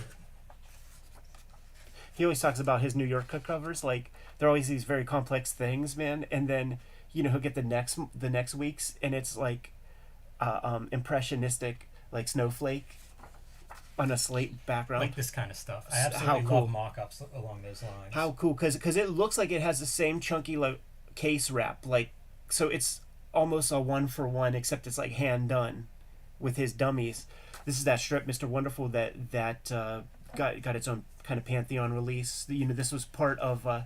Man, that was such an interesting little period in the New York Times, the Sunday paper. They had this thing, the funny pages. It was Klaus, it was Jaime, Seth, I believe, Megan Kelso. There and were about a Chris half a dozen. Ware. Did Chris Ware do one? Yeah, it was the building story, like not all of building stories, but the one that came out. We had to look at building stories sometime as like that package of Yeah, mania. absolutely, absolutely. It is an dude, here's interesting that time April. though because it was such a different audience in a lot of ways. Like The- that the- Mr. Wonderful piece, I like that book a lot, but it's kind of a different Klaus. The New York crowd, the intelligentsia was really looking at comics for a little while. That's when like that year at Mocha when we went there, that was the one where on the magazine page for the New York Times, it was the photo of like Spiegelman and all those dudes standing there, and Evan Dorkin was cutting promos on those dudes for like 20 minutes.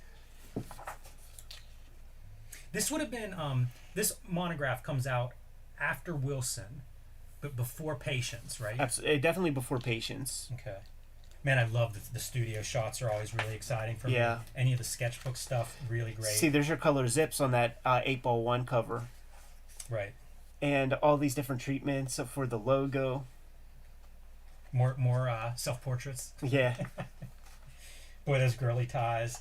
Yeah, all the sketchbook excerpts are really fun. I love this. This was a big thing for me. Is like I don't know if I've ever run the same logo on a book. Right. I guess Hulk Grand Design, the 2 issues were the same, and that's kind of a Marvel move. But otherwise, like I would look at this stuff and just be like, yeah, man, you create the entire cover every time. Right.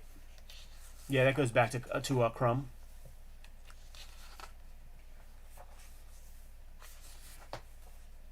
You also get to see pristine reproduction on these things as you go through like the 8-ball catalog, and it's stuff that we have or we've seen, but also just the reproduction is so sharp in this edition.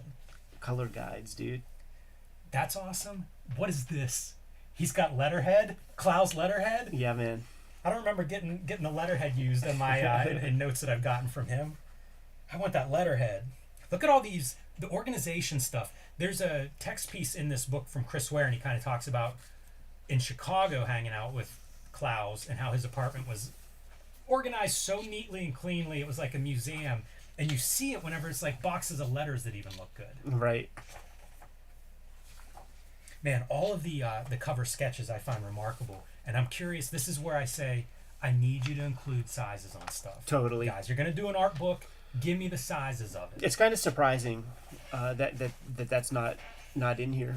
I was shocked by this because I don't think of him as being a big reference guy. It makes sense with this story, the stroll, but it's not something that I think of. And then like seeing this, it's like, okay, yeah. And it also is instructive on how do you use photo reference. Yeah, because he distills it down and turns it into totally Klausian imagery. Yeah, I did not read this story back in the day and go, oh, okay, he's Tracing tracing photos. Yeah, Right. absolutely not. Covered to TCJ. 2001, I think I had a subscription at this point. Living in a little shitty apartment and reading my comics journals.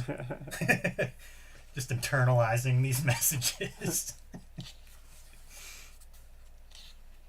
This is great. This is the group in Chicago that would meet, including, I think this might be Chris Ware's text piece, but talking about like all these cartoonists meeting up and just trying to entertain each other. There's your Chris Ware drawing, I'm sure. Yeah, man. And doing these mini jam comics and then running across the street, photocopying them, and then of course they end up on eBay. Right. Yeah, Klaus, Gary Lieb, Archer Pruitt, that would be Soft Boy, Mm-hmm. Chris Ware, Terry Laban, and Doug Allen, Steven. Those guys were all staples of those indie comics, like any of those anthologies, man. Blab, Snake Eyes, all that shit. I love this stuff, dude. Yeah, that part's really neat. These drawings, like, so bizarre. What's he even doing with that? All right. Just a character study? Right, that's some of the There you go. neatness of the organization. So those are press clippings, I guess, about different artists he likes. Dude, reviews, articles. Look at the narcissism. 6 volumes of stuff from about himself. In hindsight, I wish more artists would do that. Dan, we'll send you a DVD, man, of our interview with you. Put it in your little binder. These two on tour, Chris Ware and Dan Klaus. Man, the idea of Chris Ware parasailing or something is just, I can't get it out of my head. Hilarious.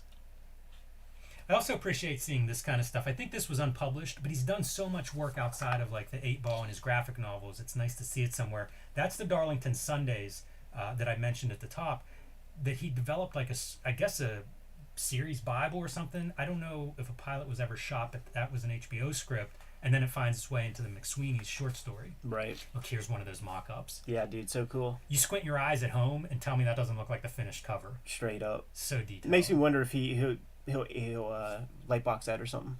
Yeah. Seeing that independently makes a lot of sense too. As its own kind of file or piece. Yeah, it stands out so well. This is a great page, and they go into detail about it. This idea of Wilson finally seeing like the power of, people see oceans and rivers and get moved, and at this moment's whenever he's seeing the raindrops coalescing in it, and he finally gets it. I want to go back and reread Wilson. Yeah, that's an episode. Like, we got to do that. We got to do Patience. We got to do Velvet Glove. We haven't done Velvet Glove. This Darlington Sunday's the pitch for it. It was only 4 pages in McSweeney, so not a whole lot to go on. Although I think it's set in Pittsburgh, which gotta love that part. But it's a family of detectives. How do you not greenlight that? Right. I don't care who it is, what medium. Dan Clow's doing a family of detectives. Yes, please. Yeah. Bill Hader should be on that. A lot of talk about Caricature and his reservations about it before it's released. And we've covered that story. It's one of his big stories. But you can see here, like, what's great about this book. Writing it in this draft format. Right. And then, refining it further. Yep. Yeah, we did an episode on thumbnails, and that's where that little blue post-it note comes from. Yeah, and if you read Clow's interviews and things, this is the that movie Lift. Remember, I always talk about that beneath what's the lake in California? Silver Lake. Beneath Silver Lake, it's that indie movie, and I swear it lifts stuff from a lot from David Boring, especially this scene. Right. Yeah, this is so memorable, man. Because that's like, it feels like such an authentic, like, teenage sex moment. Right. And feels very inauthentic if you see the movie after Yeah. you've read it. I was looking at this panel and trying to understand why this is such a good panel and gripping, because it's super simple. Right. Like it shouldn't work, and I think it kind of decodes his art and what makes it work. Those big heavy lines, the iconic kind of treatment of everything, really impressive. But what I was saying about the thumbnails, if you read a lot of Clow's interviews, he talks about writing process changing a lot from story to story. Right. So it's kind of cool to see the thumbnails for caricature and see like, oh, writing them in layouts, which is not the way I think he always works, but just something that, that time. Again, another one of the how to use photo reference. Right. And David Boring, again, just a matter of time before we cover that. Yeah. You got the issues of that, right? Yeah, I do. Yeah. Yeah, that one's written about in here too, and they kind of describe it as almost like genre defying, trying to describe that story. It's true, man. It's It true. is Like true. like when I read it, I'm like the thing is you stay completely engrossed, and then it ends. That's when I started reading Clow's, and it was partway through the serialization. I can't remember if 2 parts were out or just one, but I was then buying it in real time of like, I gotta read the next chapter. Right.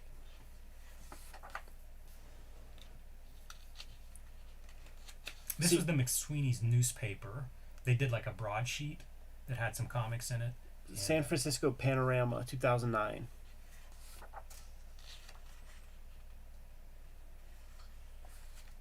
Ken Peril, his Dan Clowes' very own Harry Neighbors. Boy, Ice Haven was one of those revelations, and that was around Mocha time.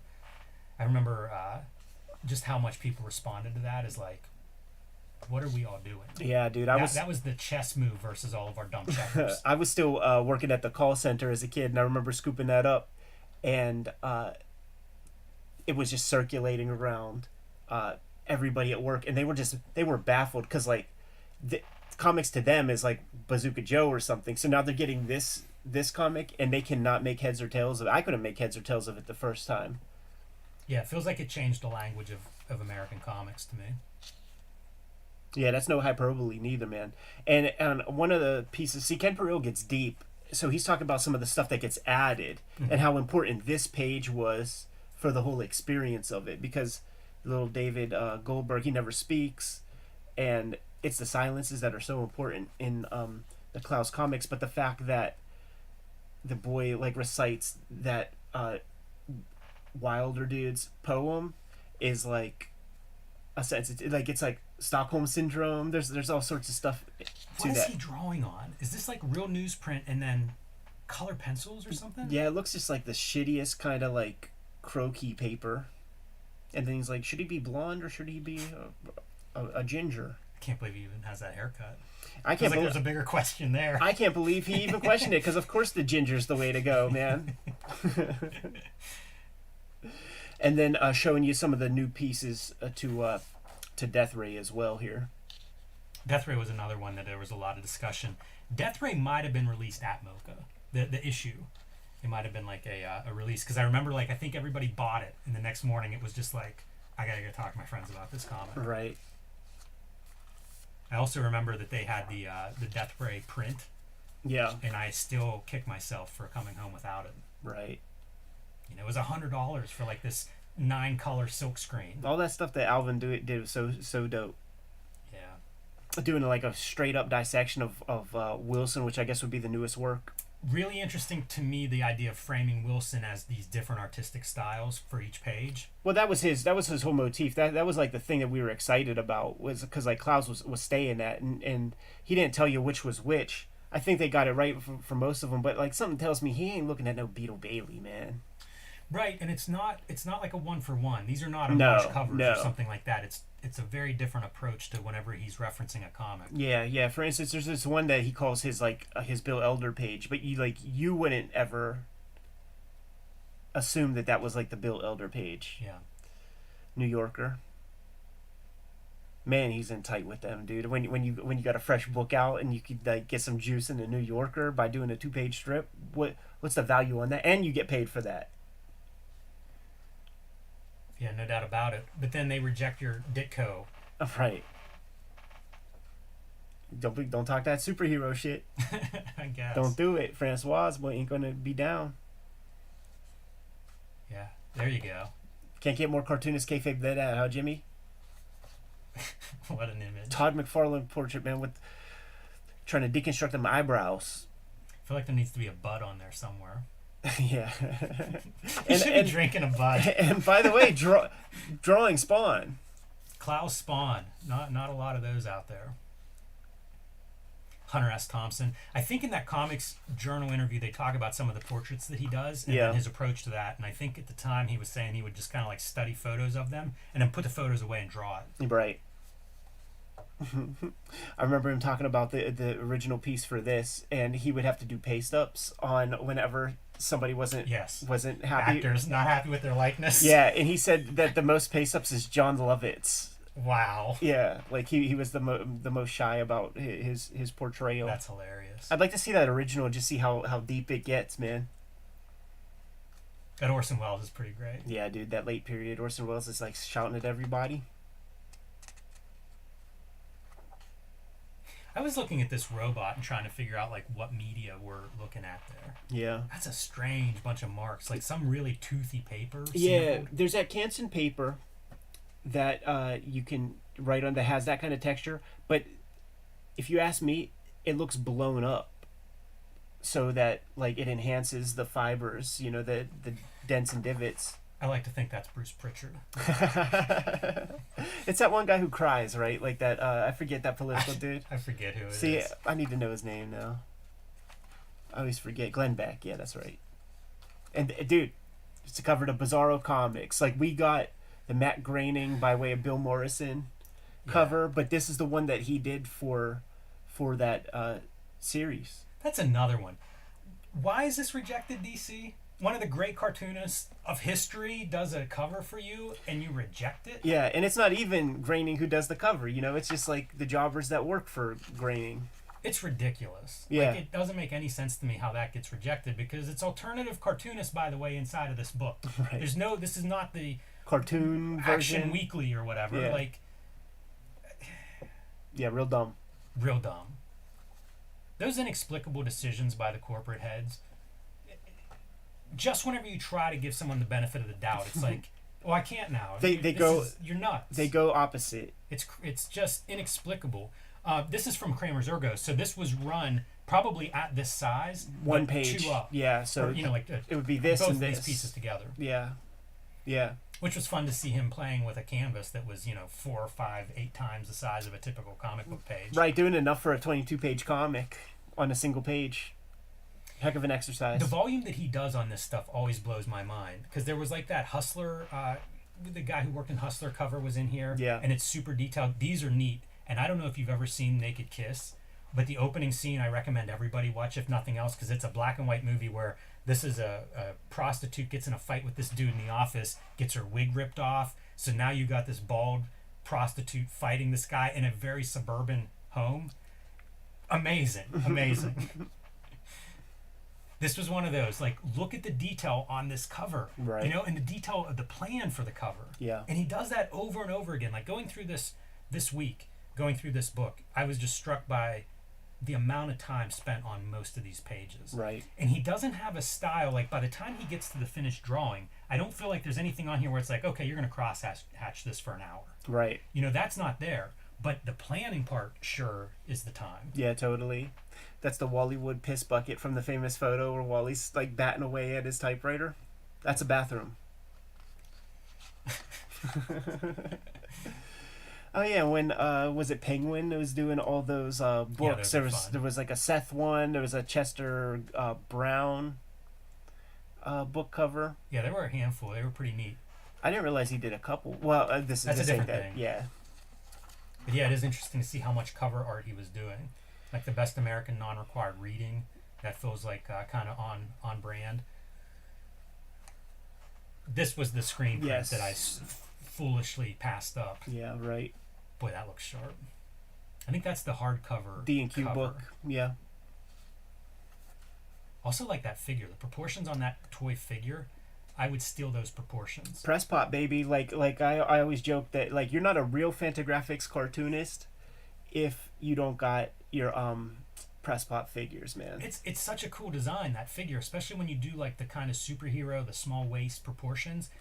that design really pops. Yeah, for and sure. also the colors are absurd.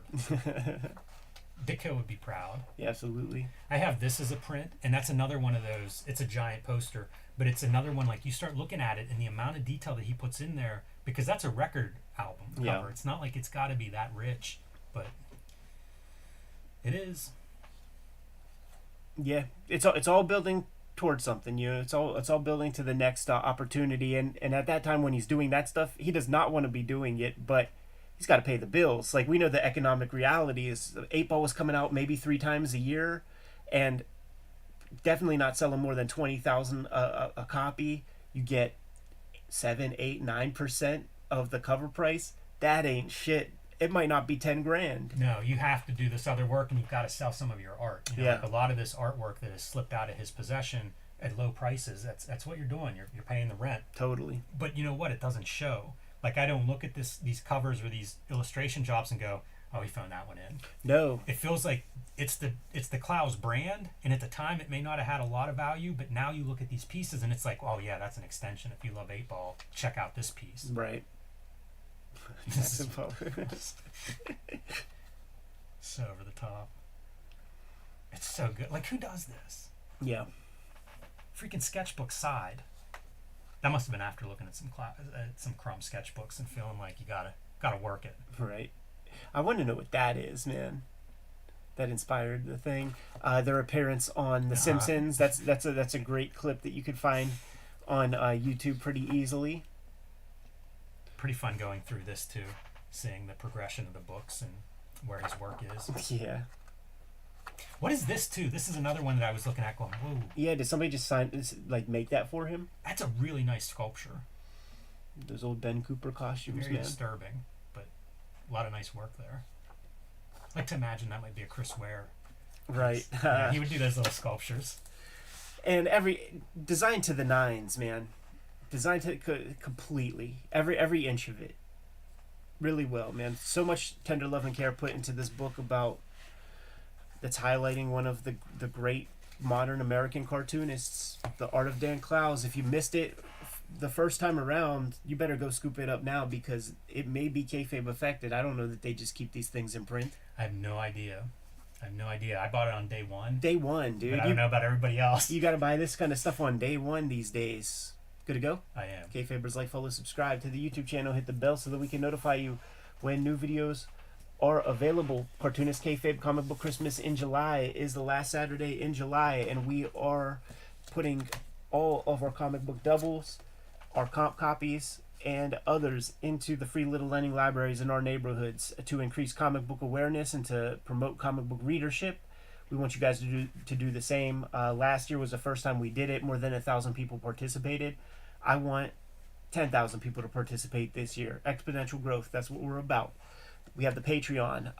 The King Kayfabers on the Patreon get these videos before anybody else, and that mitigates the kayfabe effect. They also have access to this live recording stream that we are doing.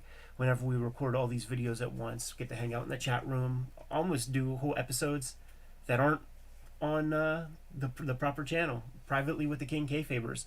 But the vids are brought to you by the books that we make, and the Hip Hop Family Tree Omnibus is coming to you this Christmas. It's collecting all 4 volumes of Hip Hop Family Tree and 140 pages of additional material. Put in your pre-orders now. We have just sent it off to print, so it is now limited in terms of those who are getting the first printings. Not the last holiday piece I'm putting out this year. The X-Men Grand Design trade paperback is coming to you this year. There's a volume out of print of X-Men Grand Design, so this is your at once. And Red Room is my current comics project. 2 trade paperbacks of that are out there right now. Crypto Killers is the latest and final season of Red Room. Issue 3 is forthcoming, coming out the last Wednesday of July, and that's going to have a backup feature that kind of shows you a proto version of my daily comic strip characters. So I consider that to be a hot key. Make sure you get your hands on that. Jimmy, what do you have? Street Angel Princess of Poverty will be my next book release from Image Comics. It'll be out this fall. You can pre-order that now in some locations. And it is the set piece for Deadliest Girl Alive, which Image just reissued in a trade paperback. So no overlap there, but together they'll collect all the Street Angel comics that I have ever made. Hulk Grand Design and the Plain Janes also available right now. And my latest self-published comic, True Crime Funnies. I've actually sold out the print edition, although a reprint is coming. But if you can't wait for the reprint, you can read all of my comics and all of my upcoming comics on patreon.com/JimRugg, or you can get the PDFs on my website. Jimmy, tell the people some other ways that they can support the Cartoonist Kayfabe channel. You can subscribe to the Cartoonist Kayfabe e-newsletter. Below this video is a link. You can also pick up t-shirts, hats, mugs, merchandise, stickers, and so on. Also below this video at our Spreadshop link. There you have it, guys. Those are your marching orders. Keep the lights on in the Kayfabe studios. Give them those marching orders, Jimmy. We'll be on our way. Make more comics.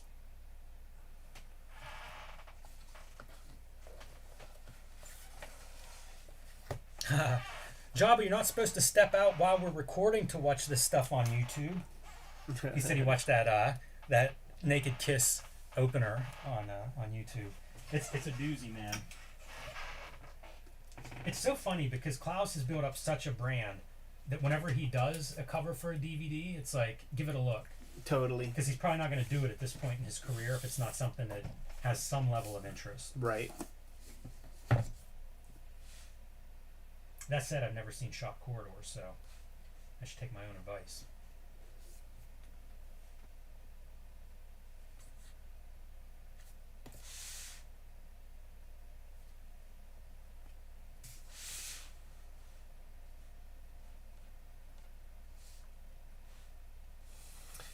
Last book is The Art of Jaime Hernandez.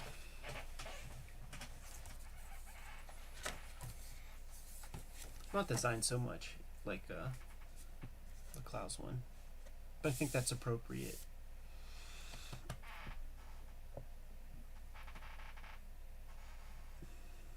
Good to go.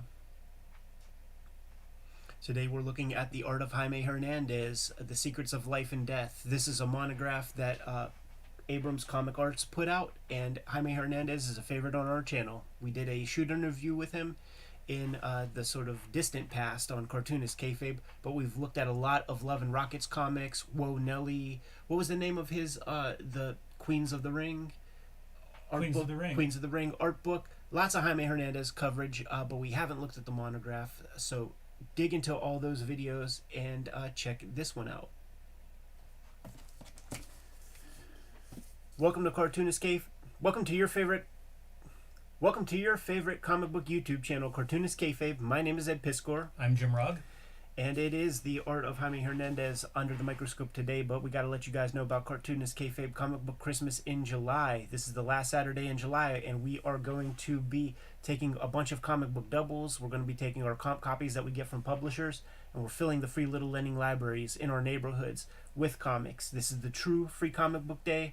Last year, more than 1,000 people participated in the event. This year, we hope that more than 10,000 people participate in it and help increase comic book awareness. The King Kayfabers on our Patreon get all of these videos before anybody else, thus mitigating the kayfabe effect. And without further ado, Jimmy, let's take a look at The Art of Jaime Hernandez, The Secrets of Life and Death, by Todd Hignite, intro by Ellison Bechdel, Charlie Kochman, editor over there at Abrams Comic Arts. Doing the Lord's work with these beautiful art monographs. Did they just not sell? Because like they were doing them one every year, and then they just quit doing it. I'll tell you what, if that's the case, then all of you guys watching, if you don't have them, you may be able to pick them up for a good price. It's designed much more kind of simplistically than, for instance, the Klaus one, but it's so appropriate because Jaime is such a pen and ink guy. He's a comic maker. He doesn't do too much outside stuff, and I love these end papers where you have I do too. the pencil sketch, and then you have that sublime finish, and you see what it turns into. Like, absolutely let's hold it stunning. up there, right there, like that. That's fucking cool as hell. It's amazing to me how different the pencils to the inks are. Right. Because sometimes, like inkers are called tracers, but in this case, like both versions just drawing. Absolutely. Just by one of the master drawers. And one of the unsung heroes in this, I believe, is Jordan Crane, who helped with some of the production and getting some of the detail shots or getting the artwork to look the best it can in reproduction. Yeah, nice. Yeah, because like to this day, I don't think that these guys, Jaime or Gilbert, I don't think they scan anything. Like I was at the Fantagraphics house when a copy of an issue of Blubber came in like a well padded manila envelope that contained all the original artwork. This is Jaime's Sunday Funnies New York Times page. Weekly strip that was in the Sunday paper, and I believe it was reprinted in one of the volumes of one of the Love and Rockets series, maybe issue 1 of the Squarebound. Yeah, I can't remember which number, but yeah, it was definitely reproduced there. And colors on this, Steve Wiseman, and I'm sure working closely with Jaime. Yeah, some LA, Los Angeles. some LA boys, Hollywood kids.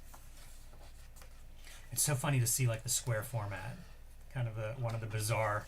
Yeah, there would have been a masthead up there, and then it became that design challenge of like, how do we print this stuff? How do we publish this stuff? So each of the different volumes looks so different. Like, I don't know that the Seth one ever got printed. I'm not sure, but the landscape, Mr. Wonderful, was Dan Clowes.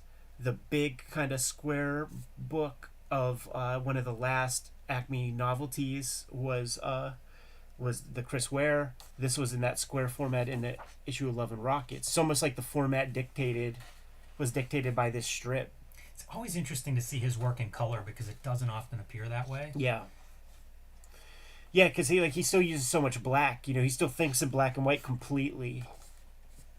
But they do well in doing the flat color, which just makes that black another color. The only way. Yeah. It's the only way. And this is the stuff that's so much fun in this book. Yeah. It's weird to say that. It's almost like the non-comic stuff is the fun, but it really is. It's where you get behind the scenes of how things develop, and they do a good job, I think, of tying it in. Like we just saw a bunch of family photos of young Hernandez and his brothers, and then you get to see him doing kid strips. Totally. Look at this stuff, dude. Oh, jeez. As a kid, I mean, this is a virtuoso talent. It like really we're going to is. see stuff that he did as a kid, and this is strong work. If you see a kid do something like this, it must be nurtured. Like this is a unicorn behavior. Look, man, it's the death ray. Yeah, totally. Yeah, totally. I'm seeing all kinds of characters, man, like Wonder Twins and Flintstones characters. This is really neat to me too. Is I feel like these guys have been talking. The Hernandez brothers have been talking about these various influences that were so far outside of the norm of what people had respect for. Maybe not, Uncle Scrooge and Carl Barks. But I think by and large, like people weren't going Herbie or Archie is like something of virtue, especially in like mainstream comics. Totally. And it's caught up. Like they've been talking this way forever, and now we accept it and recognize, like, okay, yeah, Harry Lucy, and you find these places that make sense. But they were always the guys that were championing that. How cool, man! It's neat. Just such a solid cartoonist from day one. Yeah. And then just getting deeper and deeper. I was gonna say, you go from like the kid version of his character designs to like, okay, the older version now as he's getting further along in his life and his draftsmanship. This is them trying to break into fanzines. Yeah, and once again, wrestling. It's the stuff that it just wasn't cool for so long, but didn't stop them from engaging with it. Right. And now it's kind of caught up. This is one of my favorite pieces in the whole book, dude. Just a total mind-blowing drawing. Composition notebook. Yeah, it's like Christopher Lee from the Hammer movies, 1976. We all got these notebooks when we were kids. You're handed out your little composition notebook. Even using like, I got a little bit of space here at the bottom. It shouldn't be that good at that age. Right. Like it really shouldn't. We all had those notebooks, and none of us had notebooks that looked like that. And you know what, man? This is gorgeous. Like this could be published. We were looking at an issue of Comics Journal, and one of the ads was talking about fanzines for Rocket's Blast, and I realized it was Rocket's Blast. Jaime mentions in our shoot interview that is where his first printed works show up. He's a very singular talent too, in that from early on you can see his hand. Absolutely. It goes on to mature a bit, right? But it's still like it's recognizable. Totally. And it's kind of the way he does storytelling. Like he's always stuck with those characters. When he does the New York Times piece, it's still going to kind of fit within his continuity, his life work. Yeah. Yeah, it's astounding. Man, dude, he gave me one of these things. We did a video on the proto works of all our favorite cartoonists. Gave me one of those things, man, and I shook like a girl. Yeah, that's a holy grail. Memphis, Tennessee. Never forget it. Jerry Lawler was within eyeshot. Did you hold it up in front of Jerry Lawler? And Look what I got, Jerry. And he was like, "Kid, fuck you! I got the Batmobile right here." Yeah, I'm riding home in the Batmobile. I love these comics. This is why I like this volume so much for just so much proto material. Like, check this out. In the old fanzines, dude, draw Nova, Marv Wolfman's character. It wasn't until he gave it to Marvel. Yeah, I guess so. If it's in '81. Some Alex Toth. I love seeing like these pulls of the cartoons and the cartoonists that influence him. Yeah, and you see it and it makes so much sense. 100%. The old house ad. Also, the images of these guys, they seem so cool. They don't seem like they should be in comics. Far cooler than like anybody in comics. Far cooler. With far cooler influences and not try to put it into the book, man. So that's what gives it its rich context. Spare lines, but still got that lighting, you know? Pretty astounding. There goes your Pettibone joint, man. The Nervous Breakdown EP. Great record. We would not know who Black Flag is if it wasn't for the Pettibone artwork. And there's the Bros version, man. The Jaime version. We've done up to issue 4 of Love and Rocket so far, man. I'm sort of inspired to pull another one off the rack, Jimmy. Yeah, I think that'd be good. Long overdue. With them dangly earrings, dude. From issue 2. I read and reread those issues so many times. I just love that this old work is sprinkled throughout. You know, we're nearly at page 100 and we're getting stuff that we just have never, ever, ever, ever seen before. Yeah, what a prodigy that he's doing that kind of work early on. And it's neat to see a flyer like this that's your black and white photocopy on red paper. Right. Super simple and cheap. Going to become the greatest comic book cover formula, you know, of all time. Totally. But you can kind of see it there. The Right. germ of the idea.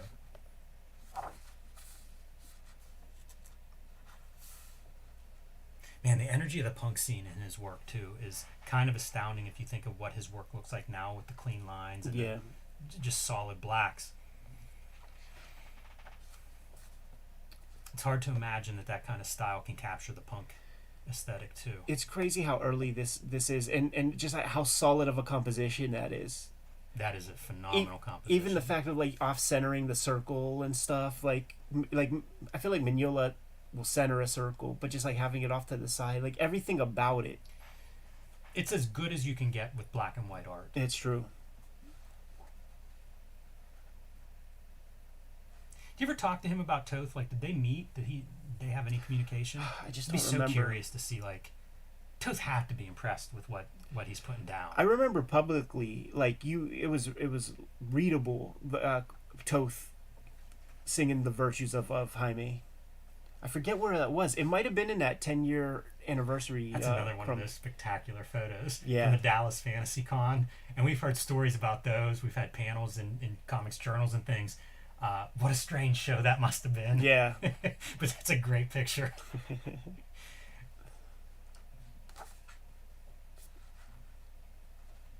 And you know, to this day, man, like you know, it's been a couple of years since I was at a convention with Jaime, but pulls out a fucking wadded up notebook paper with the issues of like Archie and Dennis the Menace that he doesn't have that he needs, and that's what he's looking for. I wonder how big that collection is. You see it in photos sometimes, man, and it's like, you know, it's a couple of half boxes like on a rack over yonder.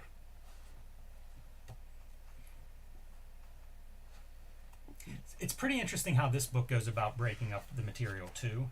Like the idea of these different stages in his career. I kind of Yeah. like seeing that. And of course, Death of Speedy, one of the all-time great comics. This is one of those pages that like we should see the whole page, because like the top, like it was one of those real cool things where like the black of this fades into the black of this, and then the black of this fades into, I think it's like a gas station or something, if I remember right. I think Klaus owns that. And there it is. Yeah, dude. Like I say, for my money, as good a cover as exists. So much going on here, dude. Like the pivot of the feet, like the weight distribution of that character. The black of the pants going into the black of the nightclub. Absolutely, and getting broken up by things like these hands, or like a hand coming up there.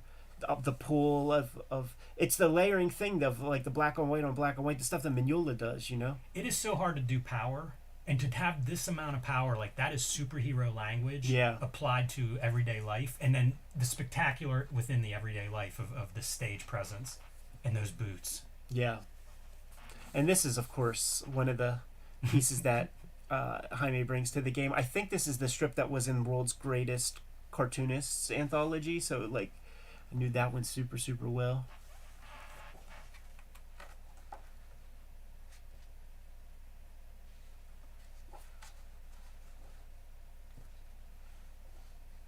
We've talked a lot about the visual language. Oh, here we go. This is awesome. That's a small setup. Very humble, you know, like it doesn't need a lot of opulence, doesn't need a lot of bells and whistles. And he says like half of those art tools he doesn't even use. Like everybody, right? Like Yes, I mean, I see totally. a hole punch, and a lot of it's just regular ass pencils, Yeah. Sharpies. We're gonna get to those the tools that are used, but like I remember talking. Here we go. Like what a page. These kinds of pages are so important to me. Like just seeing like what is used. Yeah, man. Synthetic brush just to fill blacks, keeps a cap on it. Little whiteout brush. The various exact rapidographs that he uses, and dude uses them well, dude, because like the rapido part is rubbed off. Yeah, it has two of the green ones. I think are the lettering. It might be gray. Yeah, Is it's that two lettering. different ones. But yeah, he has like one is for borders, one is for lettering. Yeah. This I love these pages when you see them in progress. This is an unused page, so maybe the progress was I'm done. But you'll see a lot of his in progress pages, and this is what they look like. Like he's inking all over the page, and he's even doing stuff that's like he's inking while other things are not put down in pencil yet. Yeah, That blows my mind. That can Absolutely. be done that way. totally. And he talks about it like he'll put pages down for a long time, pick them up, ink the fun parts, save the wax stuff for last. Like he's got a whole method, and when he explains the method, if it wasn't Jaime Hernandez saying it, it would sound like just those guys, the pothead on the couch talk that like has grand ideas and accomplishes nothing. The dude has been solidly working 40 plus years.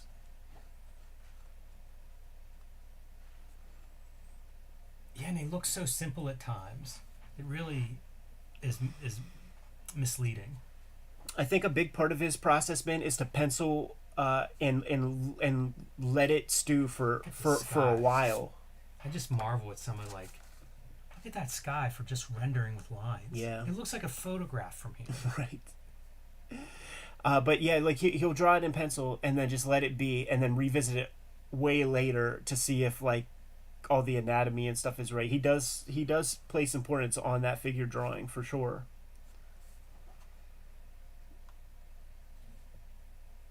This is one of those super cool things, man.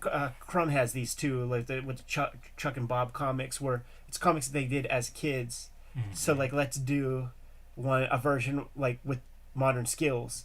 What's crazy is like the whoosh and stuff. Like that lettering is the same lettering in like Love and Rockets 1. Yeah. Yeah, it always surprises me whenever you see any element from like a young age that translates. And then look at this Portman by Isabella Rubin. So he had his own kayfabe staff or something in his comics.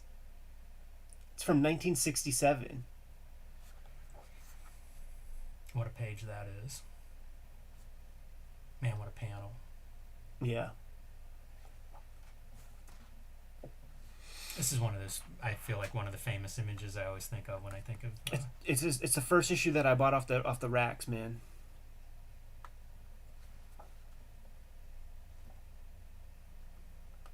I think Wig Wham Bam was my first book. Yeah. You got a trade? Mm-hmm.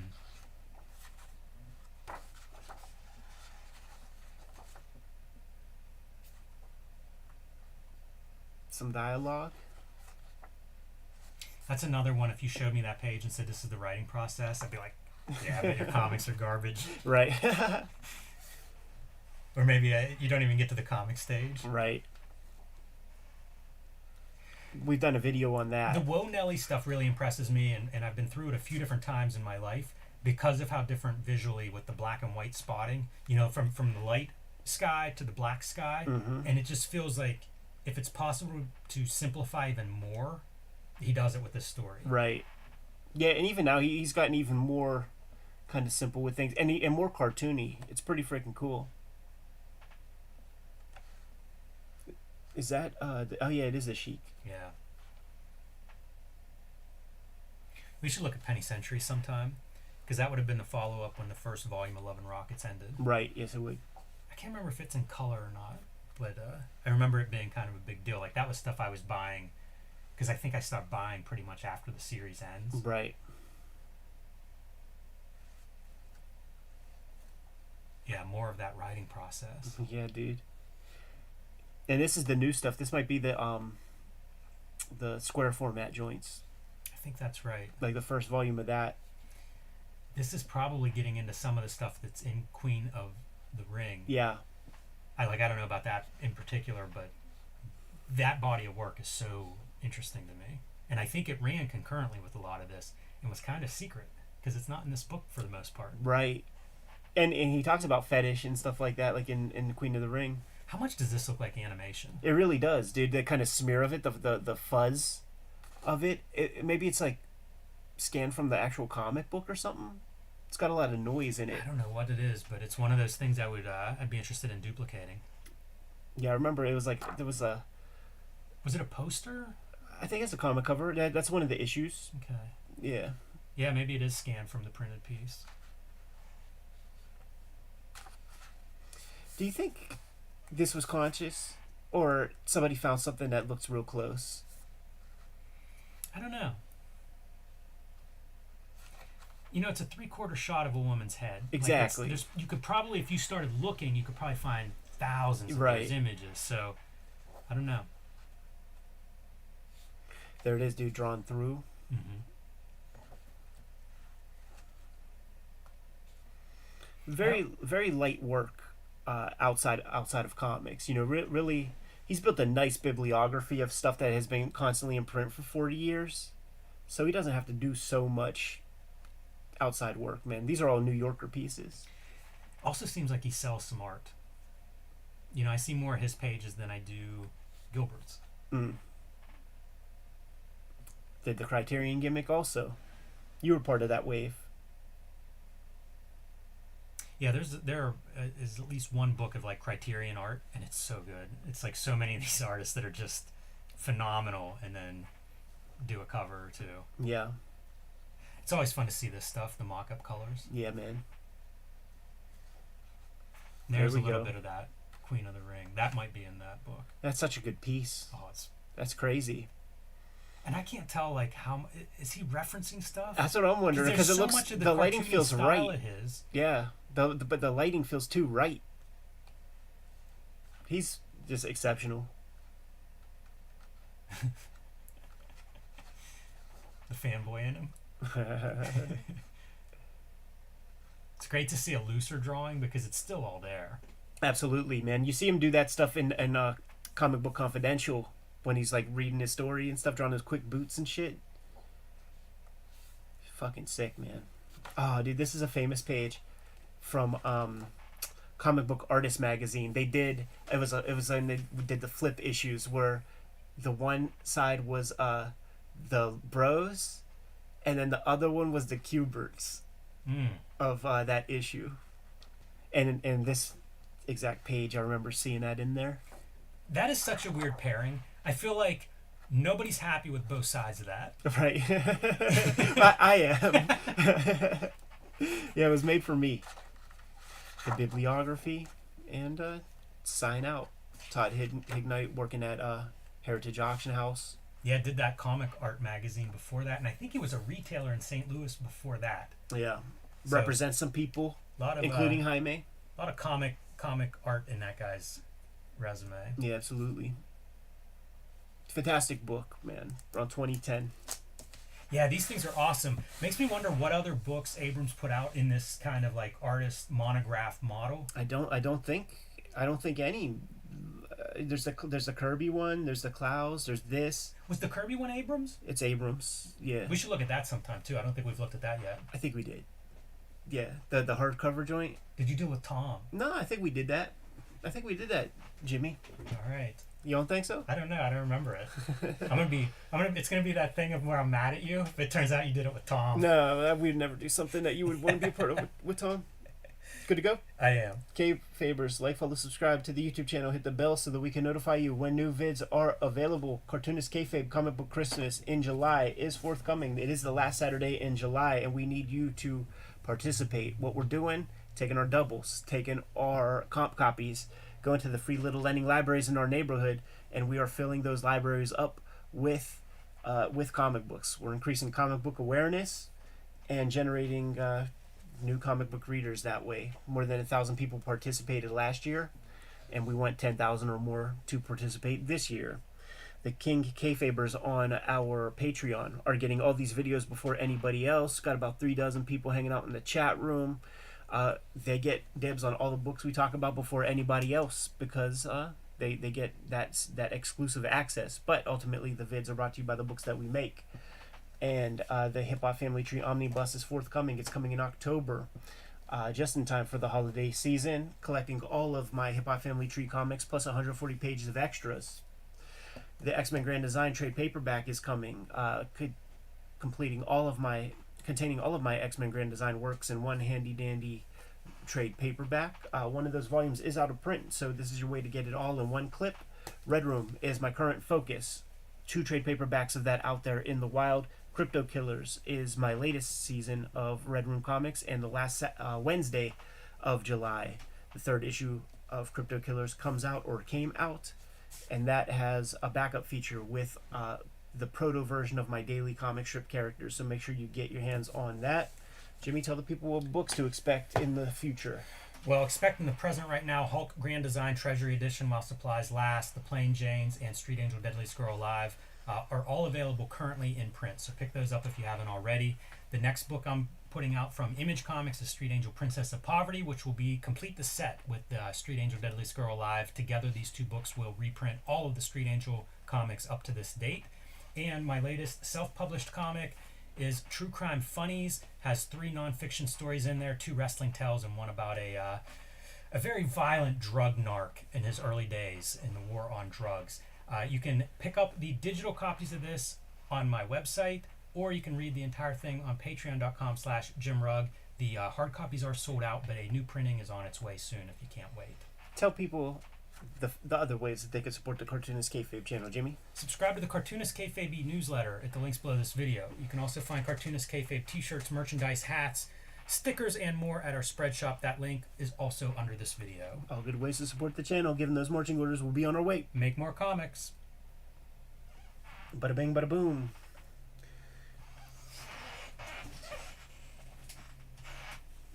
All right, King Kayfabers. So I think I think if all goes as planned, Jimmy's got a little trip coming up, and I think on Monday, my boy Brian Moss is gonna be co-host, and when he comes into the mixture, like, he's got a lot of shit that me and Jimmy just do not have.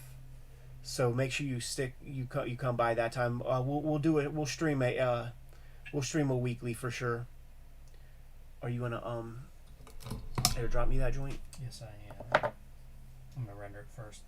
Hey Java, you mentioned the Tell Me Something I Don't Know episode. Do you have an archive of those things? Because I don't. Right. I have a couple of episodes, but I don't have a full run of it. It's crazy how like the internet is not permanent. Like, all that bullshit that we've all heard, man, it is not permanent. No. By any stretch. And you know one of the things that's real sad, and you gotta let me finish before you stop me, man. But like, Kevin Smith has that Fat Man on Batman show, and it's not called that anymore because I guess they took Batman out of the title just for marketing or whatever.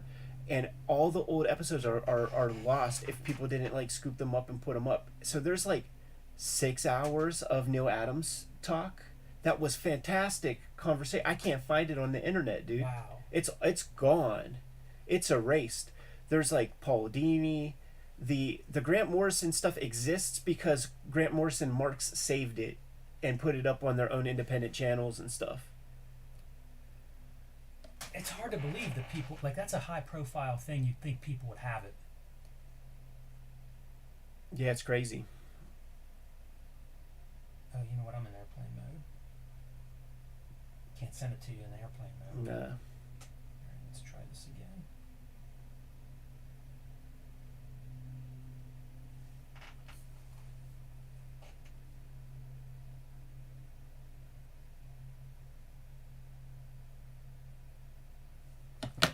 I'll take it here.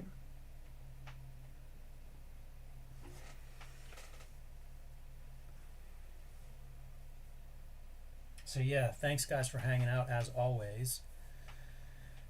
I am not going to be at CXC this year, and it bums me out because I think that's Klaus's only appearance. Right, yeah. But that's the way it goes, man.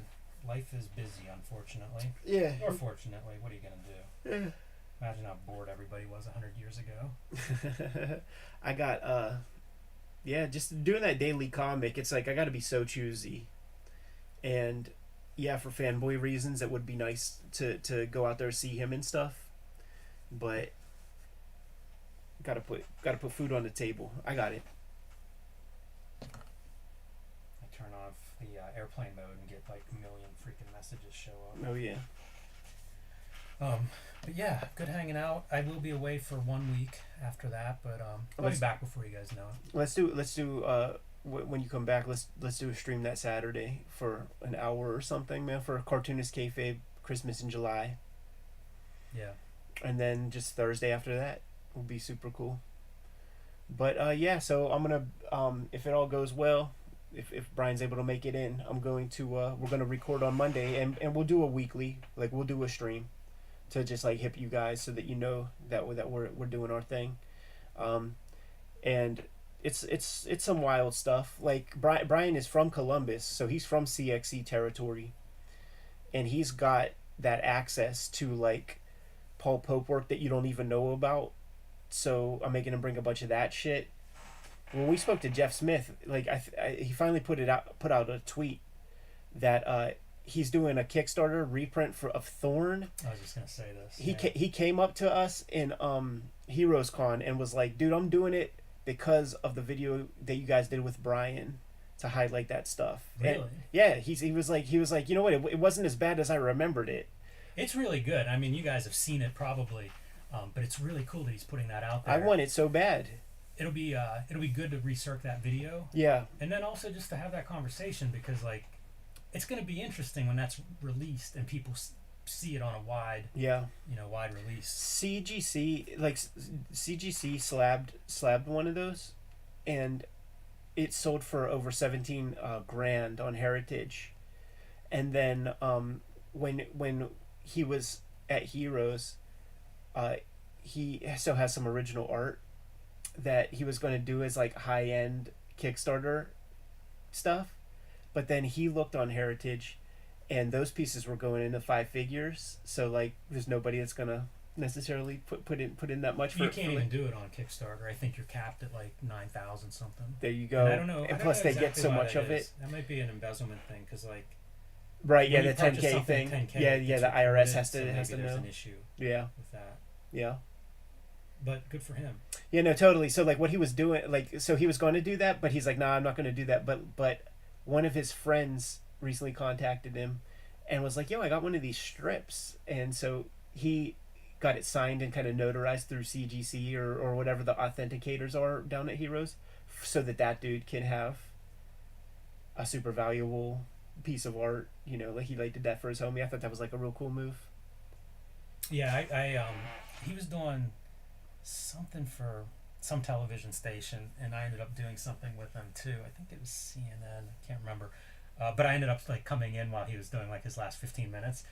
He's fantastic. Yeah. He's such a good talker, but he was drawing and telling stories, and it was like, it felt like something that I would have watched as a kid and just eaten up. Yeah. But I got to see it in person, so yeah, pretty awesome. Yeah, that's so cool, man. There was one time I was doing a thing for, I don't even know if this still exists, but it seemed like a real just startup thing. It was Lionsgate had a channel. I don't know if it was a streaming channel or if it was just like on Virgin Airlines or something like that.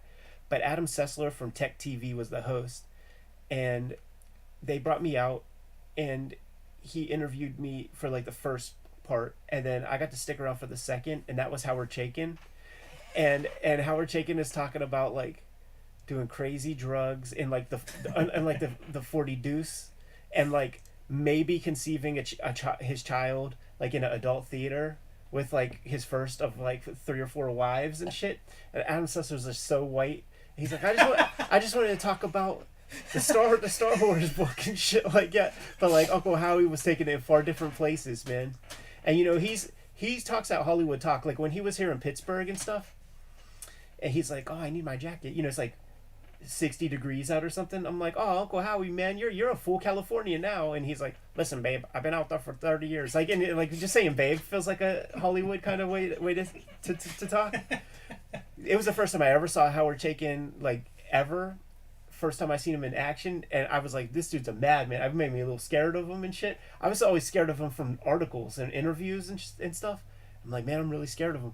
But super cool guy. Yeah, it's amazing the reputations people have, because like the whole Fantagraphics crew, I used to be like, I can't even, like, I don't want them to know me, Totally. to see me, Totally. and then like you meet them all, and I guess they're older, so probably that helped. I think they were always like sweet people in person. It's just Probably. that They're typewriters, man. It was like razor blades. Yeah, totally. And Uncle Gary walked around with mace and stuff for years. You know, he's a small dude, but I think he boxes and shit. But he's still kind of small dude, so I think he walked around with like less lethal ammunition type shit. I wonder if he has any stories of like a cartoonist really coming at him. Yeah, I bet not physically. Probably not. Yeah. It's hard to imagine that, but it does feel like there are those guys, you know, it'd be like Harlan Ellison or something. Yeah, listen, I mean, he's got plenty of those stories and stuff. But I signed off for I didn't sign an NDA, so I could kind of talk about it, I guess. I didn't say I can't, but they're seeking funding. The people who made the Hernandez brothers documentary for PBS, they're seeking funding to do Fantagraphics proper. So I signed off on that stuff, but I had to give them some notes, man, because I don't know if you saw the Love and Rockets thing. It's cool, it's fine, but they speak with so many NPCs, you know, of just like academics, and just because they're like Hispanic or whatever, and I put in the note like, yeah, I signed off on this all good, but please have more people with skin in the game, like as contributors. And then I put 1 Dan Clowes equals 15 academic civilians. And the dude hit me up. He's like, I agree. And I guess Clowes was getting his son ready for college, and there was just like things like they couldn't bring the crew. They didn't have the money to bring a crew to Oakland, and he wasn't going out there and stuff. But it's not happening. But like it's in the process, and it was so like I was thinking I want that. I want that, dude. Someone. Man, and the visuals that can go with it. Totally. You know, 'cause that's like the thing with docs is like how do you make it look good depending on the subject. Yeah. But if your subject is Fantagraphics, like yeah, you've got 50 years of art to be showing. Absolutely, man. You don't have to show any of these pasty cartoonists.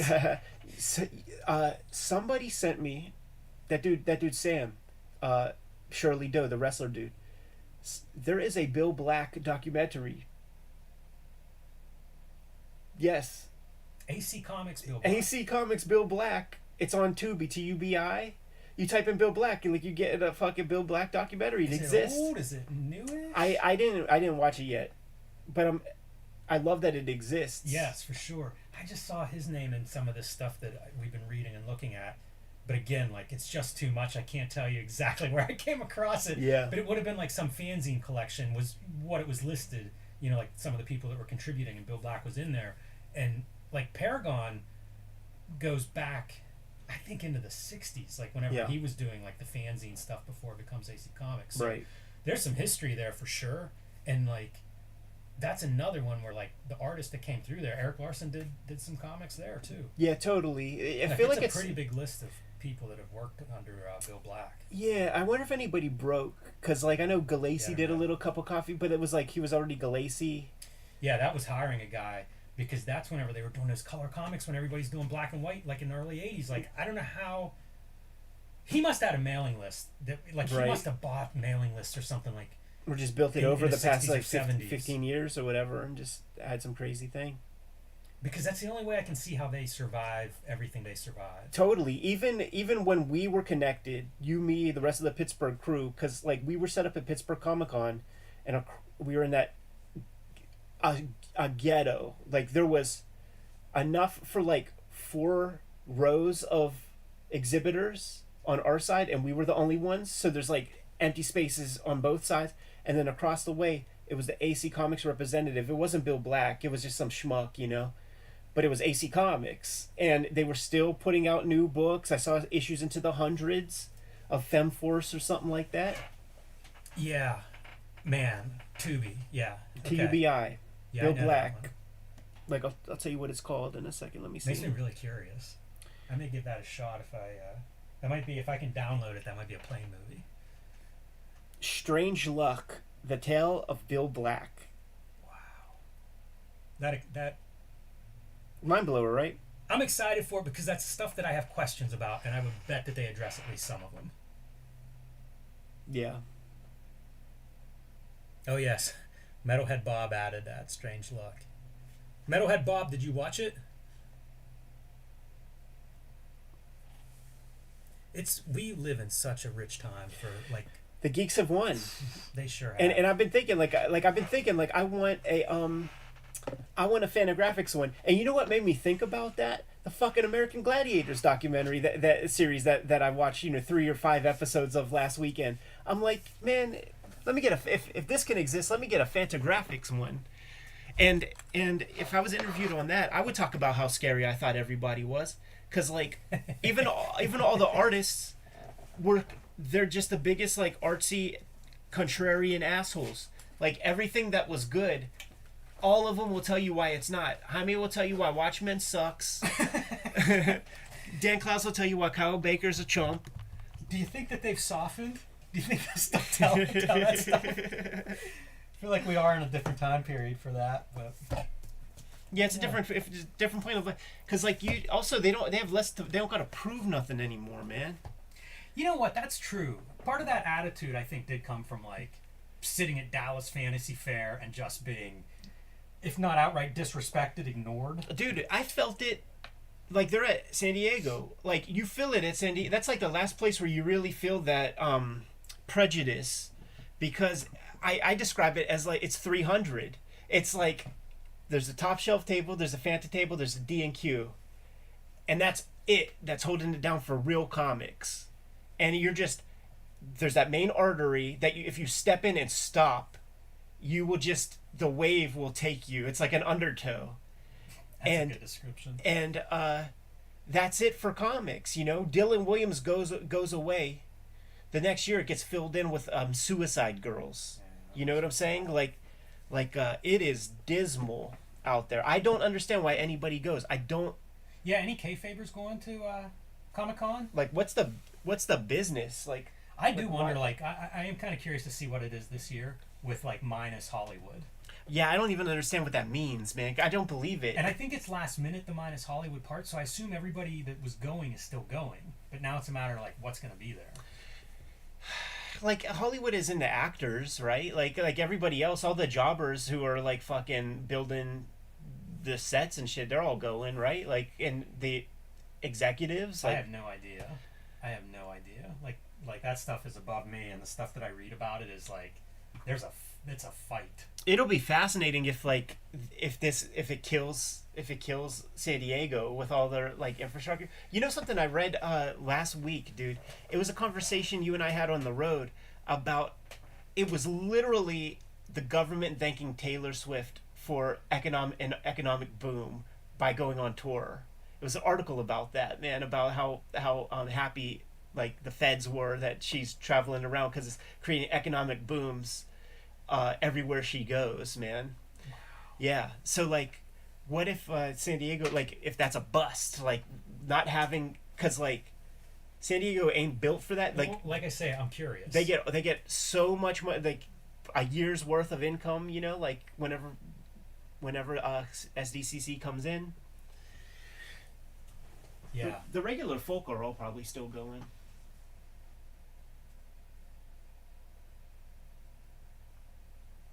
Super cool kicking it with you guys. I think we're going to split Yeah, that's it for me. and go divvy up these edits.